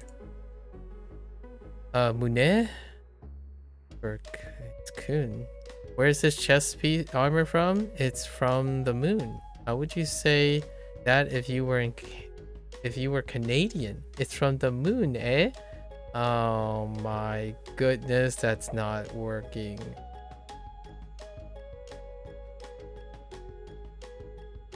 I think a gold chest piece is worth a lot of money. Mune. I think we're just gonna go with Mune. Moon, eh? What is that? What does this? What does Kevin? What does what does Ko have against Canadians? Kidding. I think he used the eh part a couple of times for the. Is this Moonette? Yeah, Moonette. Alright, it's fine. 5 flat items. Gomai. 5枚5枚 I think Mai is one of the non-changing ones. Most of them don't change. And then 煙 Kemuri. Okay, there's no way that would have stayed the same. Alright, you didn't learn it. Alright. You're standing around a smoke machine. It's belching up smoke. Strangely, your buddy Bill Murray is here too. For some reason, he loves the smoke and he puts his head in it, breathing it deeply until he goes into a coughing fit. You decide it's time to stop him.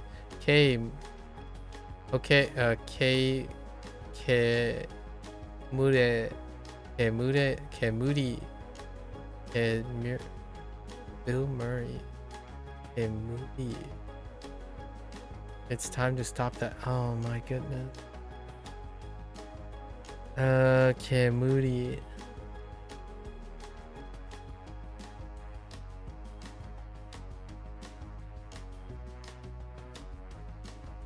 I'm trying to think if I can.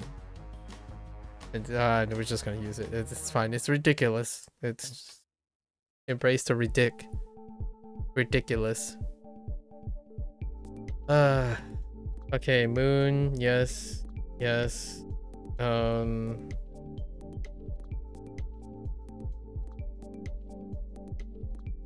Wait. I don't remember what this is supposed to mean. Oh, chess piece. Or chess. 何枚 None might.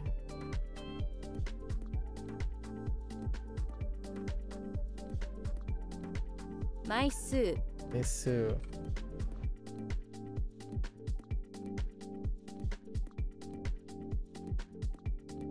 Then help. 5枚 Oh my.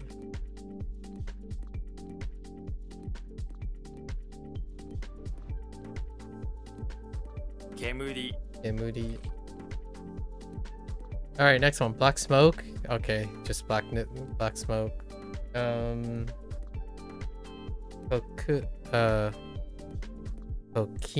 黒煙 Kokuen. Oh no, not keen. Kokuen. I 黒 黒煙 was thinking gold. Black gold. No smoking.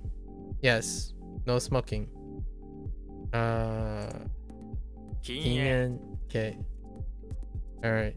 Brain. Oh, now. Hey, now looks a little bit different. How's this different? Oh, it's missing the loom. right? Yeah, it's missing the loom. Something like this. Brain. Okay. Nestled in the light of the moon, in the grass, is a treasure chest that you can see with your brain. You close your eyes and you can spot. Okay. No. Okay, no works. Nostradamus again. Oh, okay. The closest thing. Are you? Is it still no because of? Oh, okay. No, no, she brain dead. Oh boy. Surprised there isn't a brainwash. All right, forbidden. Okay. Keen show. Oh, keen she. 禁止禁止 Wait, is that really she? Oh yeah, that is keen she. Yeah, that's right. 禁止 Keen she. Stop, prohibit. Okay. Forbidden. Okay, Zen. Ooh.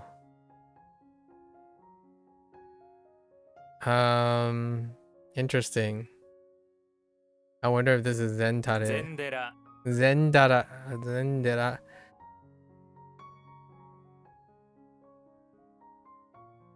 Sorry, I had to sneeze. Interesting. So this is a hybrid and then they tuned it? Interesting. In terms of what it's pronounced, Zenji. If you put this word onto the end of the name of a Zendara, the pronunciation changes to Zenji. It makes sense. It's more like a Jukuko that way. Zenji. Oh, yeah. Sure, not that the original isn't, but you can see the separation. Okay, I see. Zendara went standalone, and Zenji went added. Okay. We're going.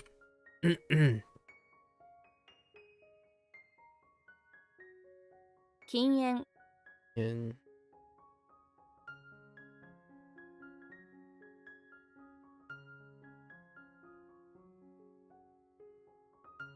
then help.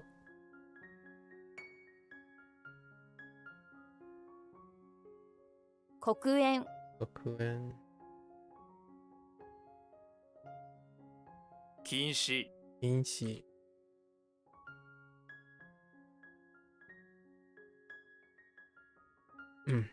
禅寺 Zendera.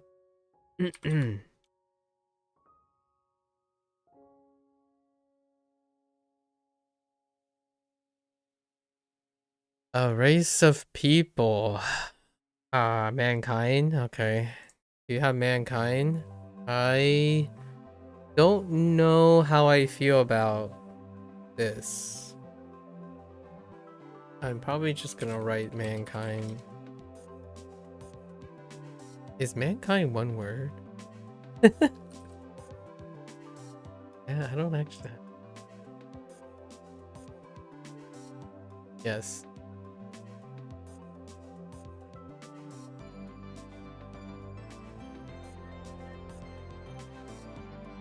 Okay.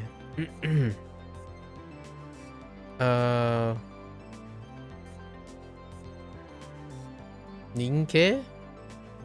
No, not Ninke.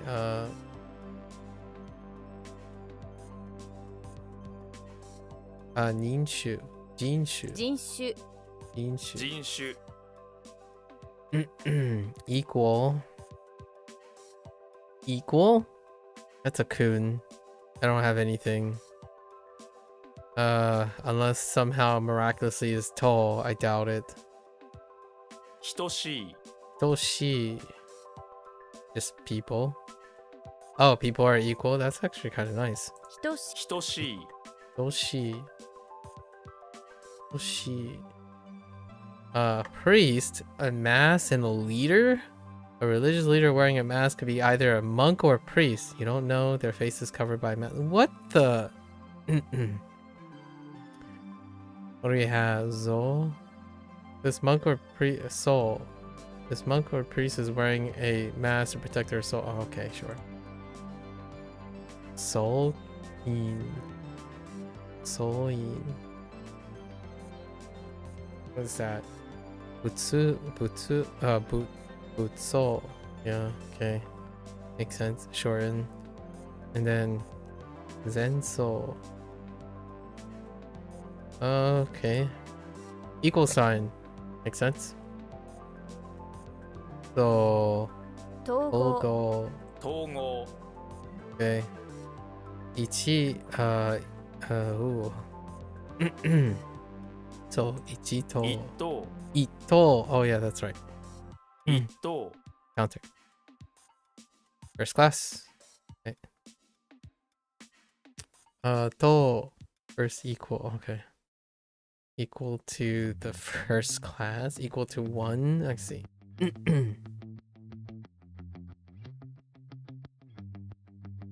Okay. 人種 Inshu.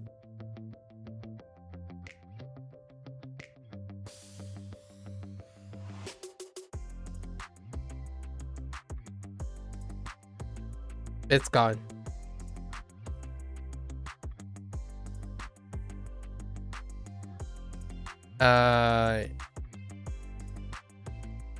It's gone.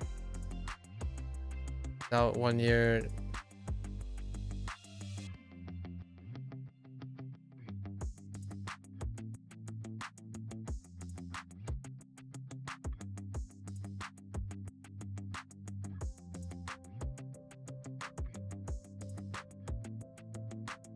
I don't know. Womp womp. Oh my gosh, dude. Hito. That's right. Okay. Okay. 等しい Oshi.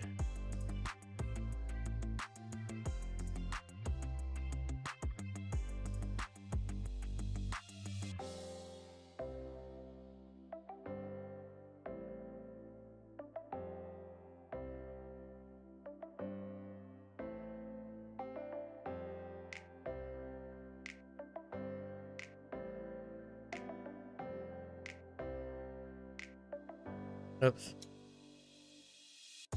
一等 Oh.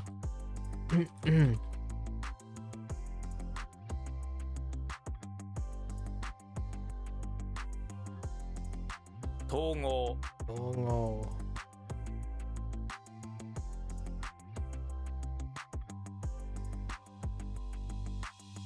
Right.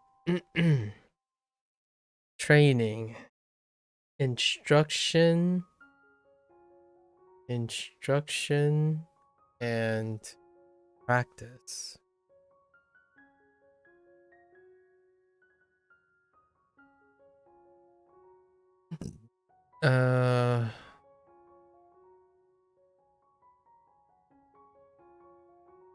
I don't remember. Oh, right. Yeah. Oh, 訓練 Kunren. Oh, right, Kunren. 訓練訓練 Yeah, Kunren. Alright, Kunren. Sure. Kunyomi. Okay, that's fine. That's self-explanatory. Permit.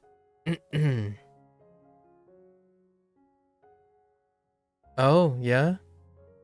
John. Say it at noon. Okay. The only time I will allow you to say it. That's the only time I will permit you to say it. Other than that, no saying noon is your Kyo. Where do these horrific rules, the smaller version of Kyo? Oh, little Kyo. Alright. Do we have an example? Yoka. Yoka. Okay. Lesson. 教訓 Gyokun. Okay. Mankind? Oh, there is a mankind. That would explain some stuff. I'm surprised the other thing wasn't blocked out. Huh. That's fine though. We'll try. There's also ethnicity. Part of the on the vocabulary as well.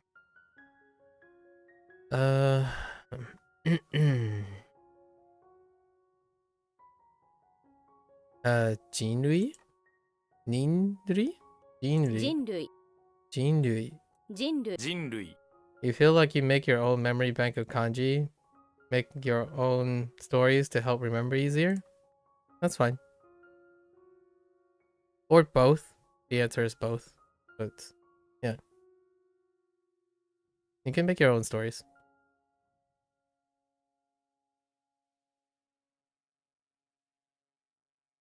I do that too. Both.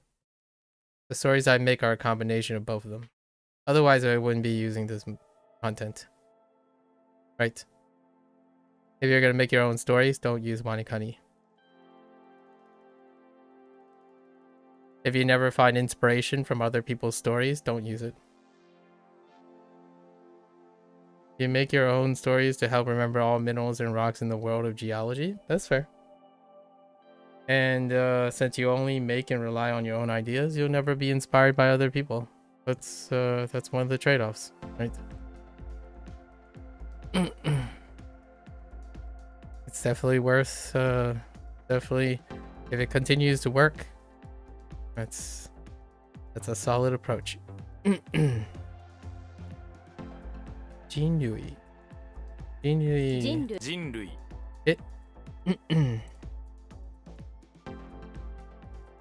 Okay.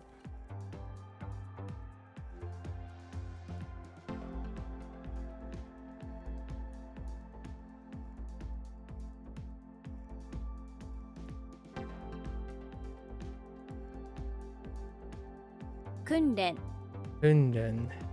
Okay.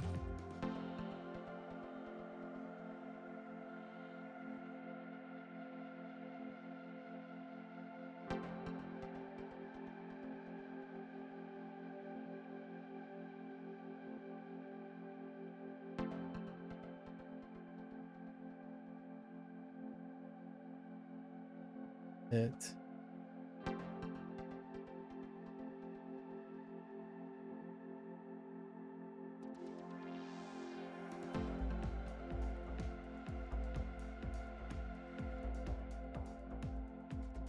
Huh, it's gone. Right.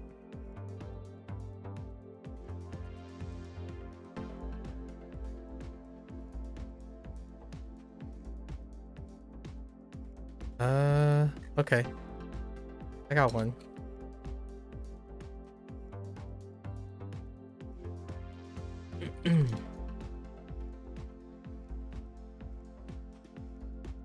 Kunyomi Kunyomi.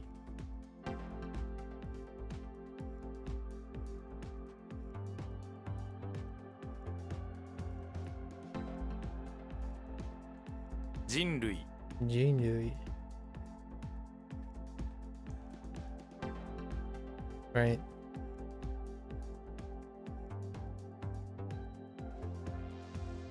Kyokun Kyokun. Alright. Classification. Okay. Got the parts and the kind. Oh yeah. Yeah. Part type. You divide something in different types, that's fine too. Let's call classification or categories. Let's see. Bun, probably.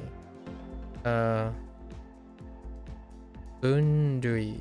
Bundui is a relatively formal word that refers to the act of classifying or categorizing items, organizations, or information into specific groups based on shared characteristics or criteria. 分類 Bundui. 分類 Okay. Kind, yeah, it makes sense. You combine both the kinds. So, 種類 shurui. 種類 Shurui. Shurui. Let's go. Quiet. I wonder if they go with Shizaku right away. Saku. Conflict in blue water is made quiet by yes. Nope. Se. Oh, because of blue? Interesting. Saber? That's fine too. Again, related back to se. No. Oh, interesting. Heise, ne? Heise, seishi. Still, oh, seishi. 静止 平静 interesting 平静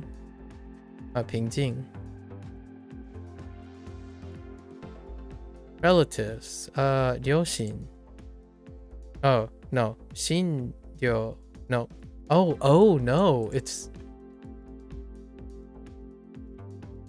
新 okay wait interesting 新類親類 新類 親類 that's an interesting way different way so steam train makes sense kicha ne 汽車 kisha or not kicha kisha I was thinking cha chicha right chicha xia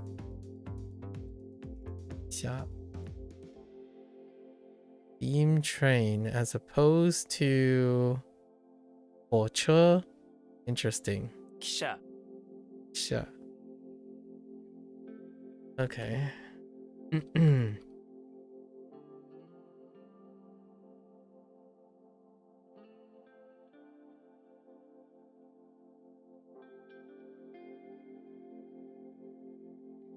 種類 Julie.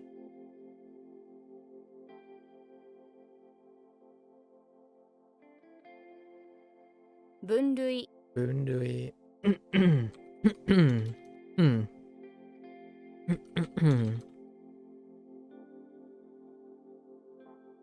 Okay. 親類 Jindui.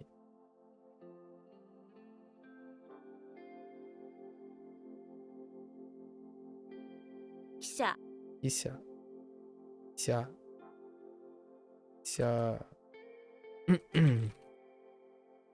All right. Steamship makes sense. Kifune. Are they gonna do a hybrid? Maybe not. Kisen. 汽船 Okay. 汽船 Standard. Okay. Documents. Shorei. 書類書類 Documents. Yeah, that makes sense. Okay. Possible. Ano. Ano ne? 可能 Ano. 可能 Possible. Yep. Kanang. Ano. Very close to Chinese actually. Kano. Kanang. All right. This is where the Chinese is coming in hot because it's way ahead at the moment. Flat object counter. Yes. My. It still My. stays my. Okay. Oh no. How do I've forgotten. 座る Yeah, Suwaru.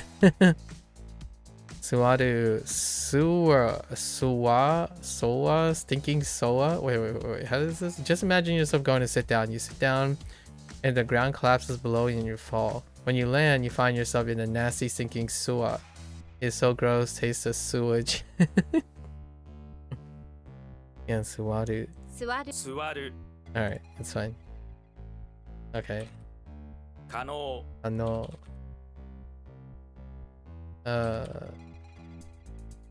汽船 Decent.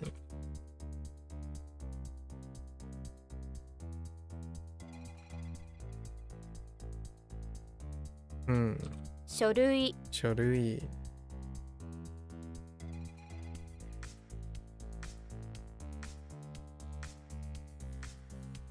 座る Suwaru. マイ Mike. All right. 9 more to go. Warning. Yep, that makes sense. Warning. Let's see.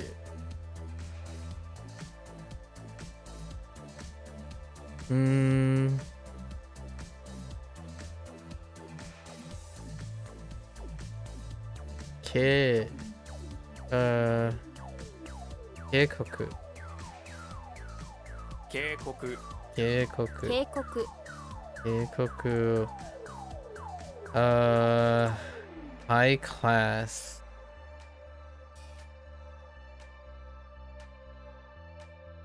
die high or die. Oh, it could be different. We'll just say die Daito. 口頭 Koto. Ah, it is ko. Oh, I was making Koto. a hybrid word. I was making a hybrid word. Koto. Yeah, that makes sense. 口頭 口頭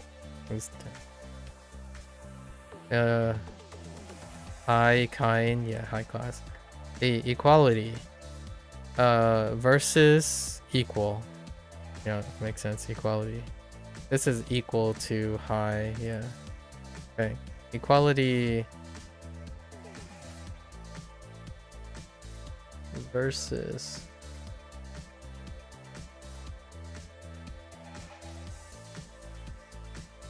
title. 対等 Title. 対等対等 Okay. That sounds like title. Title. To prohibit. I don't think I have a kun for this. No. Unless it's special and it's 禁 kinjiru. じる It's special. Kinjiru. 禁じ禁じる Alright, fair enough. Throat. Noto. 喉 Nodo. No. With the do. Nodo. And he doesn't want to get. Oh, wait. Remember the mnemonic first? Okay. Well, remember the mnemonic from when you first learned this kanji? Well, Koichi is still in your throat and he doesn't want to get out. In fact, every time you tug on him, he shouts Nodo. But you gag. Okay, alright, it's fine. Moving right along. 対等 Title. 口頭 Local.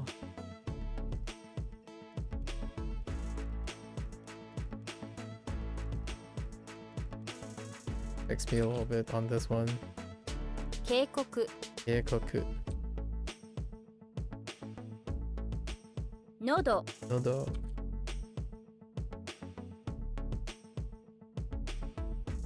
禁じる Injiru.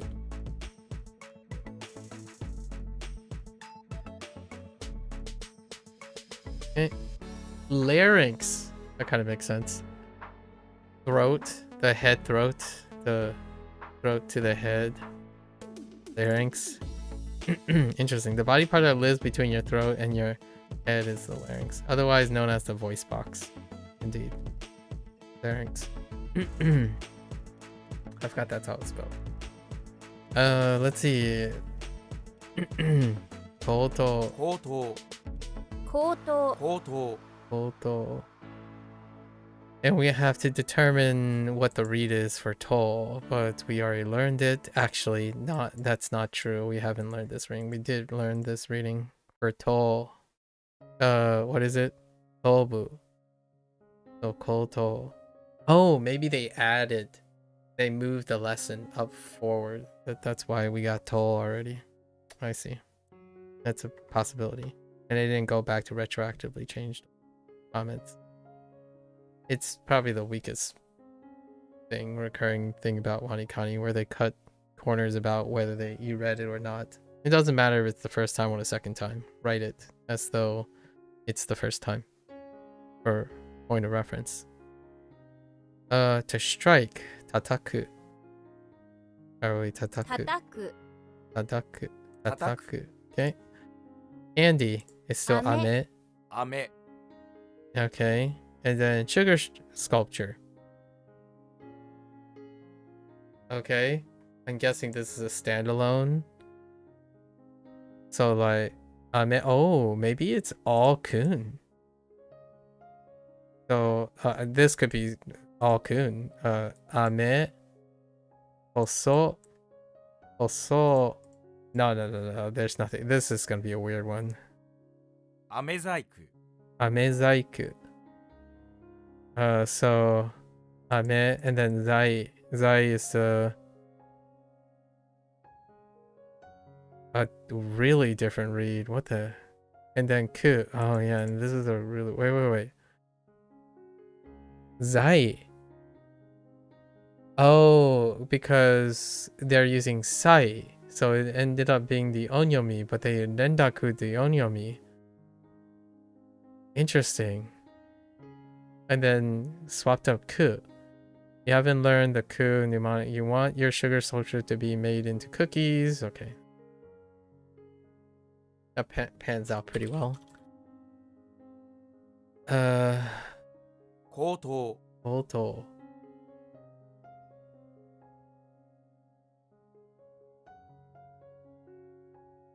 叩く Ataku.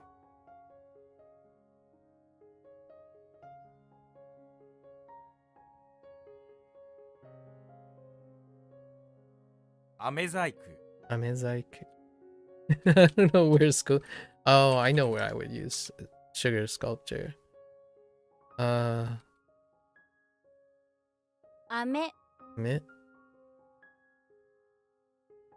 All right, we did it. Okay, how much time do we have left? Okay, it's not bad, not bad. We'll be able to accomplish it in like 2.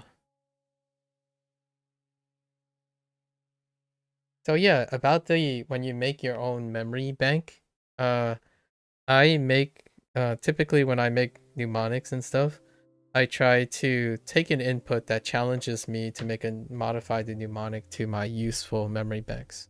So when I'm creating, I create my own things. But when I'm taking input, I'm taking other forms of inspiration. And then over time, I take that inspiration and make it my own.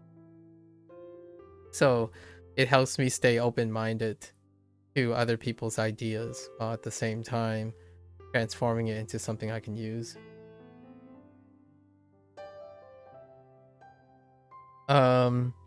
There is like a mix thing. So some, when you're making your own, you're going to own it, which is great. However, there's also a mix of time investment, so time investment goes up. So in the objective case scenario, time invested is great for retention. Because time goes up, usually that also means effort goes up. They're more in line one-to-one. And then when you take in inputs from other people's ideas, kind of like watching the internet, right? If you're taking in input, time goes down, and that convenience could be great too, but it also means that effort goes down, which then can reduce retention. However, it can reduce retention if it's passive. So alternatively, you can encode this actively by combining both the processes. So then it does double the time, so it slows it down even further. So now you have to take the time to create your own by understanding the input from other people's ideas, and that shoots effort even further up. So it can be exhausting, waste of time for those who eventually would take the input, erase the input, and only embrace their own. So for an individual that would do their own, it would not seem like there's a point to taking input from outside, because if you're going to do your own, that's good enough, it's sufficient.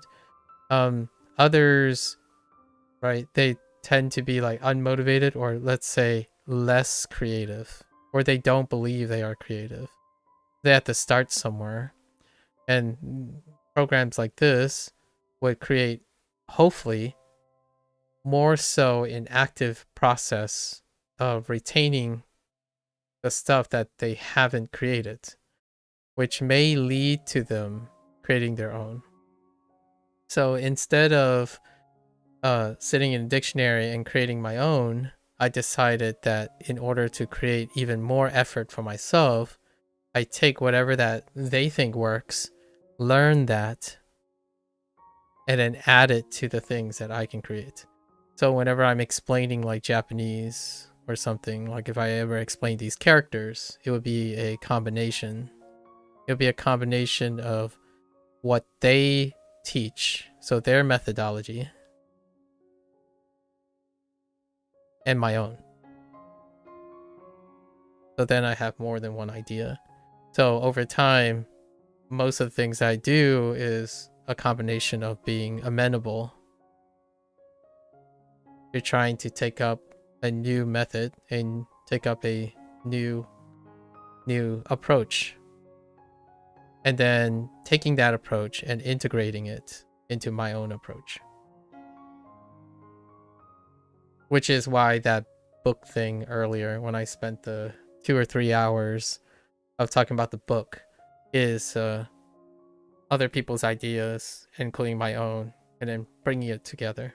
So most of my efforts are going towards increasing my time trying to understand other people's ideas when in the process of learning. And then when problems come up, or, you know, like I can't retain something, like problems with retaining, I would then inject my own ideas. And then the alternative is, what if this new learning creates retention? If it works really well, there's a problem as well. You can become complacent. So you rely and become dependent on this. To counter out that, when I feel like I'm doing the same thing, you know, you relying on this retention idea, I would evolve it. So that involves me like writing characters outside of WaniKani, doing problem solving, double checking the way I brainstorm, and then streaming it and explaining it to myself and going through like monologuing and whatnot. That's an evolution of WaniKani. When people talk about the baseline, right? If you're a bottom line guy, which is book 1, you would use this program, and for whatever shortcoming, you would blame the program. So that's the tier 1 bottom line approach. If you're a number 3, book 3, which I'm going to be using these analogs in the future, it would be great if I had published something already so I can just refer to them. But if you're book 3, you would say, I do it my own because I have experience. I don't need this, right? So you won't need to do this. Book 2 is where I'm at. I understand the bottom line of this method because it's unfamiliar to me. And I take my experiences and I combine it. So you take this and you combine it into 2. So now you have a combination of an input of someone else's stratagem, and then you yourself can combine and pick. So now you're marrying the 2.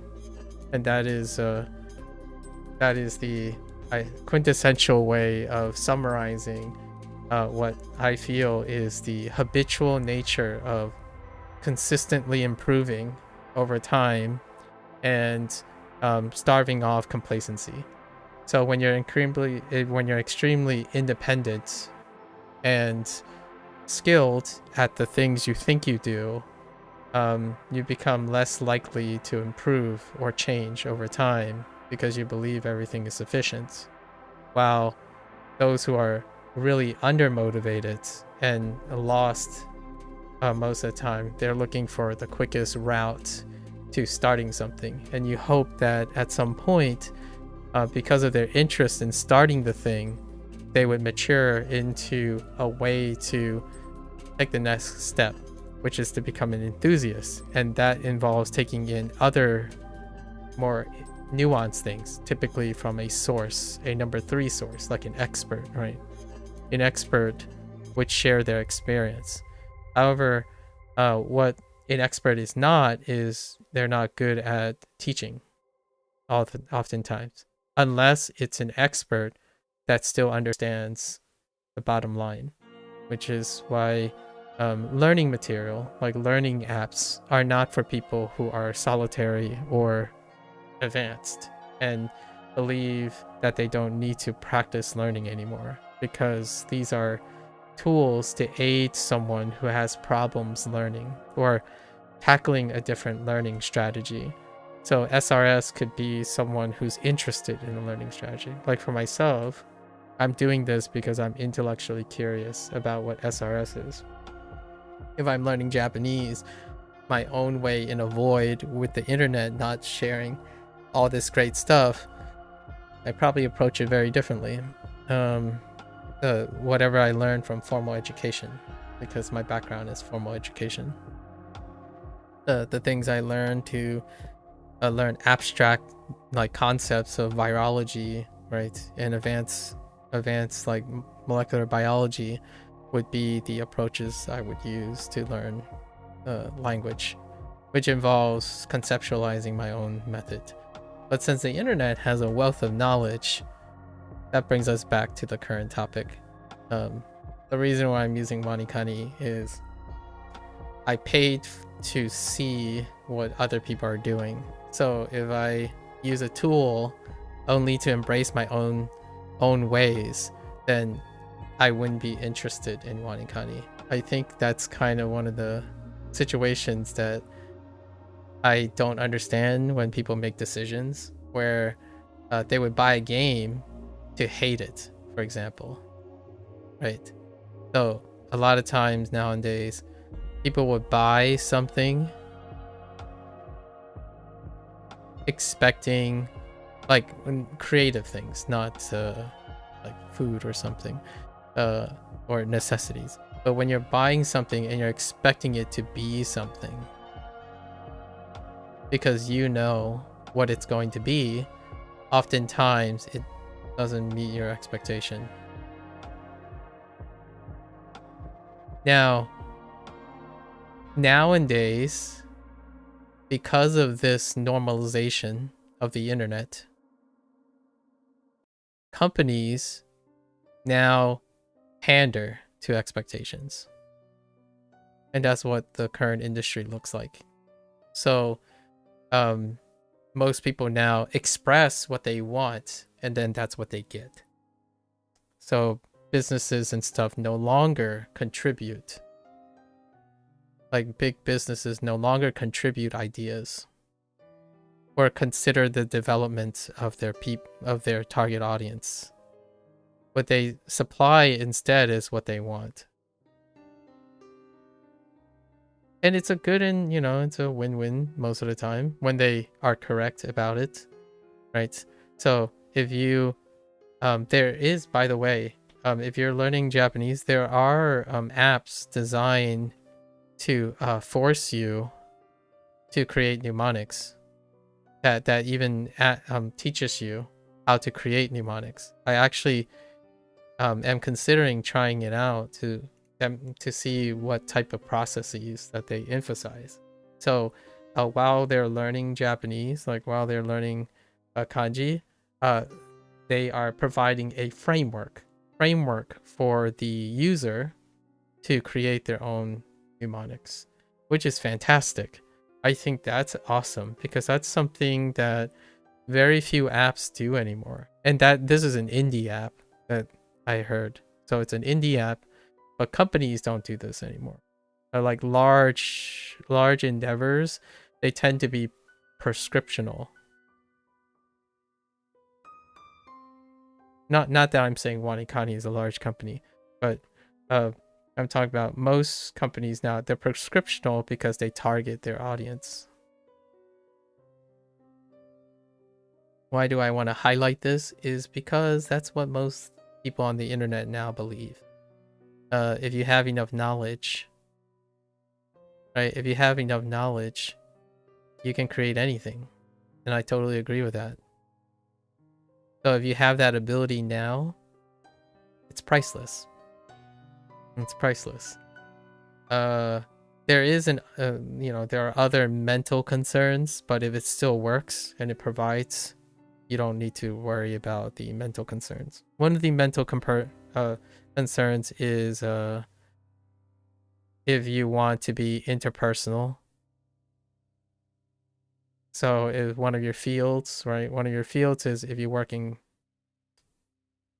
sole proprietorship, right? Or if you're a leader in a position or like a manager of some sort, then these skills require that you remain amenable.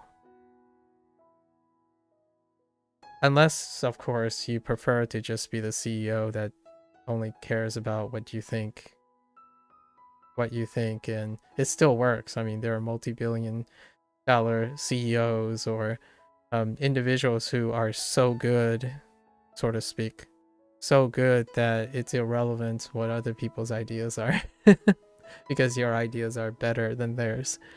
That's another way to approach it. For myself, because of it's kind of like a chicken or the egg thing. It's a cyclic thing. What came first kind of thing. For myself, I don't ever rely on the idea that I myself have all the answers and I myself am the creator of everything. So most of the things I'm going to stream is me putting 200% into how people are doing things, because that's what I'm paying for.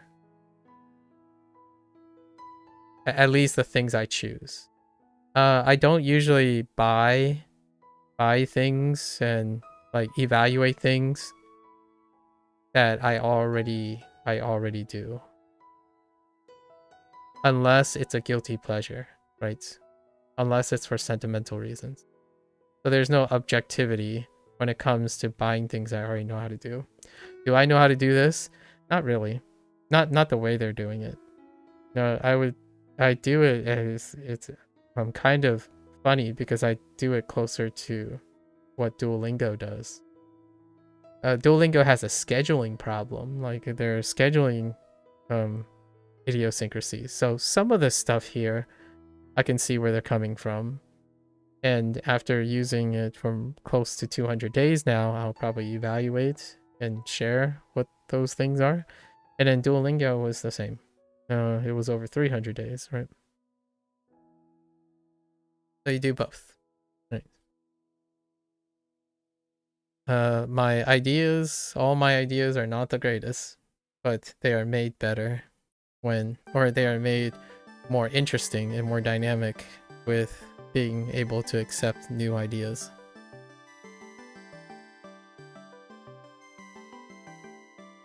All right, let's get with the mnemonics.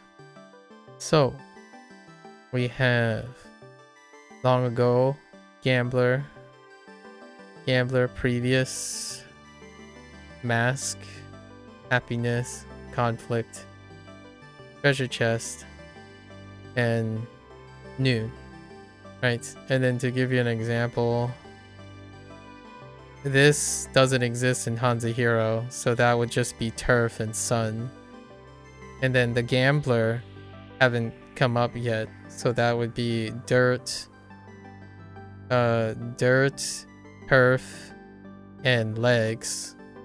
Previous, this is a caveman, and mask is an imp.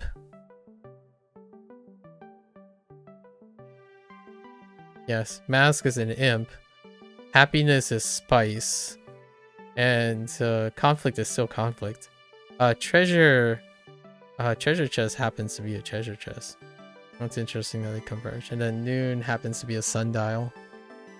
Or if I were to incorporate HanziHero into the same things. I have a few of my owns for these. The caveman one kind of sucks. So I have a different one for caveman. Alright. Let's see. Okay. So we gotta go over the mnemonics for these.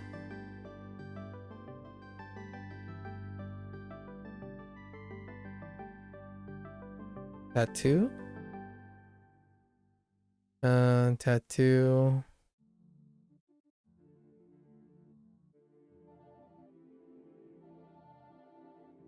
Long ago leader.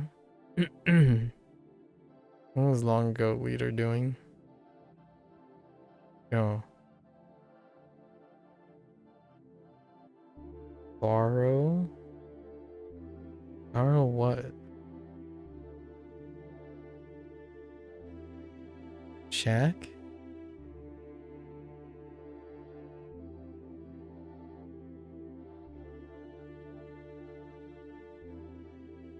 I think?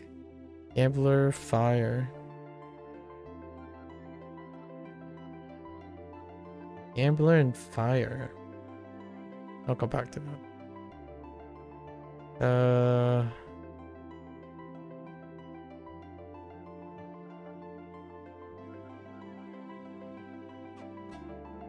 Centaur.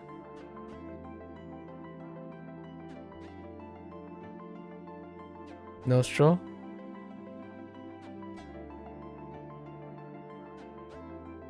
Wait. Wait. Oh, okay. I could get them mixed up. This is I'm gonna use money. This is money. Munet. It's Munet. Okay. This is Nostro.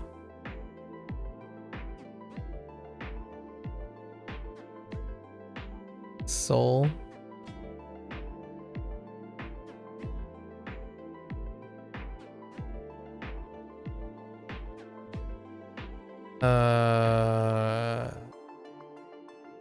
It's gone. Saber.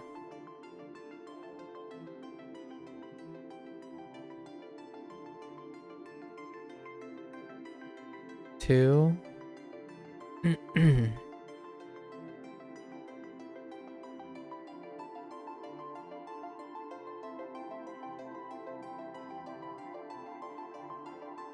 Oh. Yankee.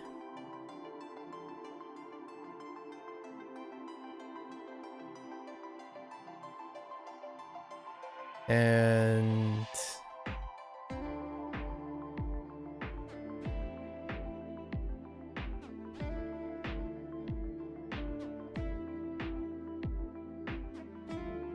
forbid again. Yo. Okay, I have to work on that. Come up with something more finite. Alright, more reliable. Well, let's do our reads.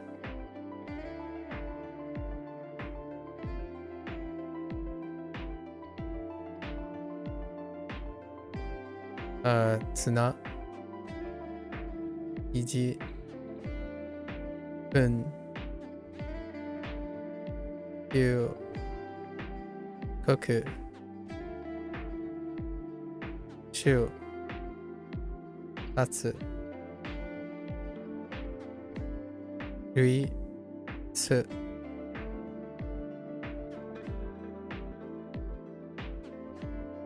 Yeah.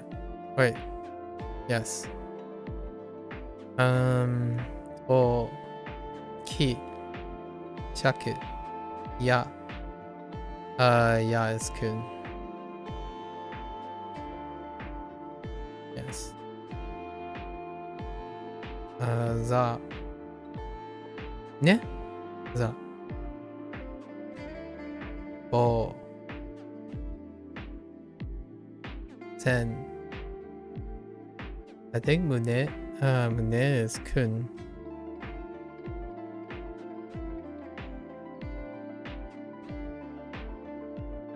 Mune. No. So. Zen. Ha. Kyo. That's Kyoto, not Kyo. Kyo. Little Kyoto. Little. my se is fine. Se ku in kitsu and ko and ame. Oops, that's okay. All right, and then we have two reminders. We have take material. Take material. Which material is it? It's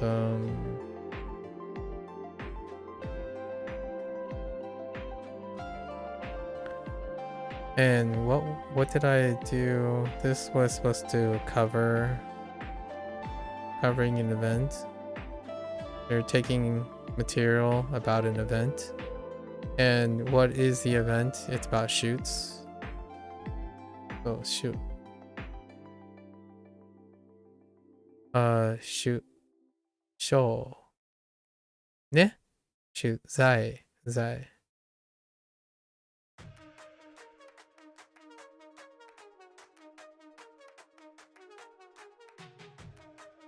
Zai.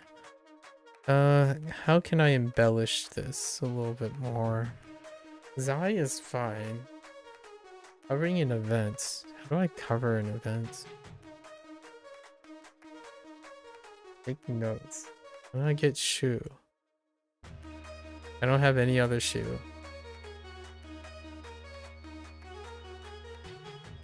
I have to work on that. Yeah, no other shoe. Explains why it's kind of tough.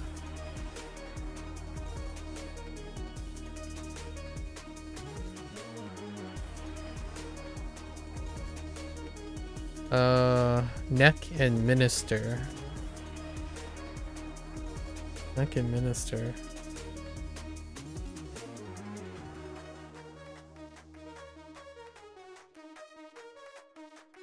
Show.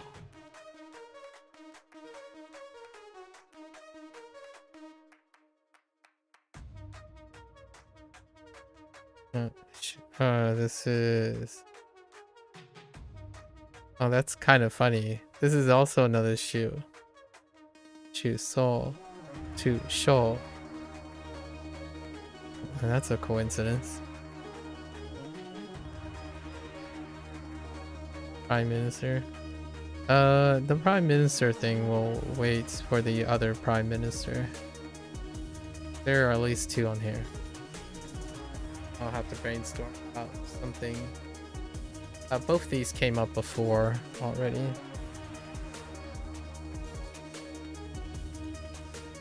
Huh. Alright. So, that's a wrap for WaniKani today.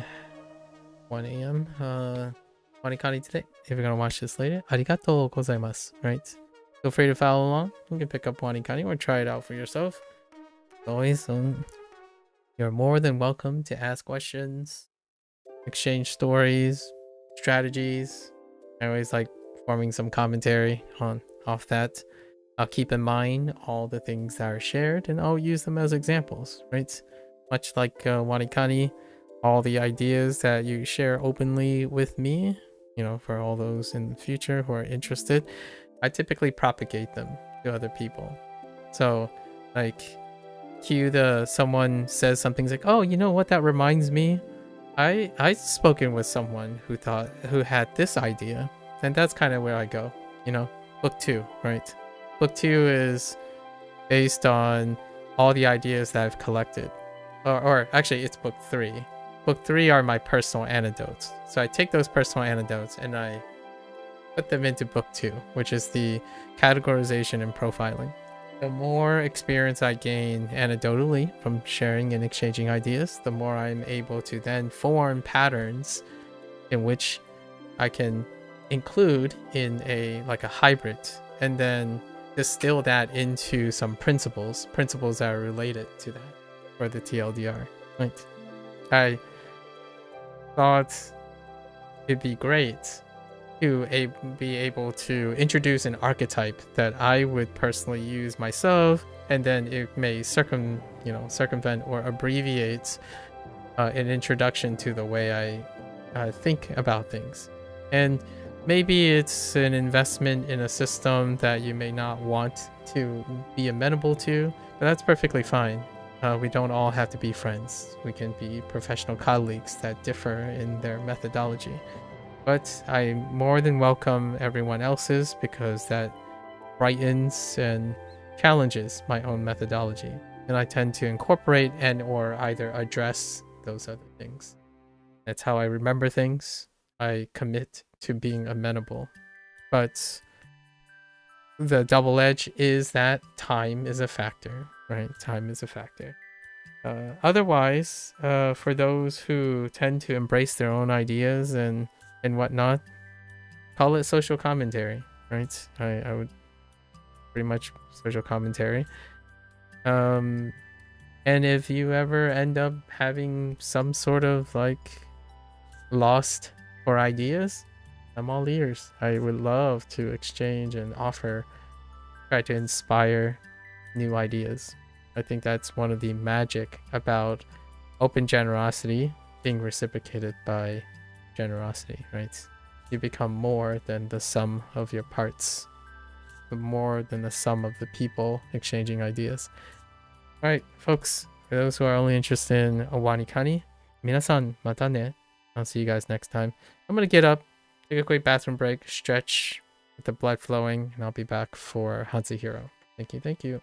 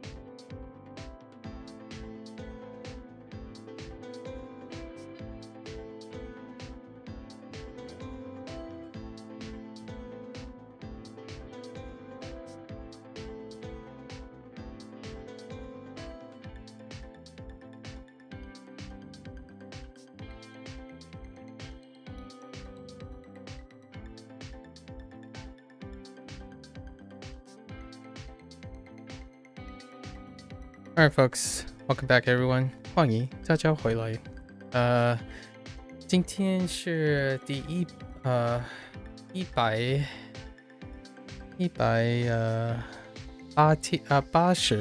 天 is day 180. I have two things from yesterday that I recall. Had a memory block on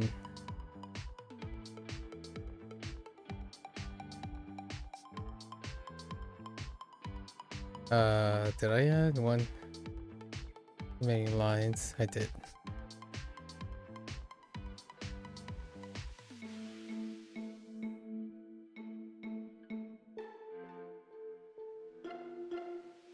Huh, something looks a little off.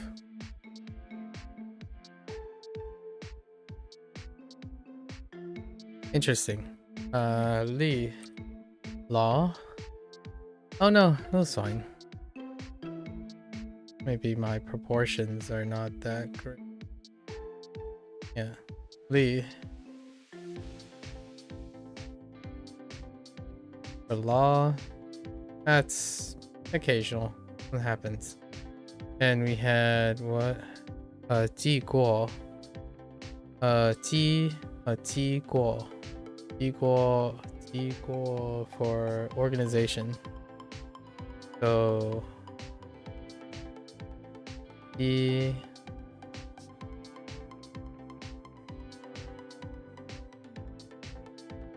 and 过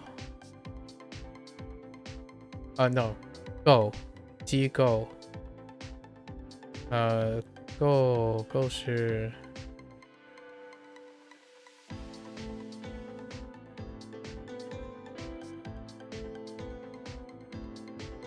oops.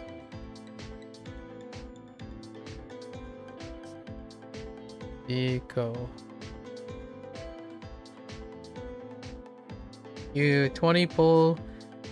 Only pulls left on the knobs, but you need to play more. Okay, yeah.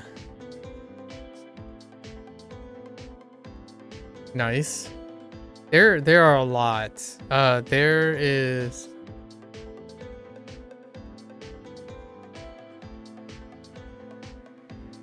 I think there are over 200 gold tickets. There are at least over 200 gold tickets base, like without waiting on time. So basically, like if you try to complete the stuff without waiting at all, you should be able to get at least 100 plus. Because I'm about to pull twice that soon. You got the little owl 2 times in the personal arai at the persona arai. Oh, interesting. I don't know what all the other random items are. Oh, they're all your personas. The contracts, you pull out all your personas. The personas are like fodder for the stuff. Yeah.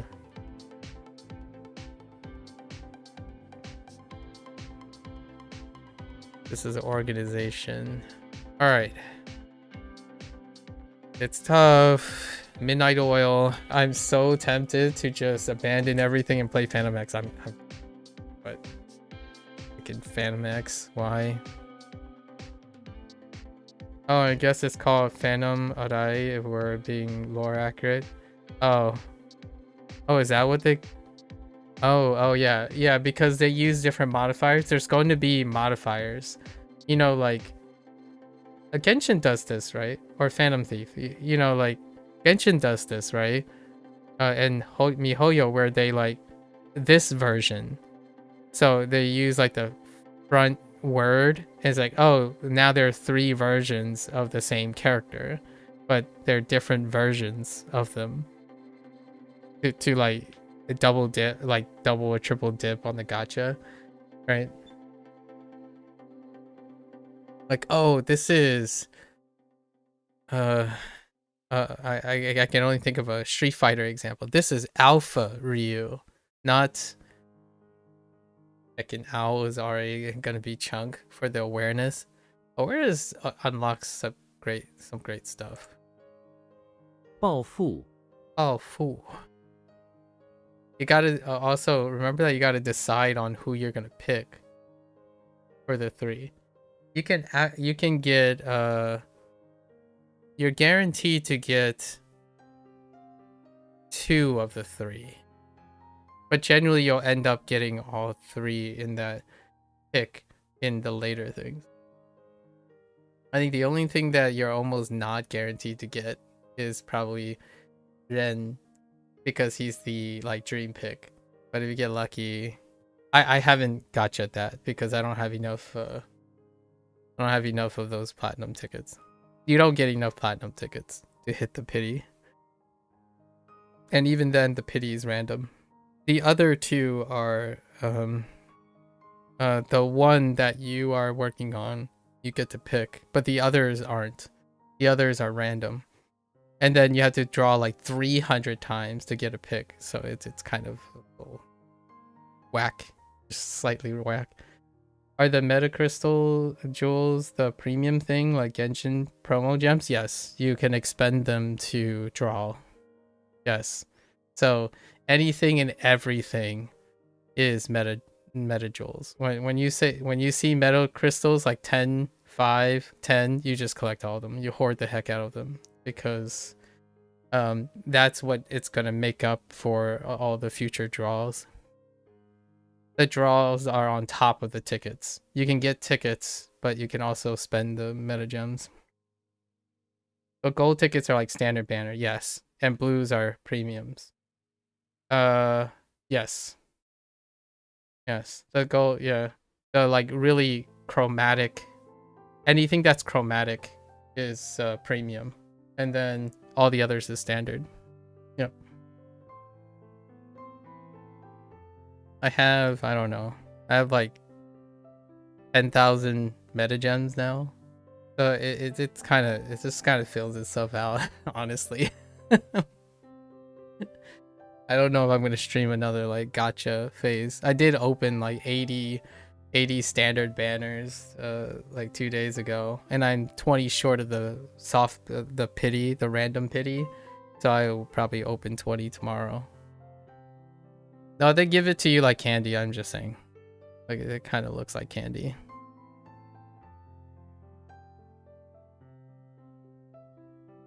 Again, the whole like gotcha thing, I don't really. The last gotcha game I played, like you wait years to do premium stuff, so I don't know. It might just be me and my work ethic, I suppose. I think it's pretty generous. Oh, fool.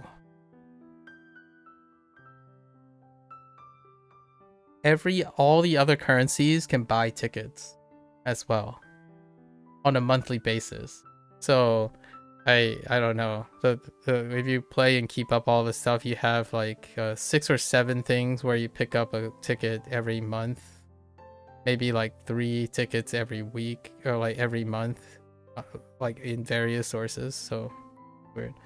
You heard people arguing why start with P5X instead of P5R, because you don't have to pay for the one. I don't understand what the argument is, other than you can try something out before you buy it. Yeah, it's one of those OG things. I talk about stuff like this all the time. Like your original experience, it's almost as though the mind's virginity, right? I know I hadn't used this word before, but when the mind is exposed to something, it's like their mind is fixed. People think that you have to start off perfect or start off best. So whenever they think about what to start with, they're talking about what is the best thing to start with. Isn't the gameplay in FR similar but way different? Yes.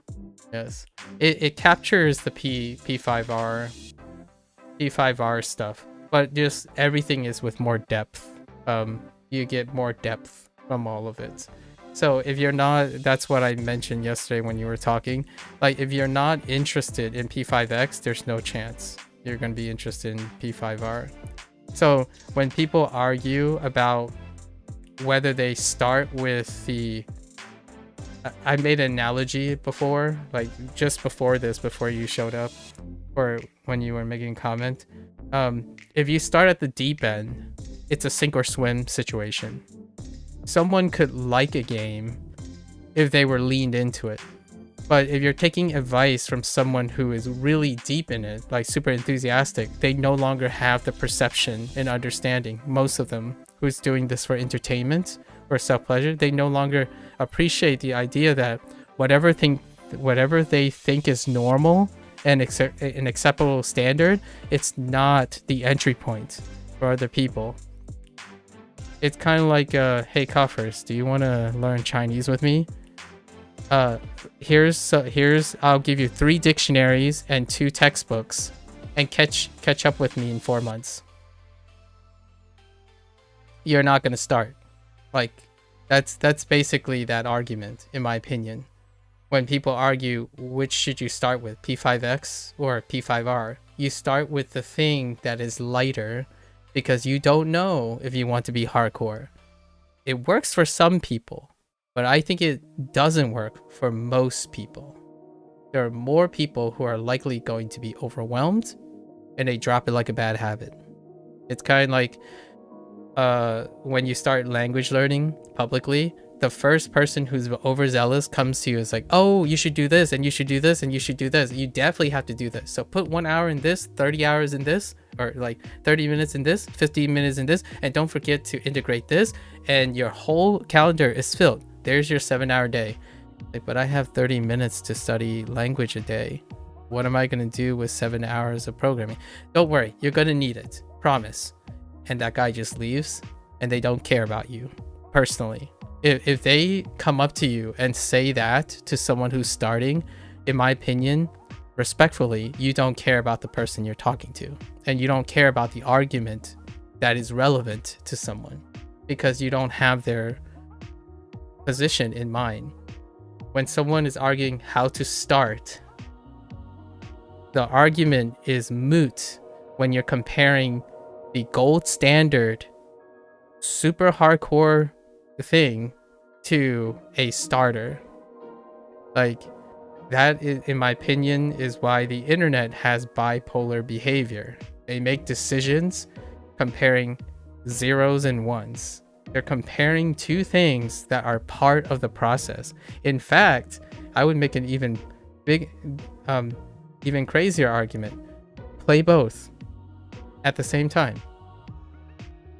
You are more likely, in my opinion, to stay with Persona series if you played both at the same time. That is still more successful than throwing someone at the deep end. Like, for example, there is a chance when that person plays P5R, they don't like how intense it is. And one thing that's really intense about P5R is micromanagement. That is the thing that's missing in P5X. One of the biggest things that distinguish between the 2 games is P5R is about optimization scheduling. So you have windows, you have times, you have to be on time with things. You have to prioritize when to meet someone or else you miss the window. Then you have to play the game again to meet those people. And you have to understand when they show up and when they don't show up. Like, there's time pressure everywhere in P5R. It's like a super stringent JRPG thing.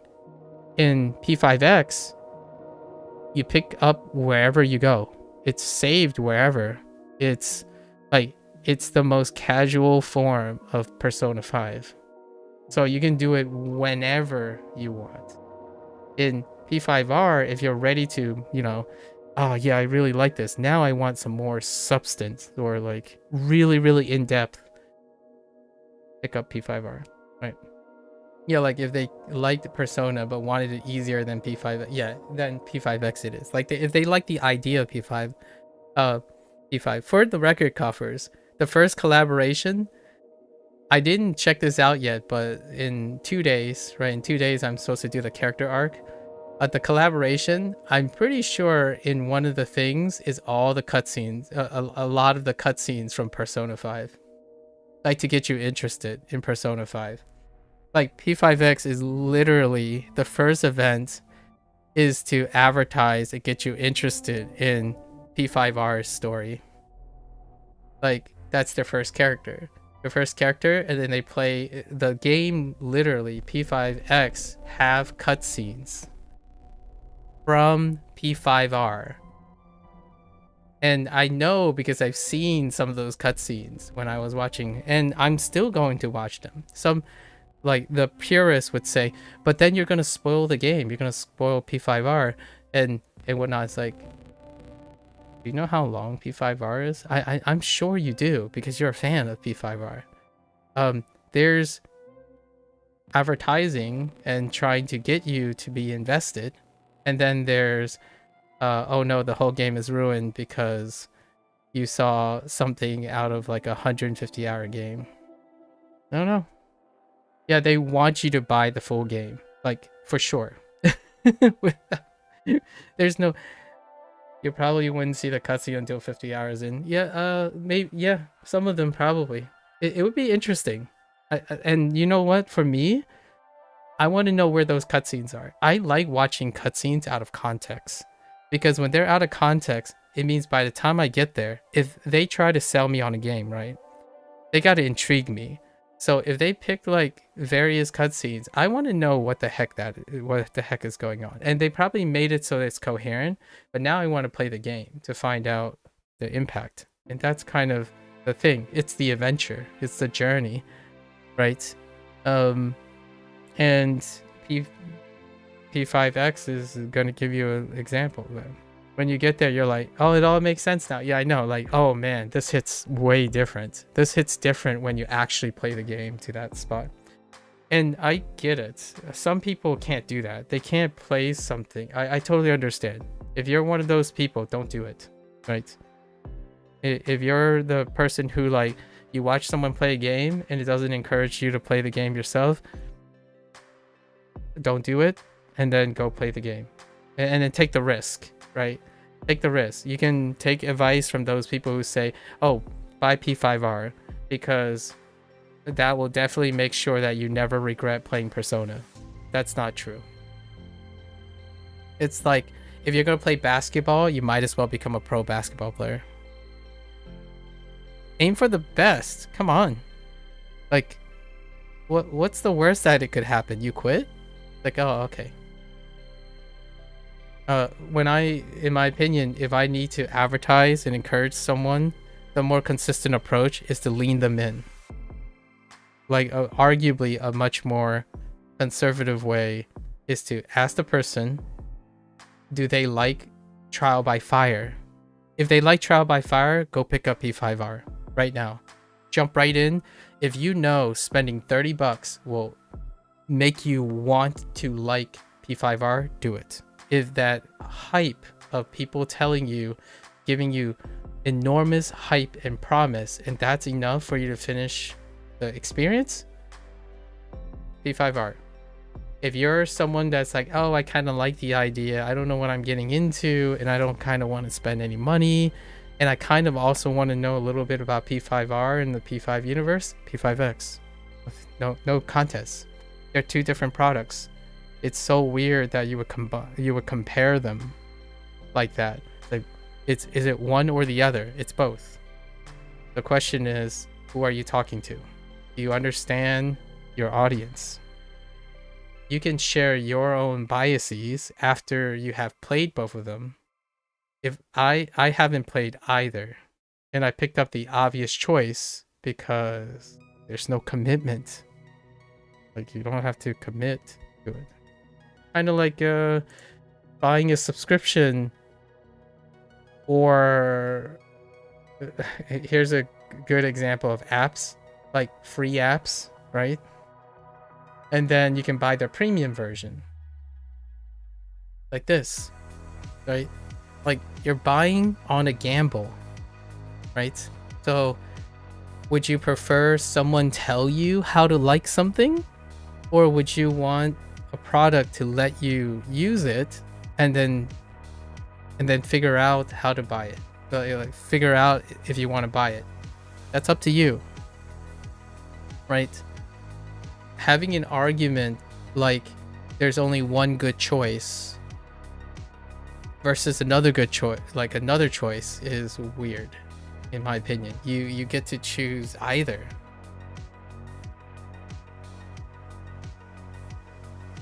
Or you can choose both. I mean, if someone's gonna recommend you buy P5R already, then you buy P5R and you play P5X with it. Nothing's stopping you from playing P5X. Other than your own ridiculous high expectations from the person who said you're going to like Persona 5 Royale. I think those individuals who they're minorities, by the way, minority voices. If you tell that person that you're like, nah, P5R is, I returned that after 2 hours. It's like, what? It's the best game ever. And then they're like, I'm done with the Persona series. They're just gonna skip P5X because you know, like the guy would say like, why didn't you like Persona 5R, like P5R? Their first thing is like, it's very anxious inducing. It forces you to constantly do things, and it brutally punishes you for. There are a lot of things in a Persona game, like a standard Persona game, that is taken out. Like, you get punished for failing. P5X has no punishment for failing. What if I'm trying to feel like I'm doomed? Then it's for you, you know? Then it's for you. Like, you get set back all the time in the game. What makes mobile apps mobile is because, quote unquote, they are usually streamlined, and they're less challenging, right? Right. That's why it's more receptive. They are less challenging. So if you want challenging and more depth and nuance, you let the person decide if they want it. Or you find out that the person is incredibly arrogant, stubborn, and know that they're really, really good at video games. Then just guide them towards the big thing. And you know what? If they are really stubborn, arrogant, and a fan, they would still play both in the long run.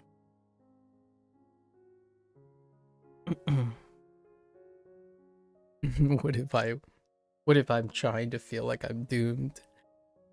I'll find out though. I don't actually know how much P5R is in P5X.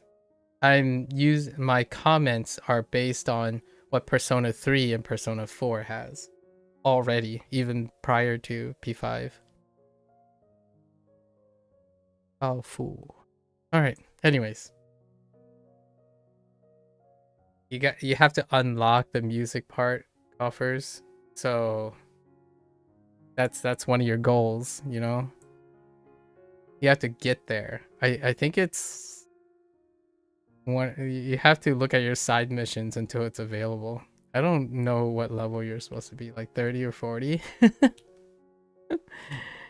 I've been thinking about that all day. Just jamming out, FCing those things. I'm pretty close to FCing like 4 of them so far.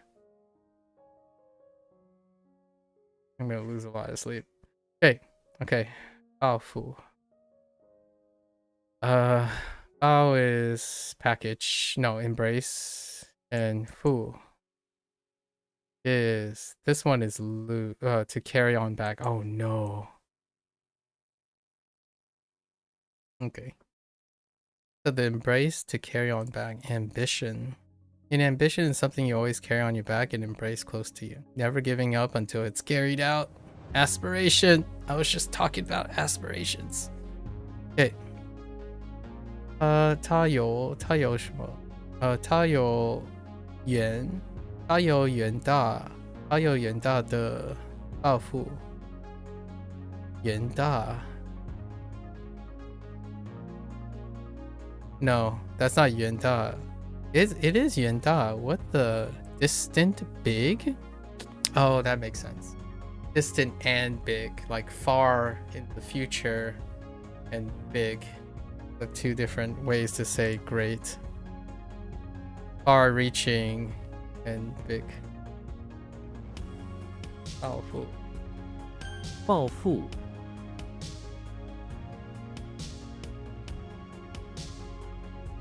Listen, what are the chances that I'm going to finish my Persona Legacy before you finish your Persona game?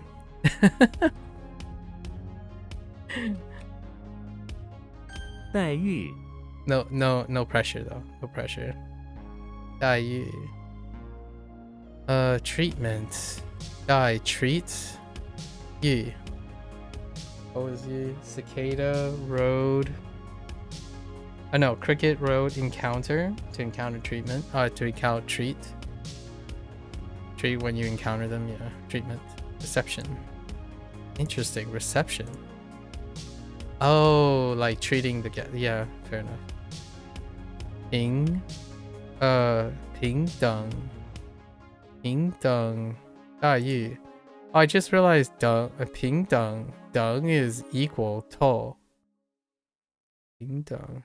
Interesting. That makes sense that it come out equal. Ping dong. 待遇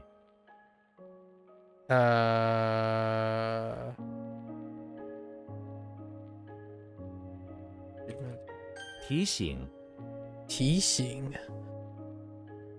T to bring up 醒 醒 is awaken, to bring up, to awaken.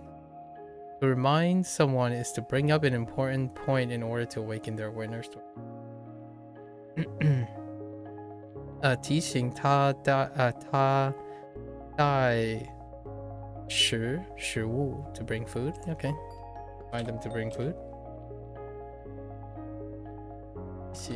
提醒表扬表扬 to condemn. Express or surface 表扬 to prolong. Surface. Oh, the hoist. Oh, that's hoist. Hoist. Surface hoist. To commend someone is to put a certificate of approval on them and hoist them up and bring them to surface both them and their awesomeness for all to see. This is gonna suck. I'm gonna use express, right? This is to express. To commend someone is to express through hoisting them up in the air, like hip hip hooray kind of thing. All right, I think we're good with boy. 他表扬了我的努力工作。表扬 Oh yeah, 表扬 对表扬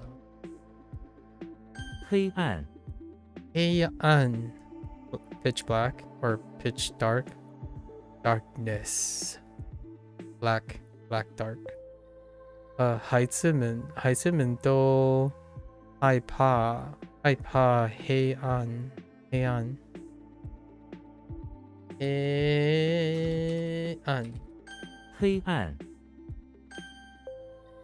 Okay.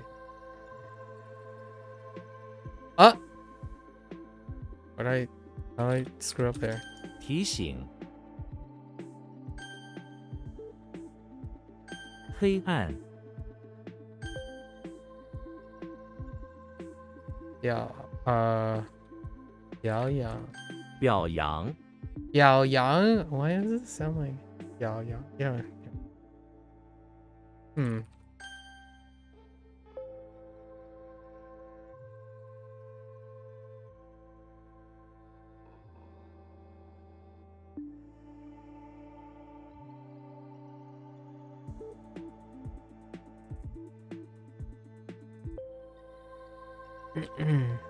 Uh, 待遇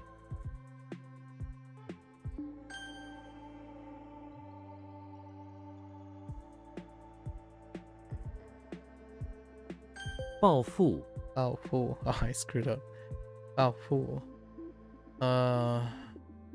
报复 All right, get going.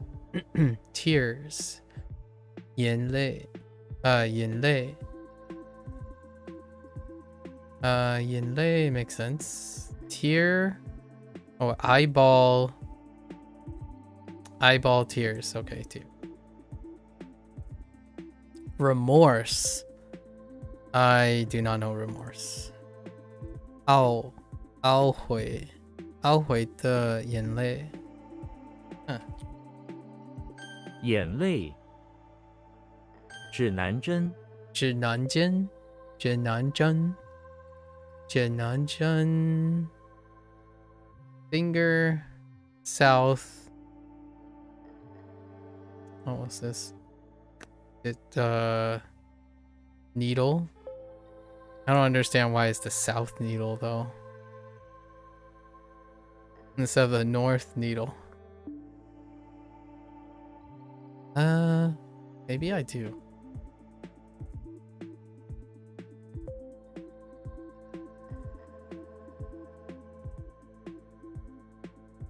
All right, 指南针. 记得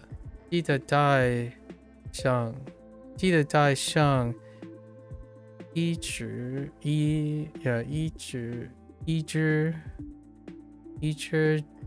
指南针.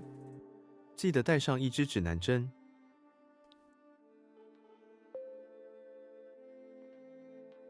指南针. 指南针。指南针. Okay. 清醒。清醒. Cure. Awaken. Okay. When we are sober, our mind is fully awakened and our thought is pure of any misleading influence. Clear-headed. Okay. 清醒. 他是一个非常清醒的人. Fair enough.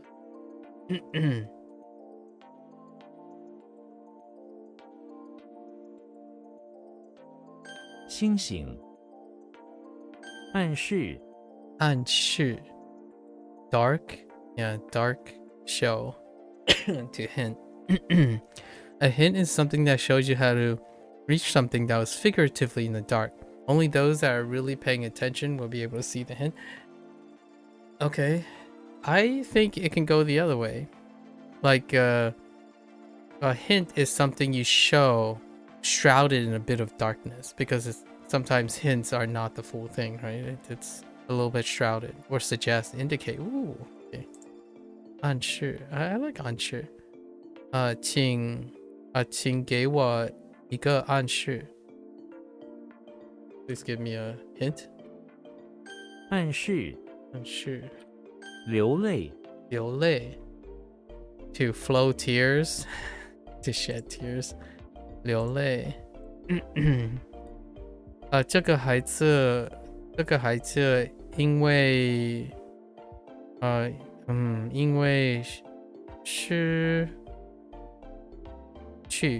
失去 something 物而流泪.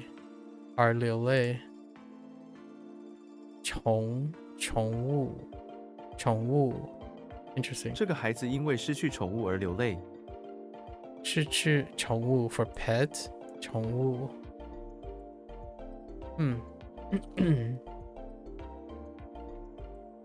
流泪。流泪.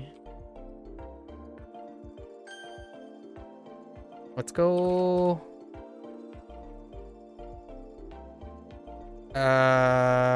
It's gone. 眼泪。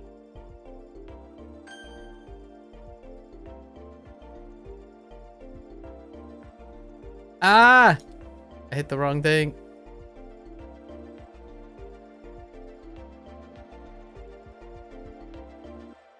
指南针》暗示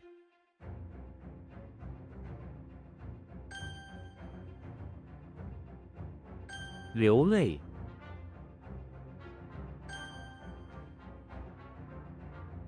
Oops. 清醒 Go 遇到遇到 You encounter. Oh, to encounter. To arrive. To arrive at encounter. Yeah. To meet. Oh, 遇到. Oh yeah, 遇到. Yes. 遇到了一些什么？一些困难. Oh, difficulties. 他遇到了一些困难。困难. Oh, it's silenced. 困难. Interesting.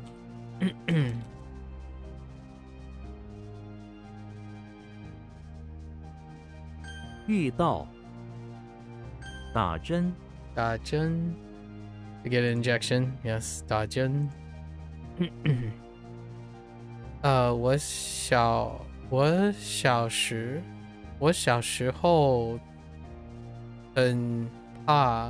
时候很怕打针. When I was young, I was afraid to get an injection. 打针翻脸翻脸翻 is turn over. 脸 face. Oh, to turn your face against. Yeah, okay. Turn over your face against. To turn against someone is to turn over your face so your previous smile turns becomes an angry frown. That's kind of cute. Become hostile. 那个人有可能翻脸。那个人有可能翻脸。翻脸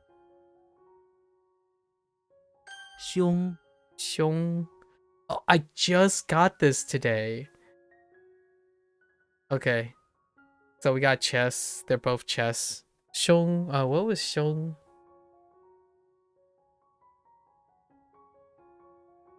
Mune? Yeah, mune. For chest. 胸, okay. Xena's in front of the temple, looking for ways to grow her chest. Oh my goodness. I don't want to hear it, Coffers. Don't. Xena's in front of the temple looking for ways to grow her chest. She unburies a treasure chest that was in the rock garden and opens it. Inside is a container with a moon. Just what she needed. She takes her sword and cuts the moon in half, then places each half on her chest, making it larger. The monks meditating in the rock garden try not to look at her chest, but are finding it hard to keep their mind off of it. You got a dip? Oh, are you peeking again? Bye. Godspeed, Buffers. Good luck. Alright. Xena the warrior uses a sword. Alright, I got you.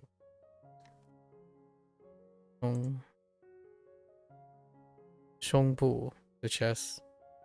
Sternum, Shonggu, the chest bone. Tang. No idea. Qiang. No idea. A bra? Oh, that's an interesting character. 胸好 1,000th. Oh no. What's 1,000th? 0.001?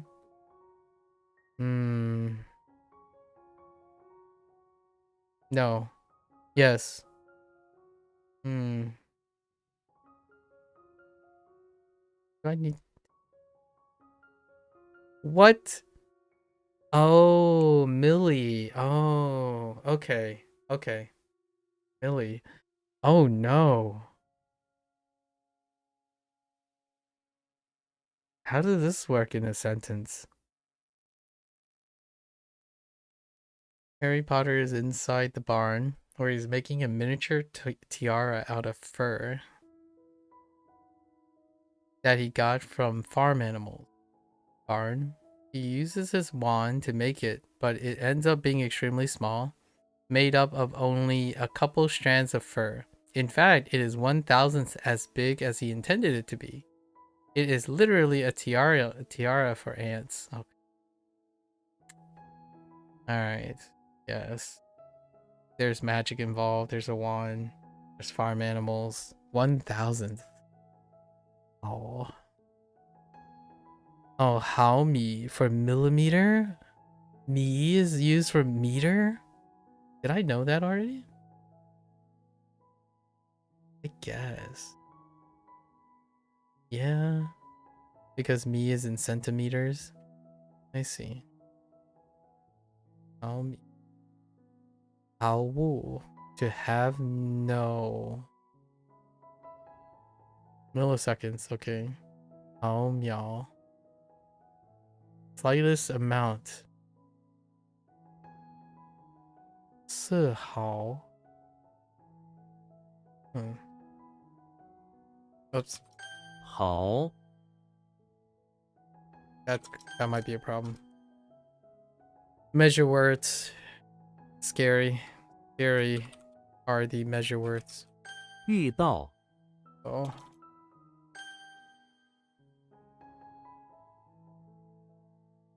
What? What? Oh. Well. 好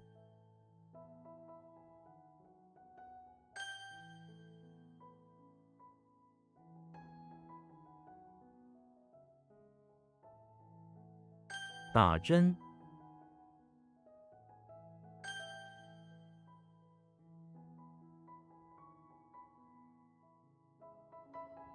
Oh. I got the two of them mixed up. Oh, no. What?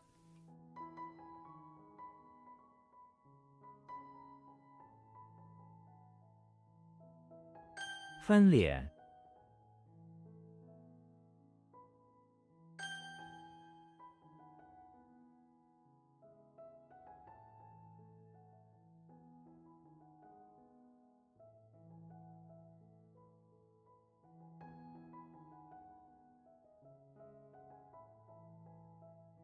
胸 It's in front? Oh.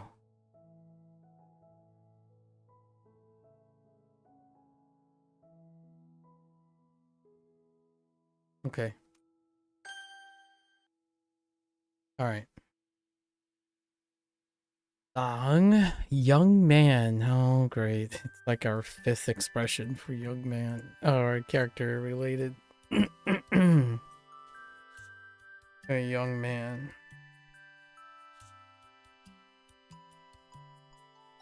Legolas is inside the chapel at the top of a small hill made of holy copper. Okay, okay. He is making a copper statue of a young man. It is a sacred elf that died years ago. The priests look on, confused at this pagan religion of his. What the? And why Legolas, this young man is doing this at the top of their sacred copper hill. They also don't realize that Legolas, though he looks like a young man, he's actually many times their age. Okay, okay. So we got some elf stuff and okay. Lots of copper, lots of hills. Yeah, along. Oh, boy. It could get mixed up with Link, but you know what? It's kind of serious. Okay, alright. Xing Lang for groom? Oh, this is the compliment to bride. Young lady! New Lang? Oh, okay.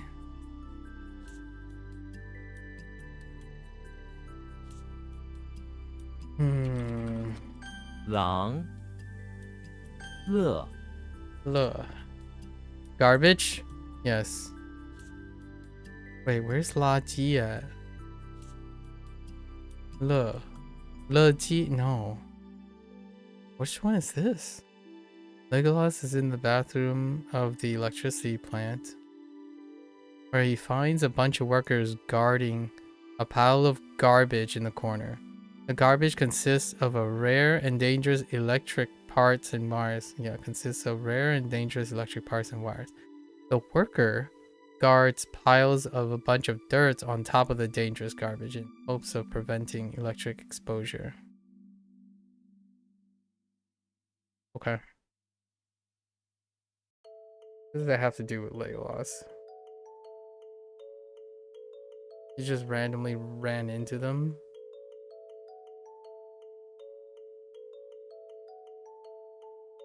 This one's tough. Maybe we could say that he thinks the electric parts, while they're dangerous, he thinks they're garbage too, because he has no need for such technologies or something. As an elf, right? Nope. Die. For garbage, huh? 乐刷 Schwa, there's your brush. Alright, we got Schwa before. Sherlock is in front of the auditorium. What is that emote? Oh. Auditorium. He stands next to the auditorium flag, which has the mass of tragedy and comedy on it. Okay, fair enough. Brushing the dirt off of his stage prop saber with the towel. Somebody brushes past him and he points his saber at him in anger. Okay, that's okay.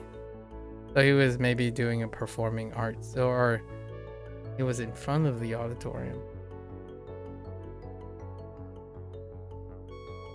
Okay, done. Maybe something happened in the theater room. It happened in the theater, in auditorium. It's okay. Schwa, yeah, schwa ya. That's fine. Ooh, xi schwa. Didn't realize that. And then ya schwa. Oh yeah, toothbrush the other way around. Ya schwa. 刷 静 Jing. Energy. Oh. Interesting.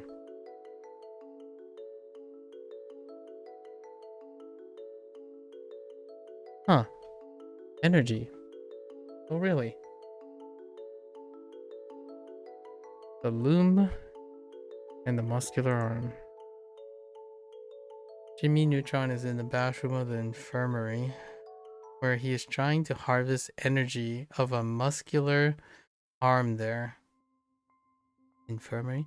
He has a special loom hooked up to a generator that he instructs the muscular arm, Jimmy Neutron, okay, to move back and forth, not force, harvesting the energy and powering all of the infirmary, which is in the middle of an energy shortage. Infirmary, energy shortage. Ooh, but the energy can make me mess up and think it's Jie. Just picture it. Try. Okay. Alright. A loom. Okay.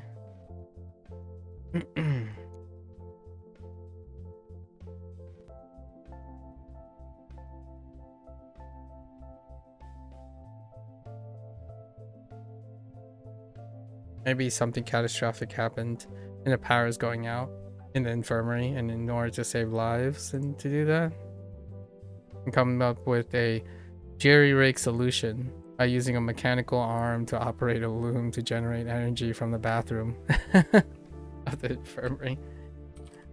静错 Cool. Ooh, to arrange. That's 2 arranges now. Cupid is in the bathroom of the office building, where he's arranging a bunch of fingers to dry under the miniature sun within the office bathroom. Okay, that kind of sounds like something Cupid. Cupid arranges them on a piece of artificial turf directly under the miniature sun. The office workers walk around the arranged scene as they go to and from the bathroom stalls. Okay, Cupid. Honestly, I have no idea.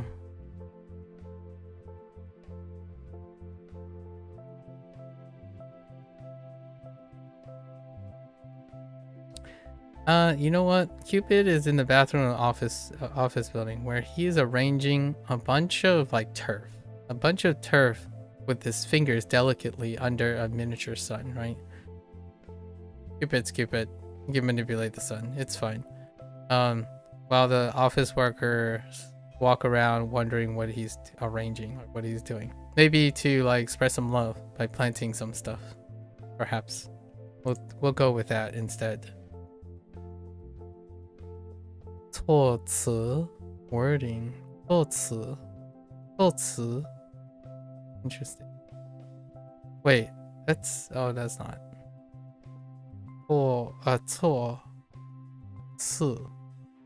施 no 措施 execute arrange to carry out arrange measures. Oh, that type of measures. Ooh, that's a lot of parallel lines. 错 Okay.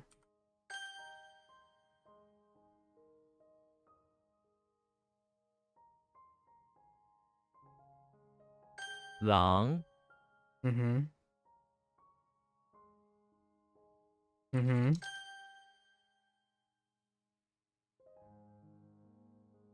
Mm-hmm.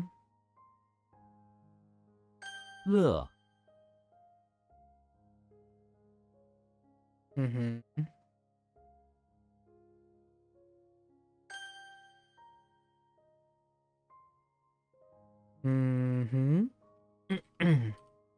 静 错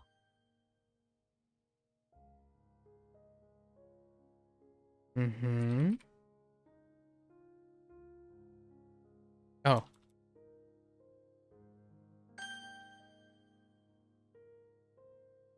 刷 Okay. Alright. Alright, let's try to lock in.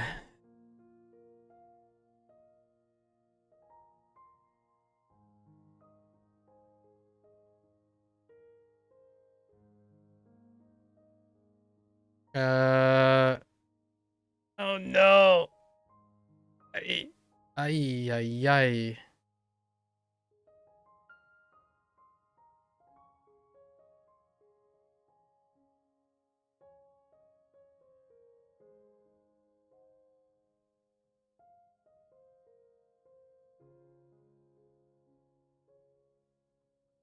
What? Wait.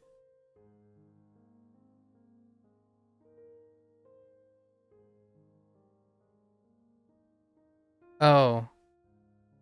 Wait.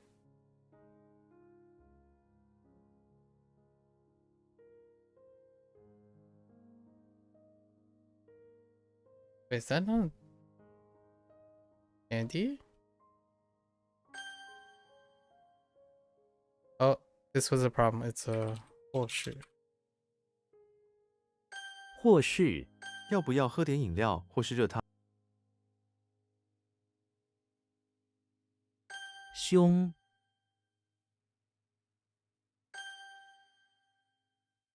呼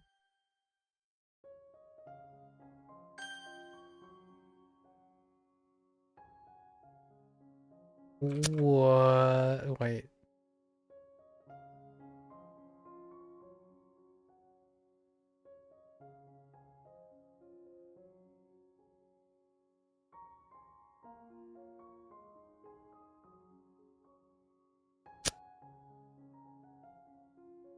Oh, I think that's fiance.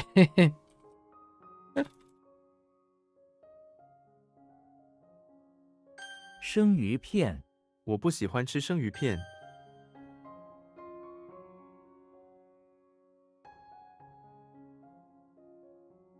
Oh, that was such a terrible YOLO. That didn't work at all. 轻易、他不轻易饶人。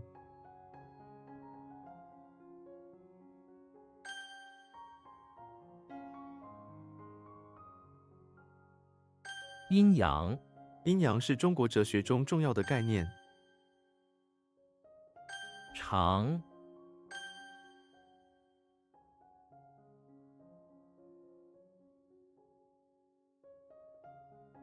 寻、零、线、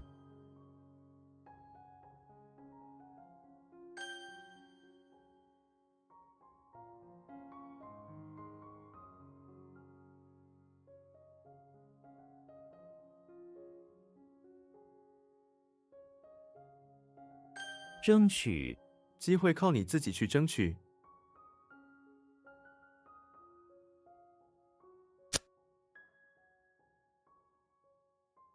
What? 拜、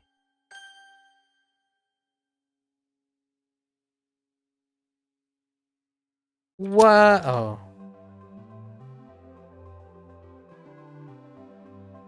面色、面色红润，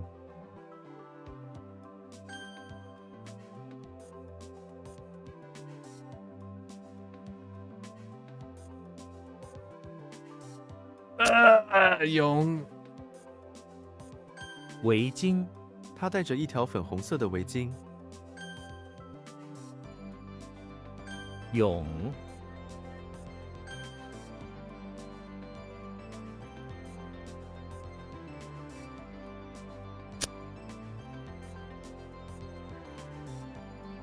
I think I'm getting the two mixed up. That's not good.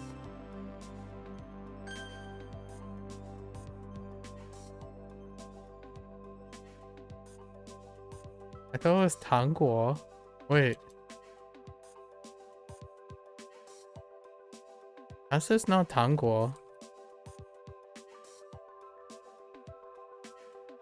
糖果、你想吃颗糖果吗？ I think I'm pretty sure I had a typo that I didn't realize I had a typo. 下山、我们要下山。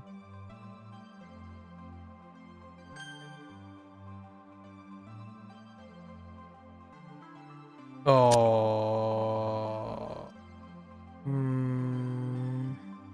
Yeah.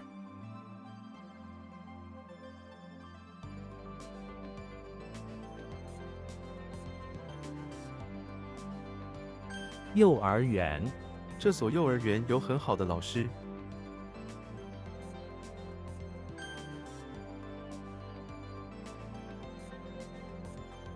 迅速、这种车的加速度非常迅速。 怕、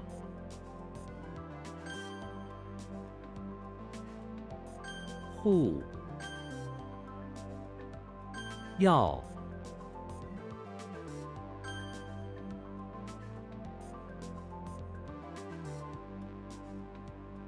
打招呼、你为什么没有向他打招呼？ Oh, greet? Yeah, greet is fine. So what is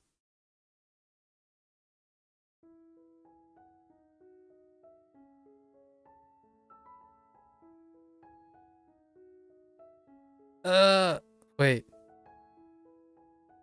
How does it where what tree? I don't tree. Oh no.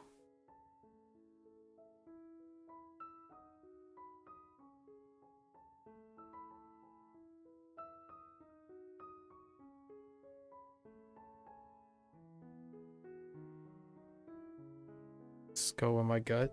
What is a good gut? That failed so hard.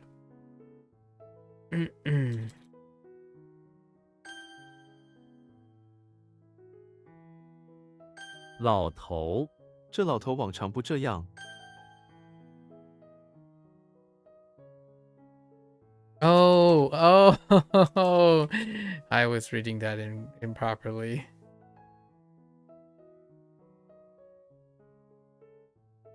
Wait.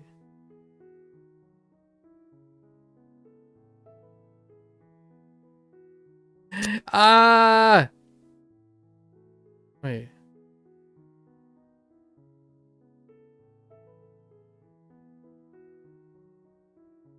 Yep.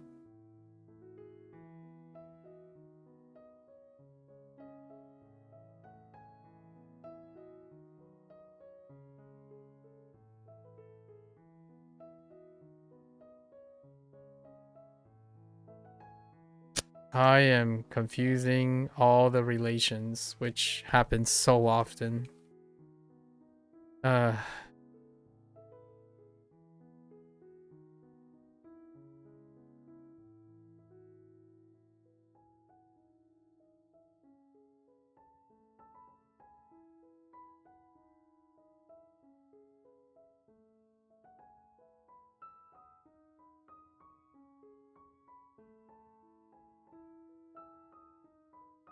Family members, man. Family members. It doesn't matter what language it is. It's family members.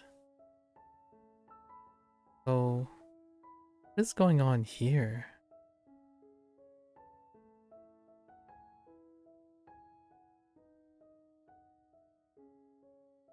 Pretty sure the white is good.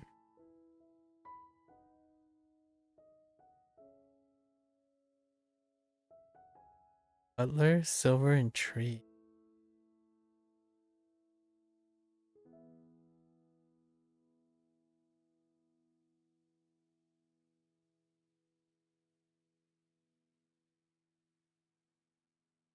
Oh no, wait. Yeah, no, that's Butler.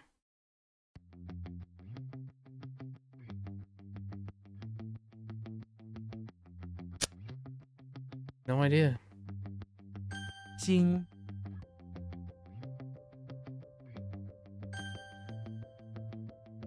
Hmm.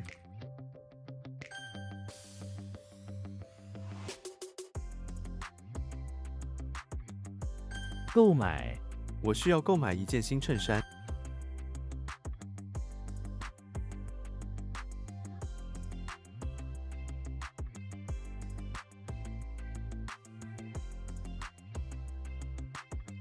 I'm just gonna block this out. How did I screw that up? Oh. Whatever. I could, it's fine. Oh, that'll be a negotiation in the future. 故，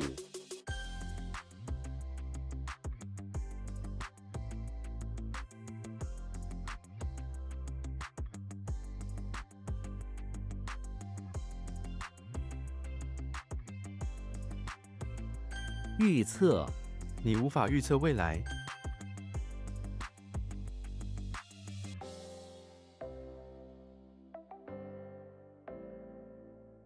摇篮， 摇篮中的婴儿安静地入睡。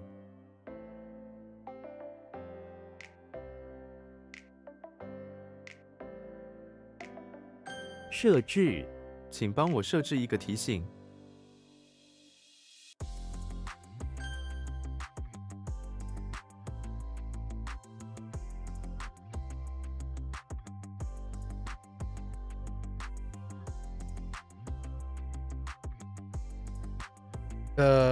What?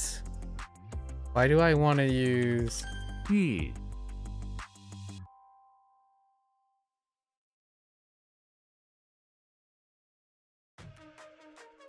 I have no idea why that's you.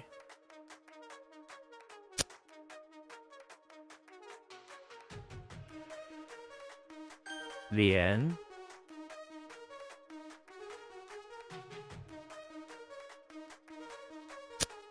What? Successive? Oh, they want successive.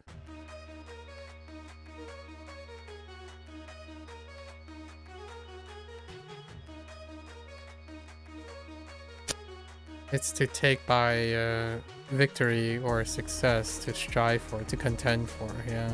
To fight for. I'm gonna say to see.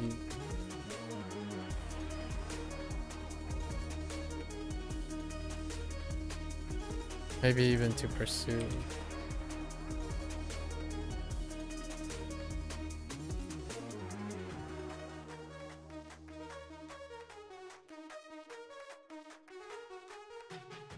What?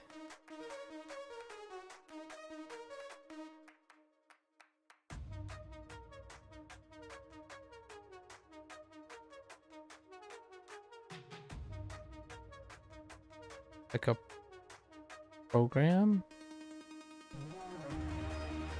Observe?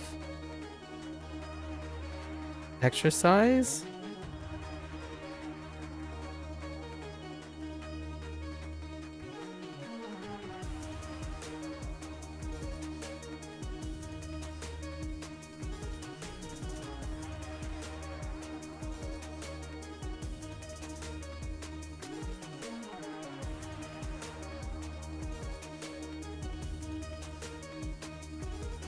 Nurture? I don't. Education? Oh, it's the moon that's educating. Oh, it was the elbow pad. Oh, I'm a fine. Wait. What? Oh. I see.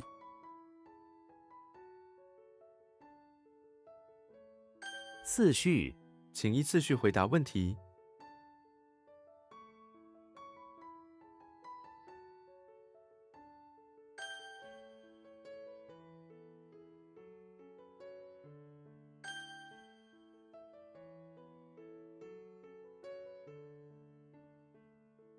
位置，椅子的位置，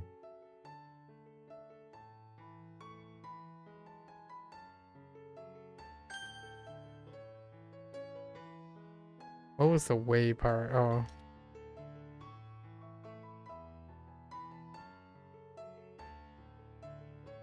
以免，经常擦油，以免生锈。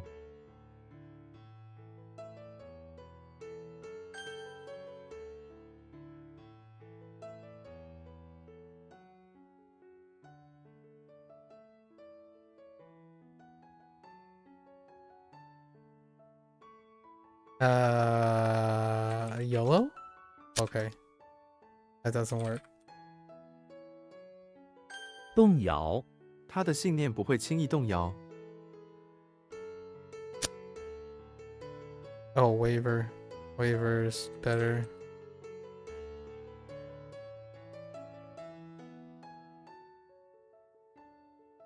货物，货物如期运到。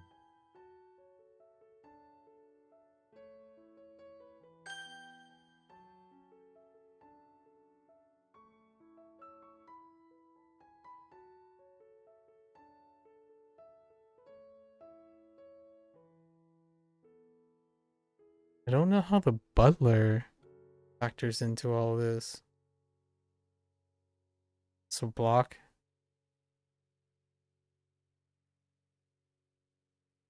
Could have sworn. Did I type? What did I type? I typed G.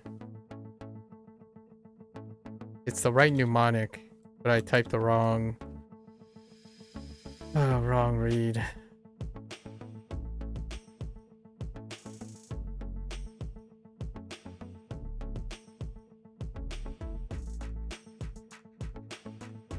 How did the plant thing go? Pretty sure that's plant.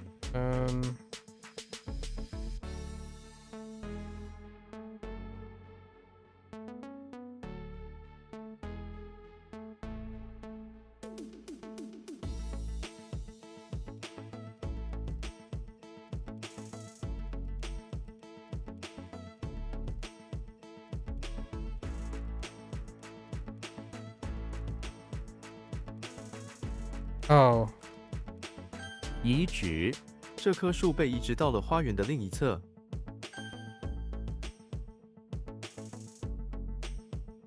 概论、心理学概论、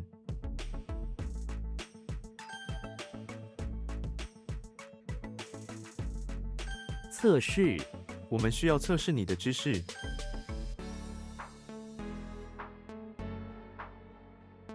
直播、我喜欢看他的直播。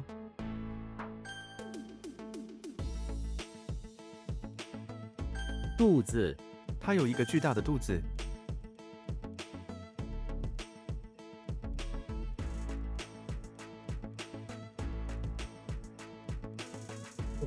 What?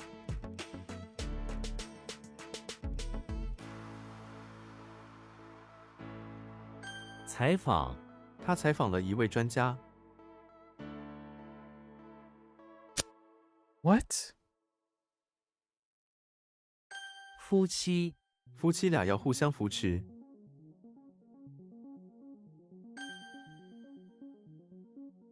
哩、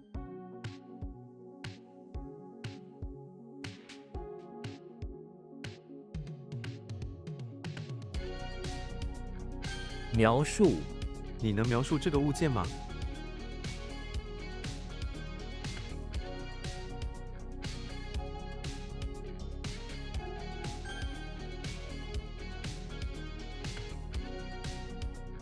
房屋、我们正在找一间新房屋。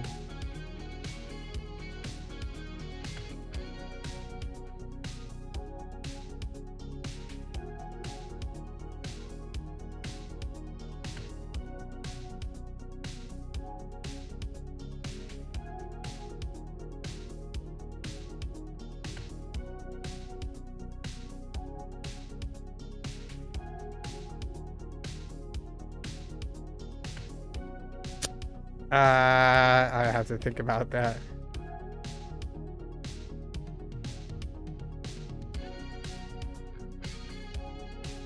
压迫、绝望的氛围压迫着他们。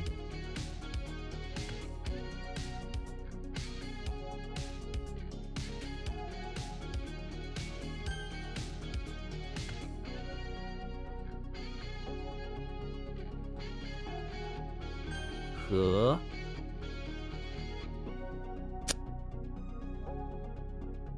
Probably fit, something like that.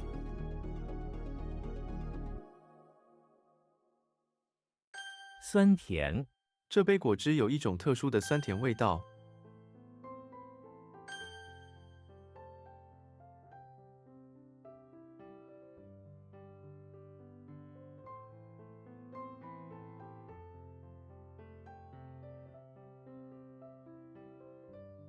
符号、笑脸是快乐的符号。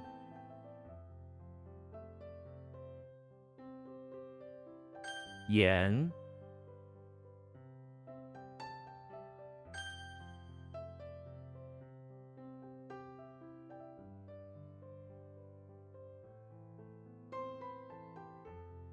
What? 附近、附近有没有邮局？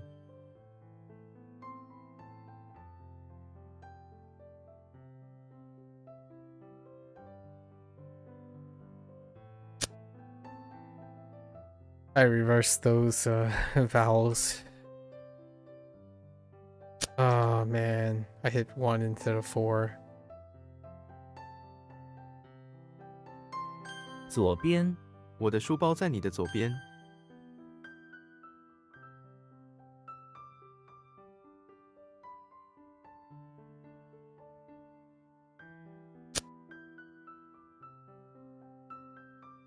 Oh, I hit 2 instead of 3. 酸奶油、我早餐吃酸奶油。戏剧、参加戏剧社。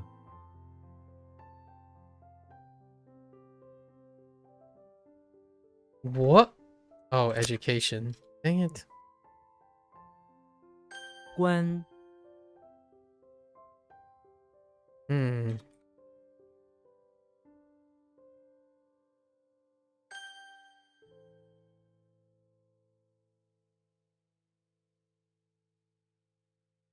演唱会、演唱会门票卖完了。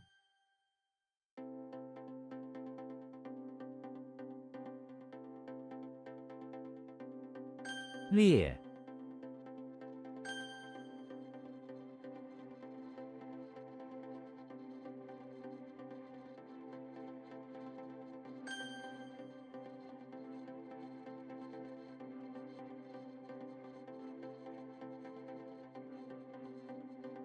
，Okay. That can be problematic. What in the actual tarnation? It's that I know what it is, but oh wait. 力，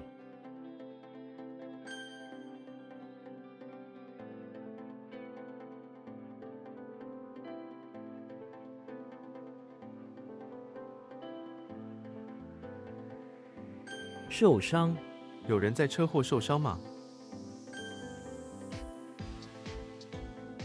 有，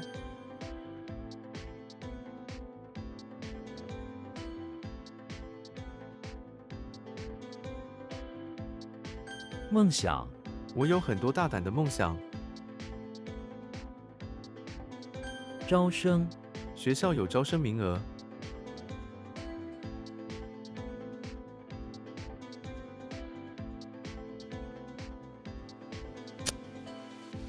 What?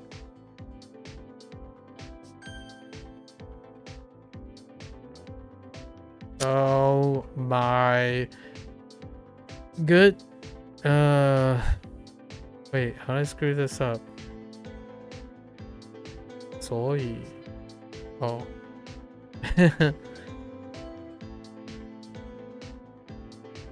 肚皮，小狗的肚皮很柔软。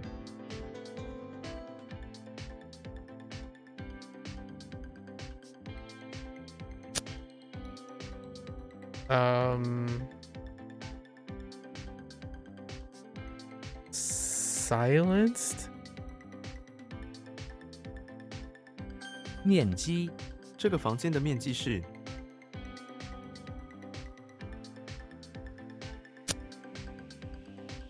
Like surface area. Is it not? Or size? Surface area? Accumulate face.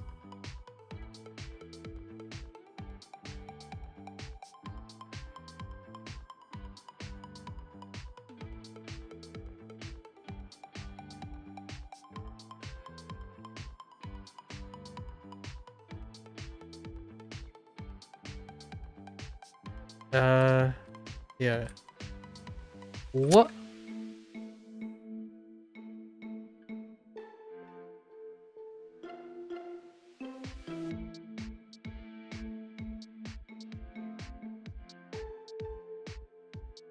所以，天太冷，所以我不去了。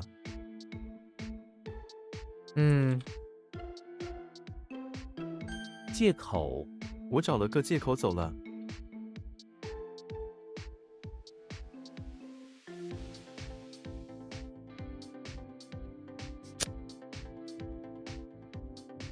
You like pass through.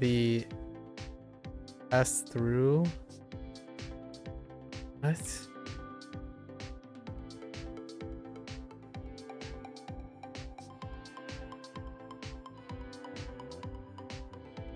Oh no. Oh no. Okay. 证据，法庭需要更多的证据。 Vehicle. Yeah, you're like clearing the way past.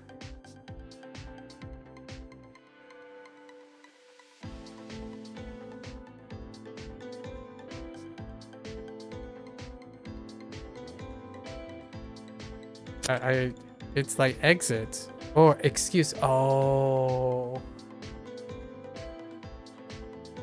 it's borrow. No, I'm fine.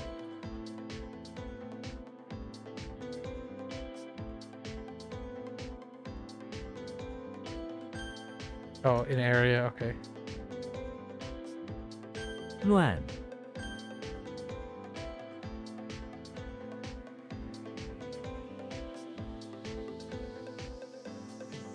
隔离，如果你生病了，请自我隔离。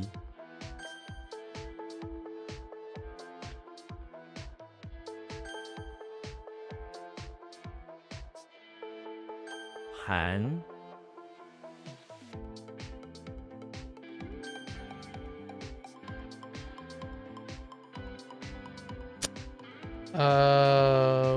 What is going on?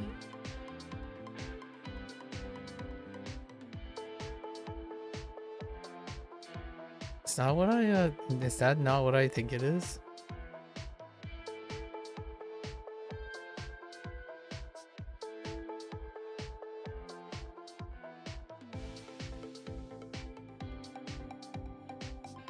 Oh. Oh.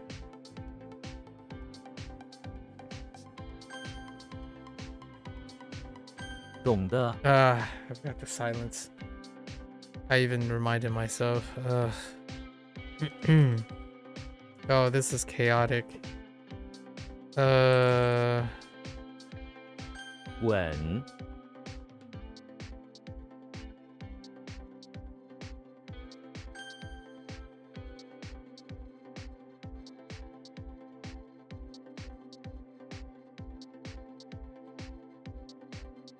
I don't know.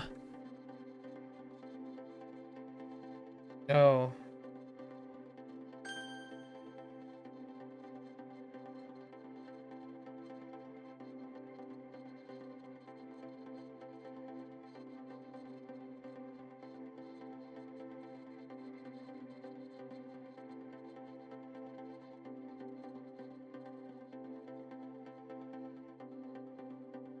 “逛街 我周末喜欢逛街。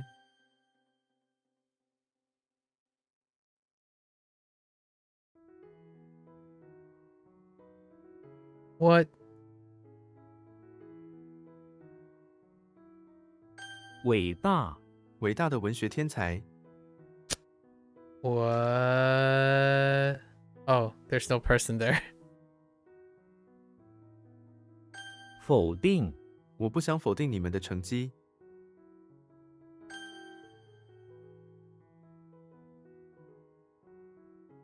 跳伞 跳伞需要勇气，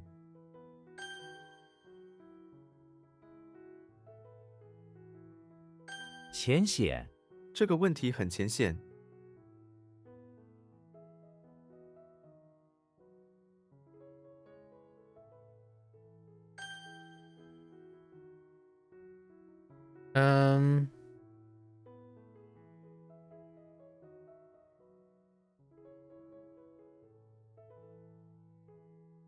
Got stuck on this again.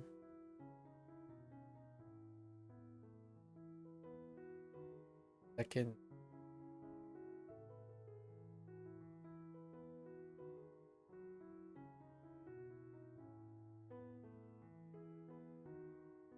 No, that's what I thought it was. What?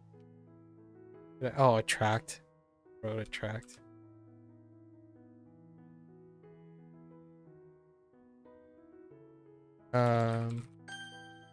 Fine.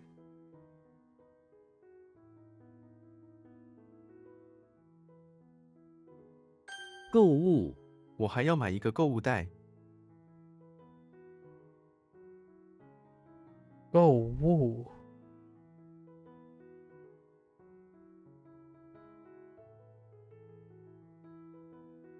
What?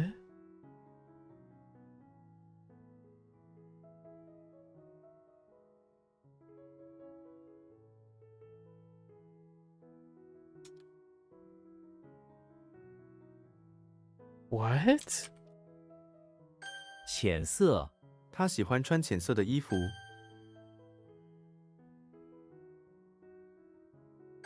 或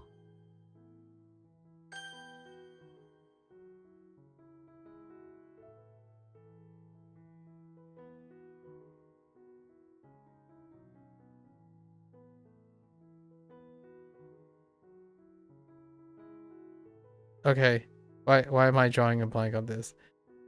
I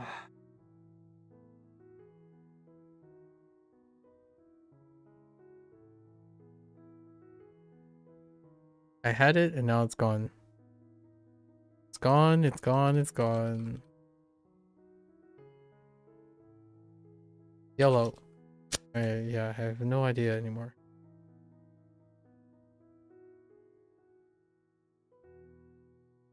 雨伞，今天下雨了，记得带雨伞。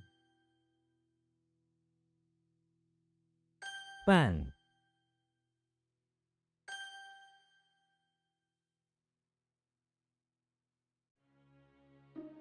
嗯句，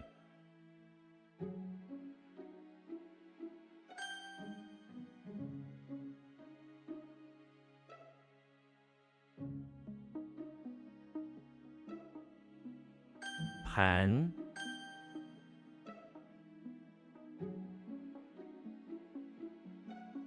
全，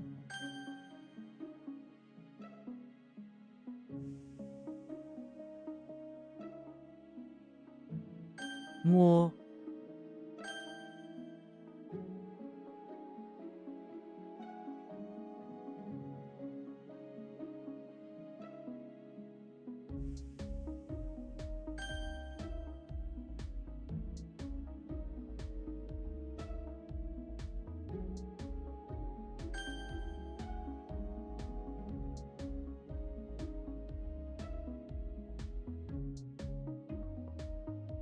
君，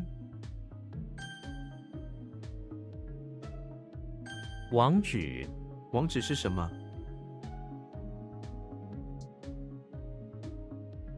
植物，这种植物很少见。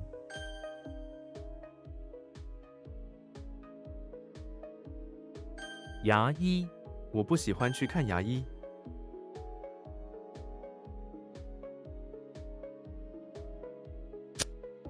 Wait, what? Oh.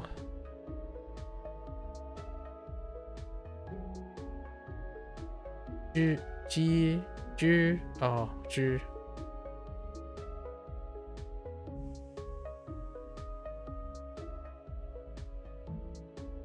手术室，手术是需要维持无菌环境。Oh, wait.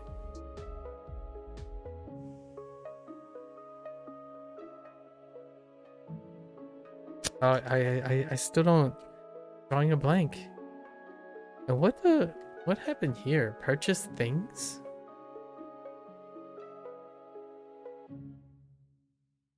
Shopping bag? Okay.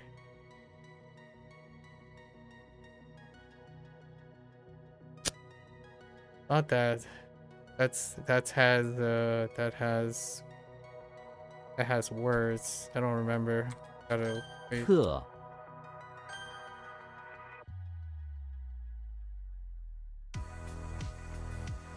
优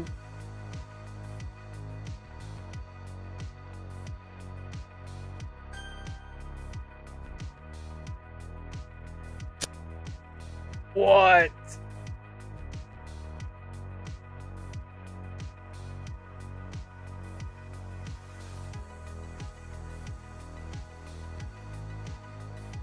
正，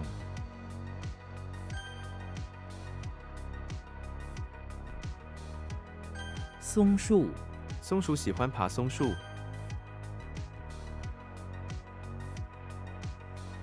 梦境，每个人都有自己独特的梦境。What?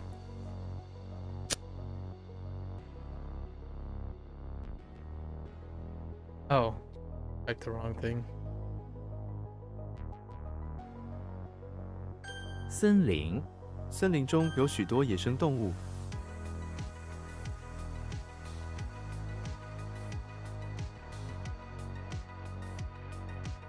Uh.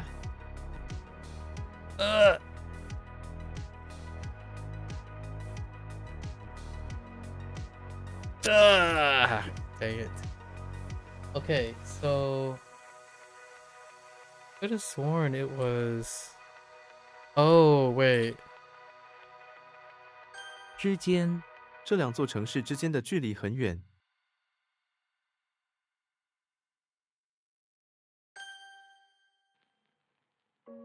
Okay.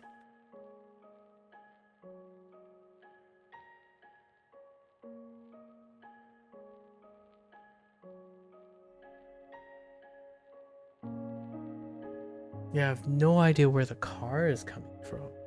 Oh! Oops, I typed the wrong thing there. 脸 And then...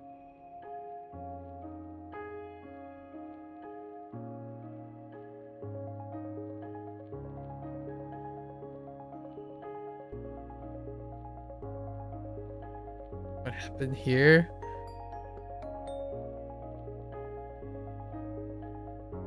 Why am I not... It's... Oh. 足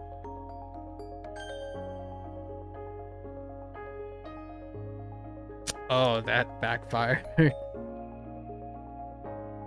Okay, that really backfired. 腰带 我应该戴哪条腰带？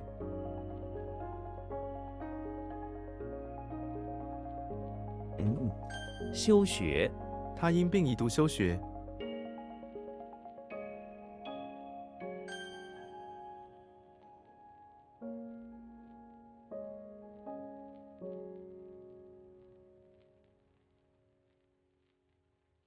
What? Typed the wrong.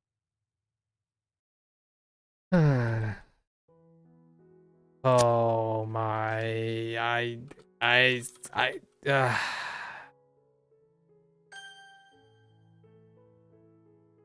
相似 why do I do that? Why do I second guess myself? Go with the flow 经 first. Join the, embrace the gut feeling first. 丈夫她的丈夫很善良。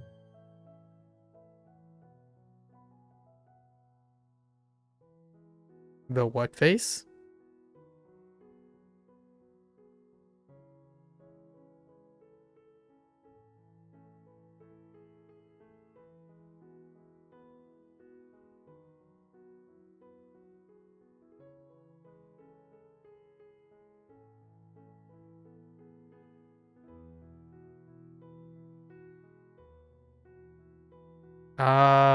What is that? I want to say like, 住 okay.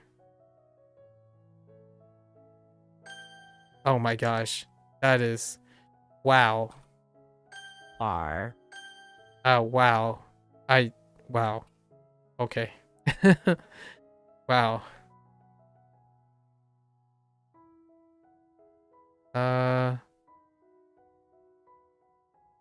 Why do I feel like... Oh no. Oh wait.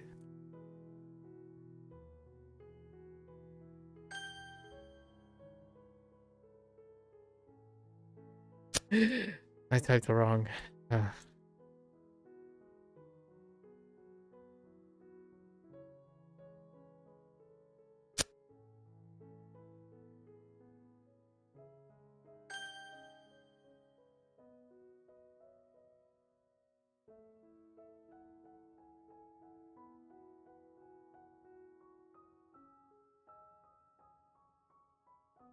Oh.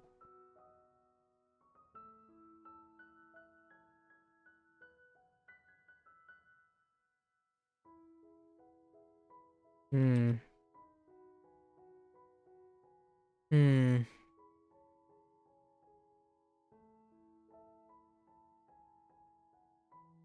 Huh.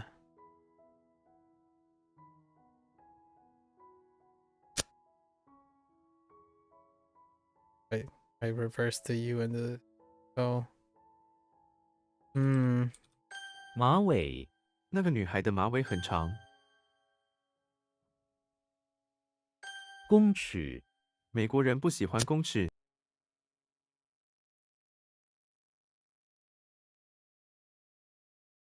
Okay.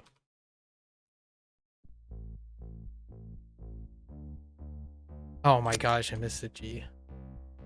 迷 Oh, I thought I figured it out and then I got, oh, right. 轮，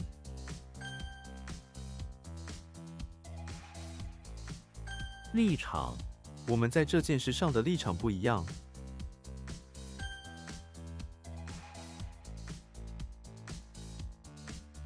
Wow. Wait, what was this again? It was status for them. What is this in 合格， this 合格 pattern? 者，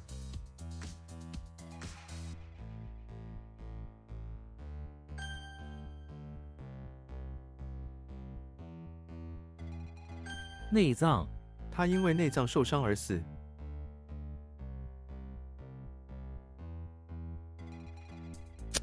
What?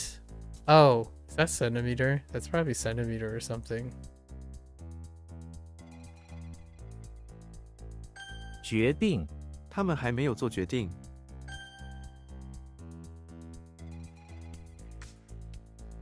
没，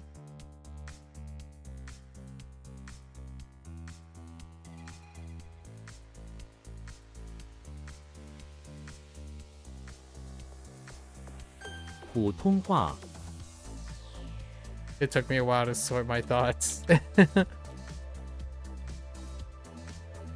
And let's check this out. 深厚，他对中国文化有着深厚的了解。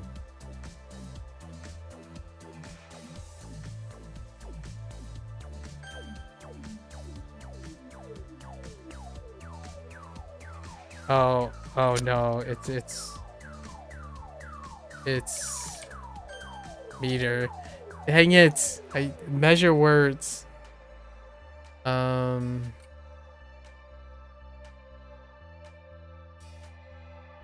逆，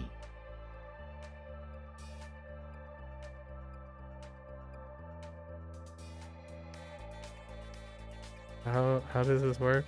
It goes in, slides into.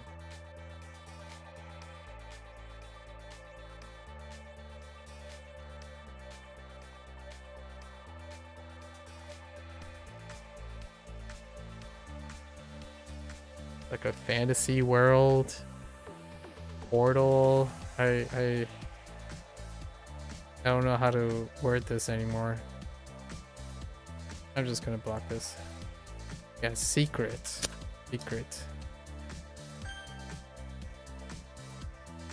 Okay, we got a couple ones that I'm a little worried about. Let's see, old ones. Yi is what I'm worried about.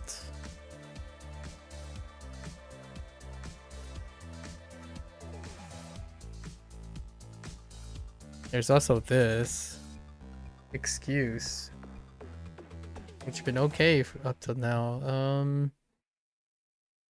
Because I lost a drop on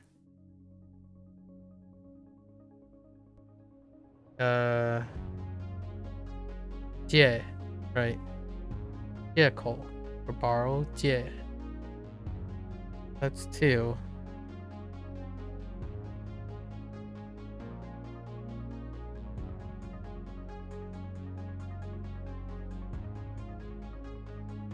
Okay. Taifang is kind of tough because it's interview, but sometimes it looks like visit. Taifang, Fangwu, Shou, Sheng, Zhi, what is that? Zhibo,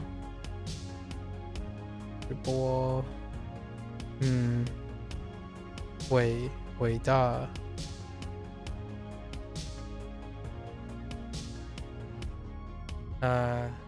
Tang Guo. I don't know what I typed incorrectly. And there's Mian Ji or Mian Jing, or no, Mian Ji. And then I got stuck on this. Right, correct mnemonic, but Gai Lun.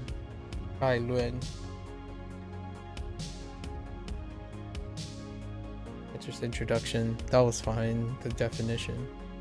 So those are the ones that I would probably be worried about.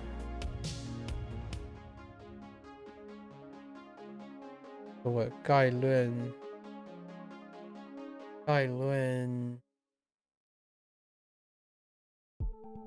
借口 概论借口 and you, the character. Me is fine. I just getting tired here. I'll get it next time. And then I got stuck on 人 for a little bit, which is new, so that's fine. Oh, 公尺 and then what was 夫妻 夫妻 caught me because I don't know what yi. Hold up. Okay, so let's go look at yi. Where's yi? Okay. And then qi. Okay. I gotta get them sorted out. All right, let's do this. Wrap it up for today. Sleep a little bit, and I have a lot of yap to do tomorrow. Planned yap to do tomorrow. All right.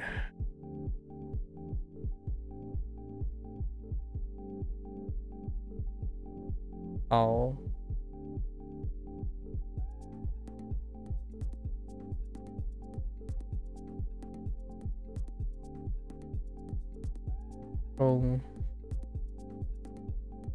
Dong.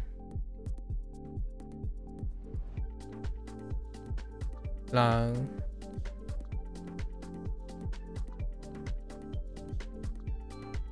Le.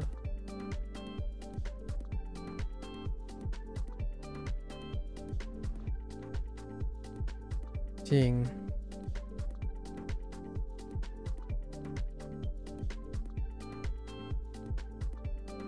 Chua. Chua. Okay.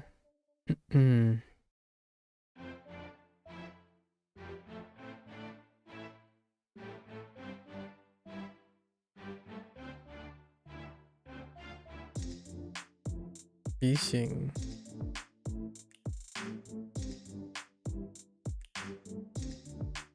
黑暗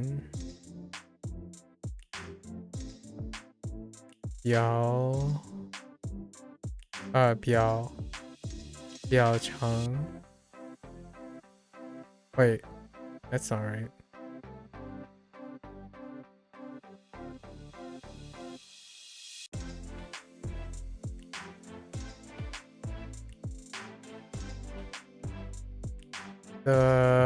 Oh no.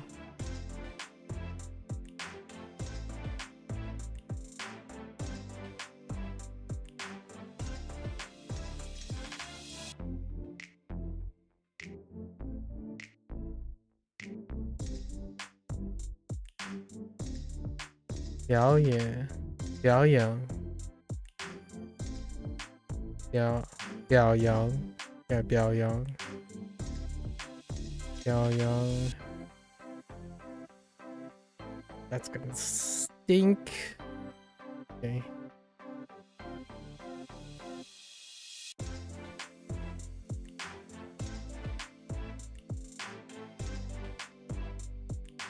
Dai Yu.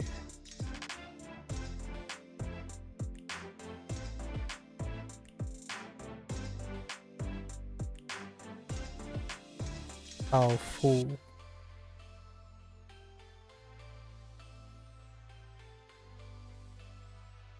I don't remember why that's Fu anymore, but it's gonna go with it, right?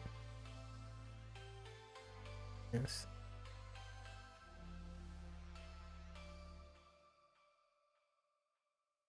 Has to carry on one's back. That's really weak. Fu is very weak. It's almost gone.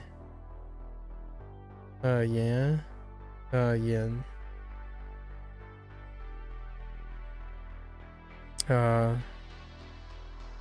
Yin. 眼泪。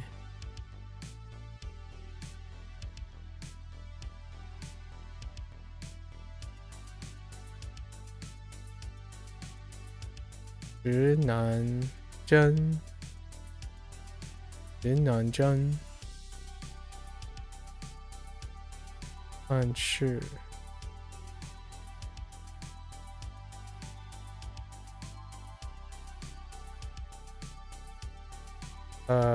流，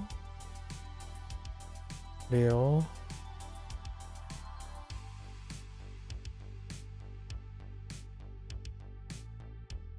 流泪，流泪。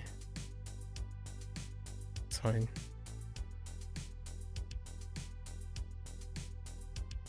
轻响。Wait. Wait, yeah.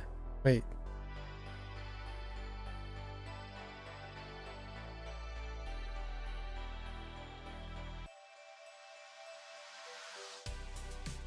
Ah, 惊醒。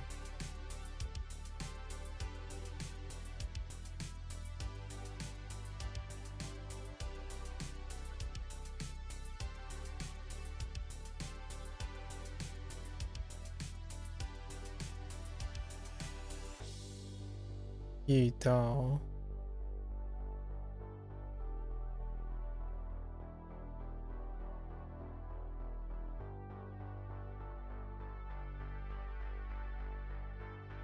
打针。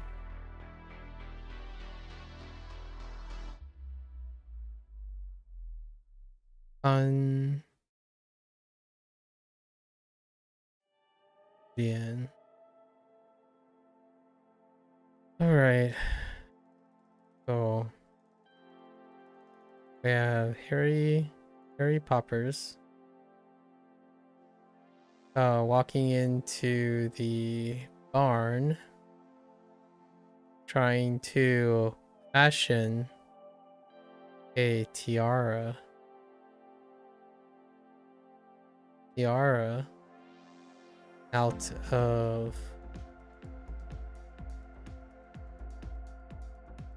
out of fur. They wave his magic wand to convert some of the fur from the animals in the barn and only manage to create a tiny. That's supposed to be a tiny. What is that?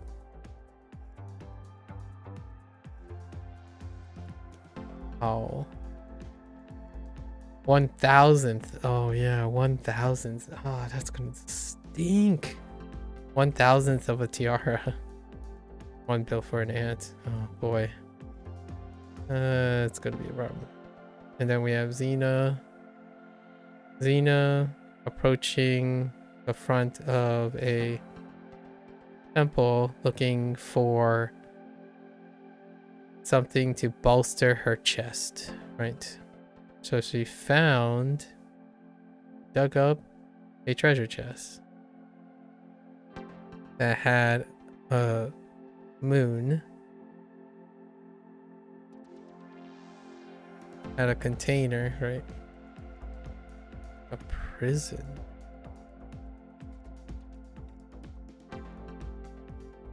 That's supposed to be a prison? What is that? Well, anyway, she sliced the moon in half. Right, she sliced the moon in half to bolster her chest. But what is that? Is that supposed to be prison? It's a container, but we already have treasure chests, I guess. It's kind of redundant.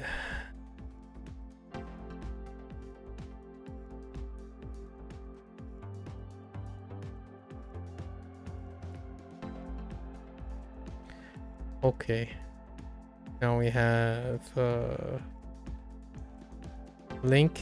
This one's a little odd. Link is in the chapel for whatever reason on a holy copper hill. where he is constructing a copper statue dedicated to a young man, a young elf that passed away. Meanwhile, the priests are bewildered and wondering why is he doing that? Fine. Contrast, he's an elf. Pagan rituals, I suppose. Let's see. Link. Oh, this one, it's okay. Link makes his way into the bathroom of electricity. Oh, Legolas. Legolas, not Link. Legolas on both hands. Legolas make his way into electricity, befuddled by standing guards are guarding a pile that are standing next to a pile of dirt with a bunch of trash, what he considers trash, which is a bunch of electronic parts. I was a little bit bewildered. Elf things. Now we have Jimmy. Jimmy is going to the made his way to the bathroom of the infirmary for an emergency. The power is going out, so he decided to makeshift a water loon thing to generate some water loon thing fixed up to some high-tech mechanical arm, muscular arm, to create some energy to save the infirmary, patients in the infirmary.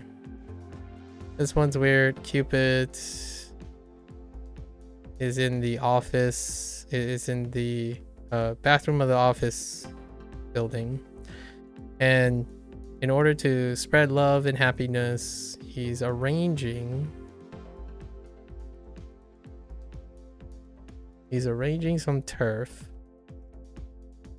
with his fingers and supplying it with sunlight in order to promote some.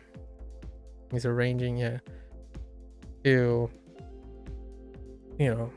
bring some nature into the bathroom as the office workers walk by him to access the bathroom. Then we have Sherlock, who was currently on a case outside of the auditorium where he was busy brushing off his saber, the evidence, which is a saber with a towel. That's fine. It's good enough. All right, what were the words? What do we have?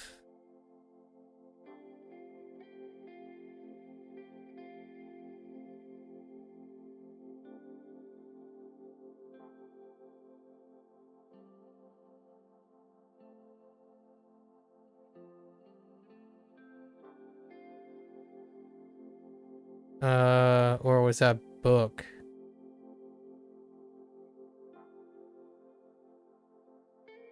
No, it was a tree.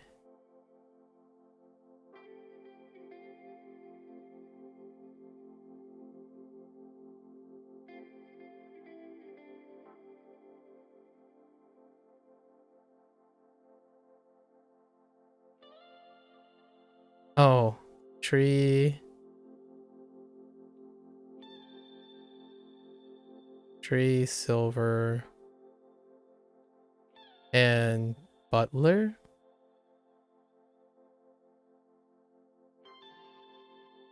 Yeah.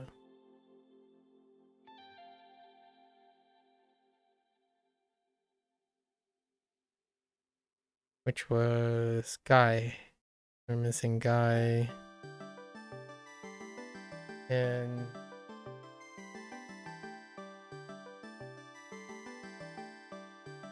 his introduction. Guy.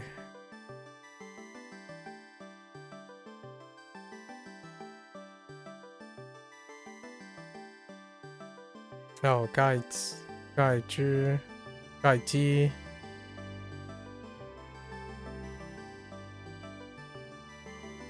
Right?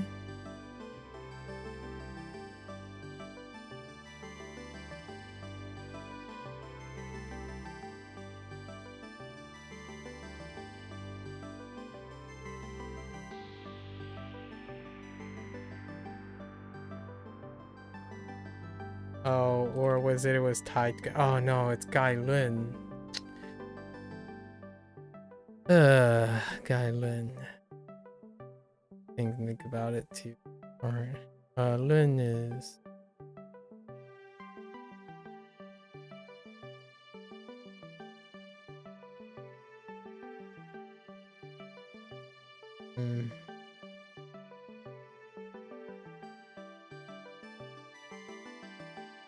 Introduction was fine. The meaning was fine. Just couldn't remember the guy. Also had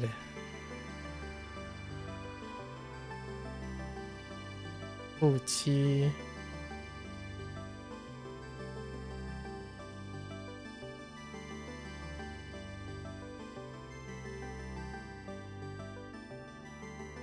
Koichi for married couple. As the husband plus wife. Drew a blank. Unfortunate. I had a character that was supposed to. Oh, and then excuse.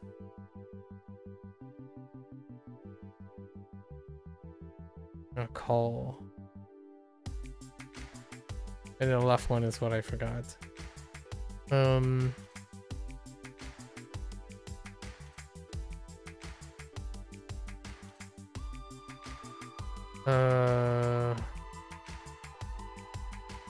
Yeah.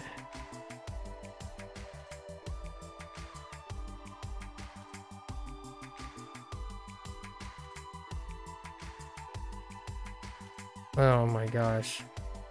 I don't even, yeah. Yeah, it's weird. I'm thinking of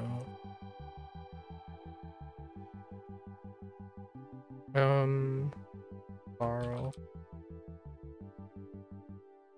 But oh, I just realized there's oh yeah, we just got the new borrow, right?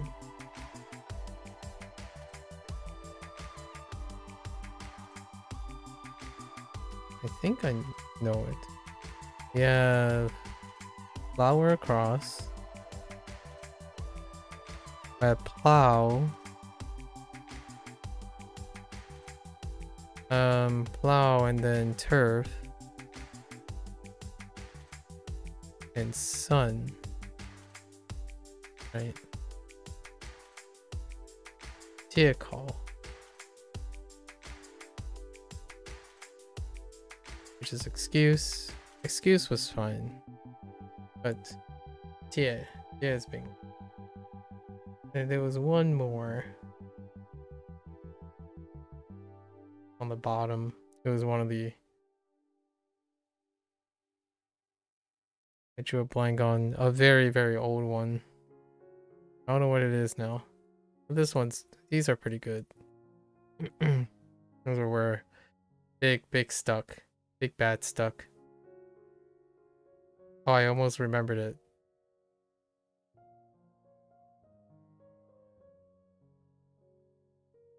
No dice. Hopefully I'll remember when it comes by. Alright. That's a wrap for today. That's it for HanziHero. We can watch this later. Shit. Right. Always feel free to follow along. Think of HanziHero for yourself. Stop on by, exchange a few ideas. I'm always amenable to stories, gotta collect them, share experiences. A person can only do so much and experience things in so many different ways without the exchange of ideas. One can be very dull in my. So feel free, follow along. I'm always up for a digression or two. Right. Today we talked quite a bit about like a interesting book project that I was thinking about back on during the WaniKani lesson. More on that maybe in the future, maybe in another 2 or 3 years. Until then, for all those people who are interested in HanziHero. 大家下次见, right? See you guys next time. Stay safe, stay healthy. I'll catch you guys on the next one. Bye bye.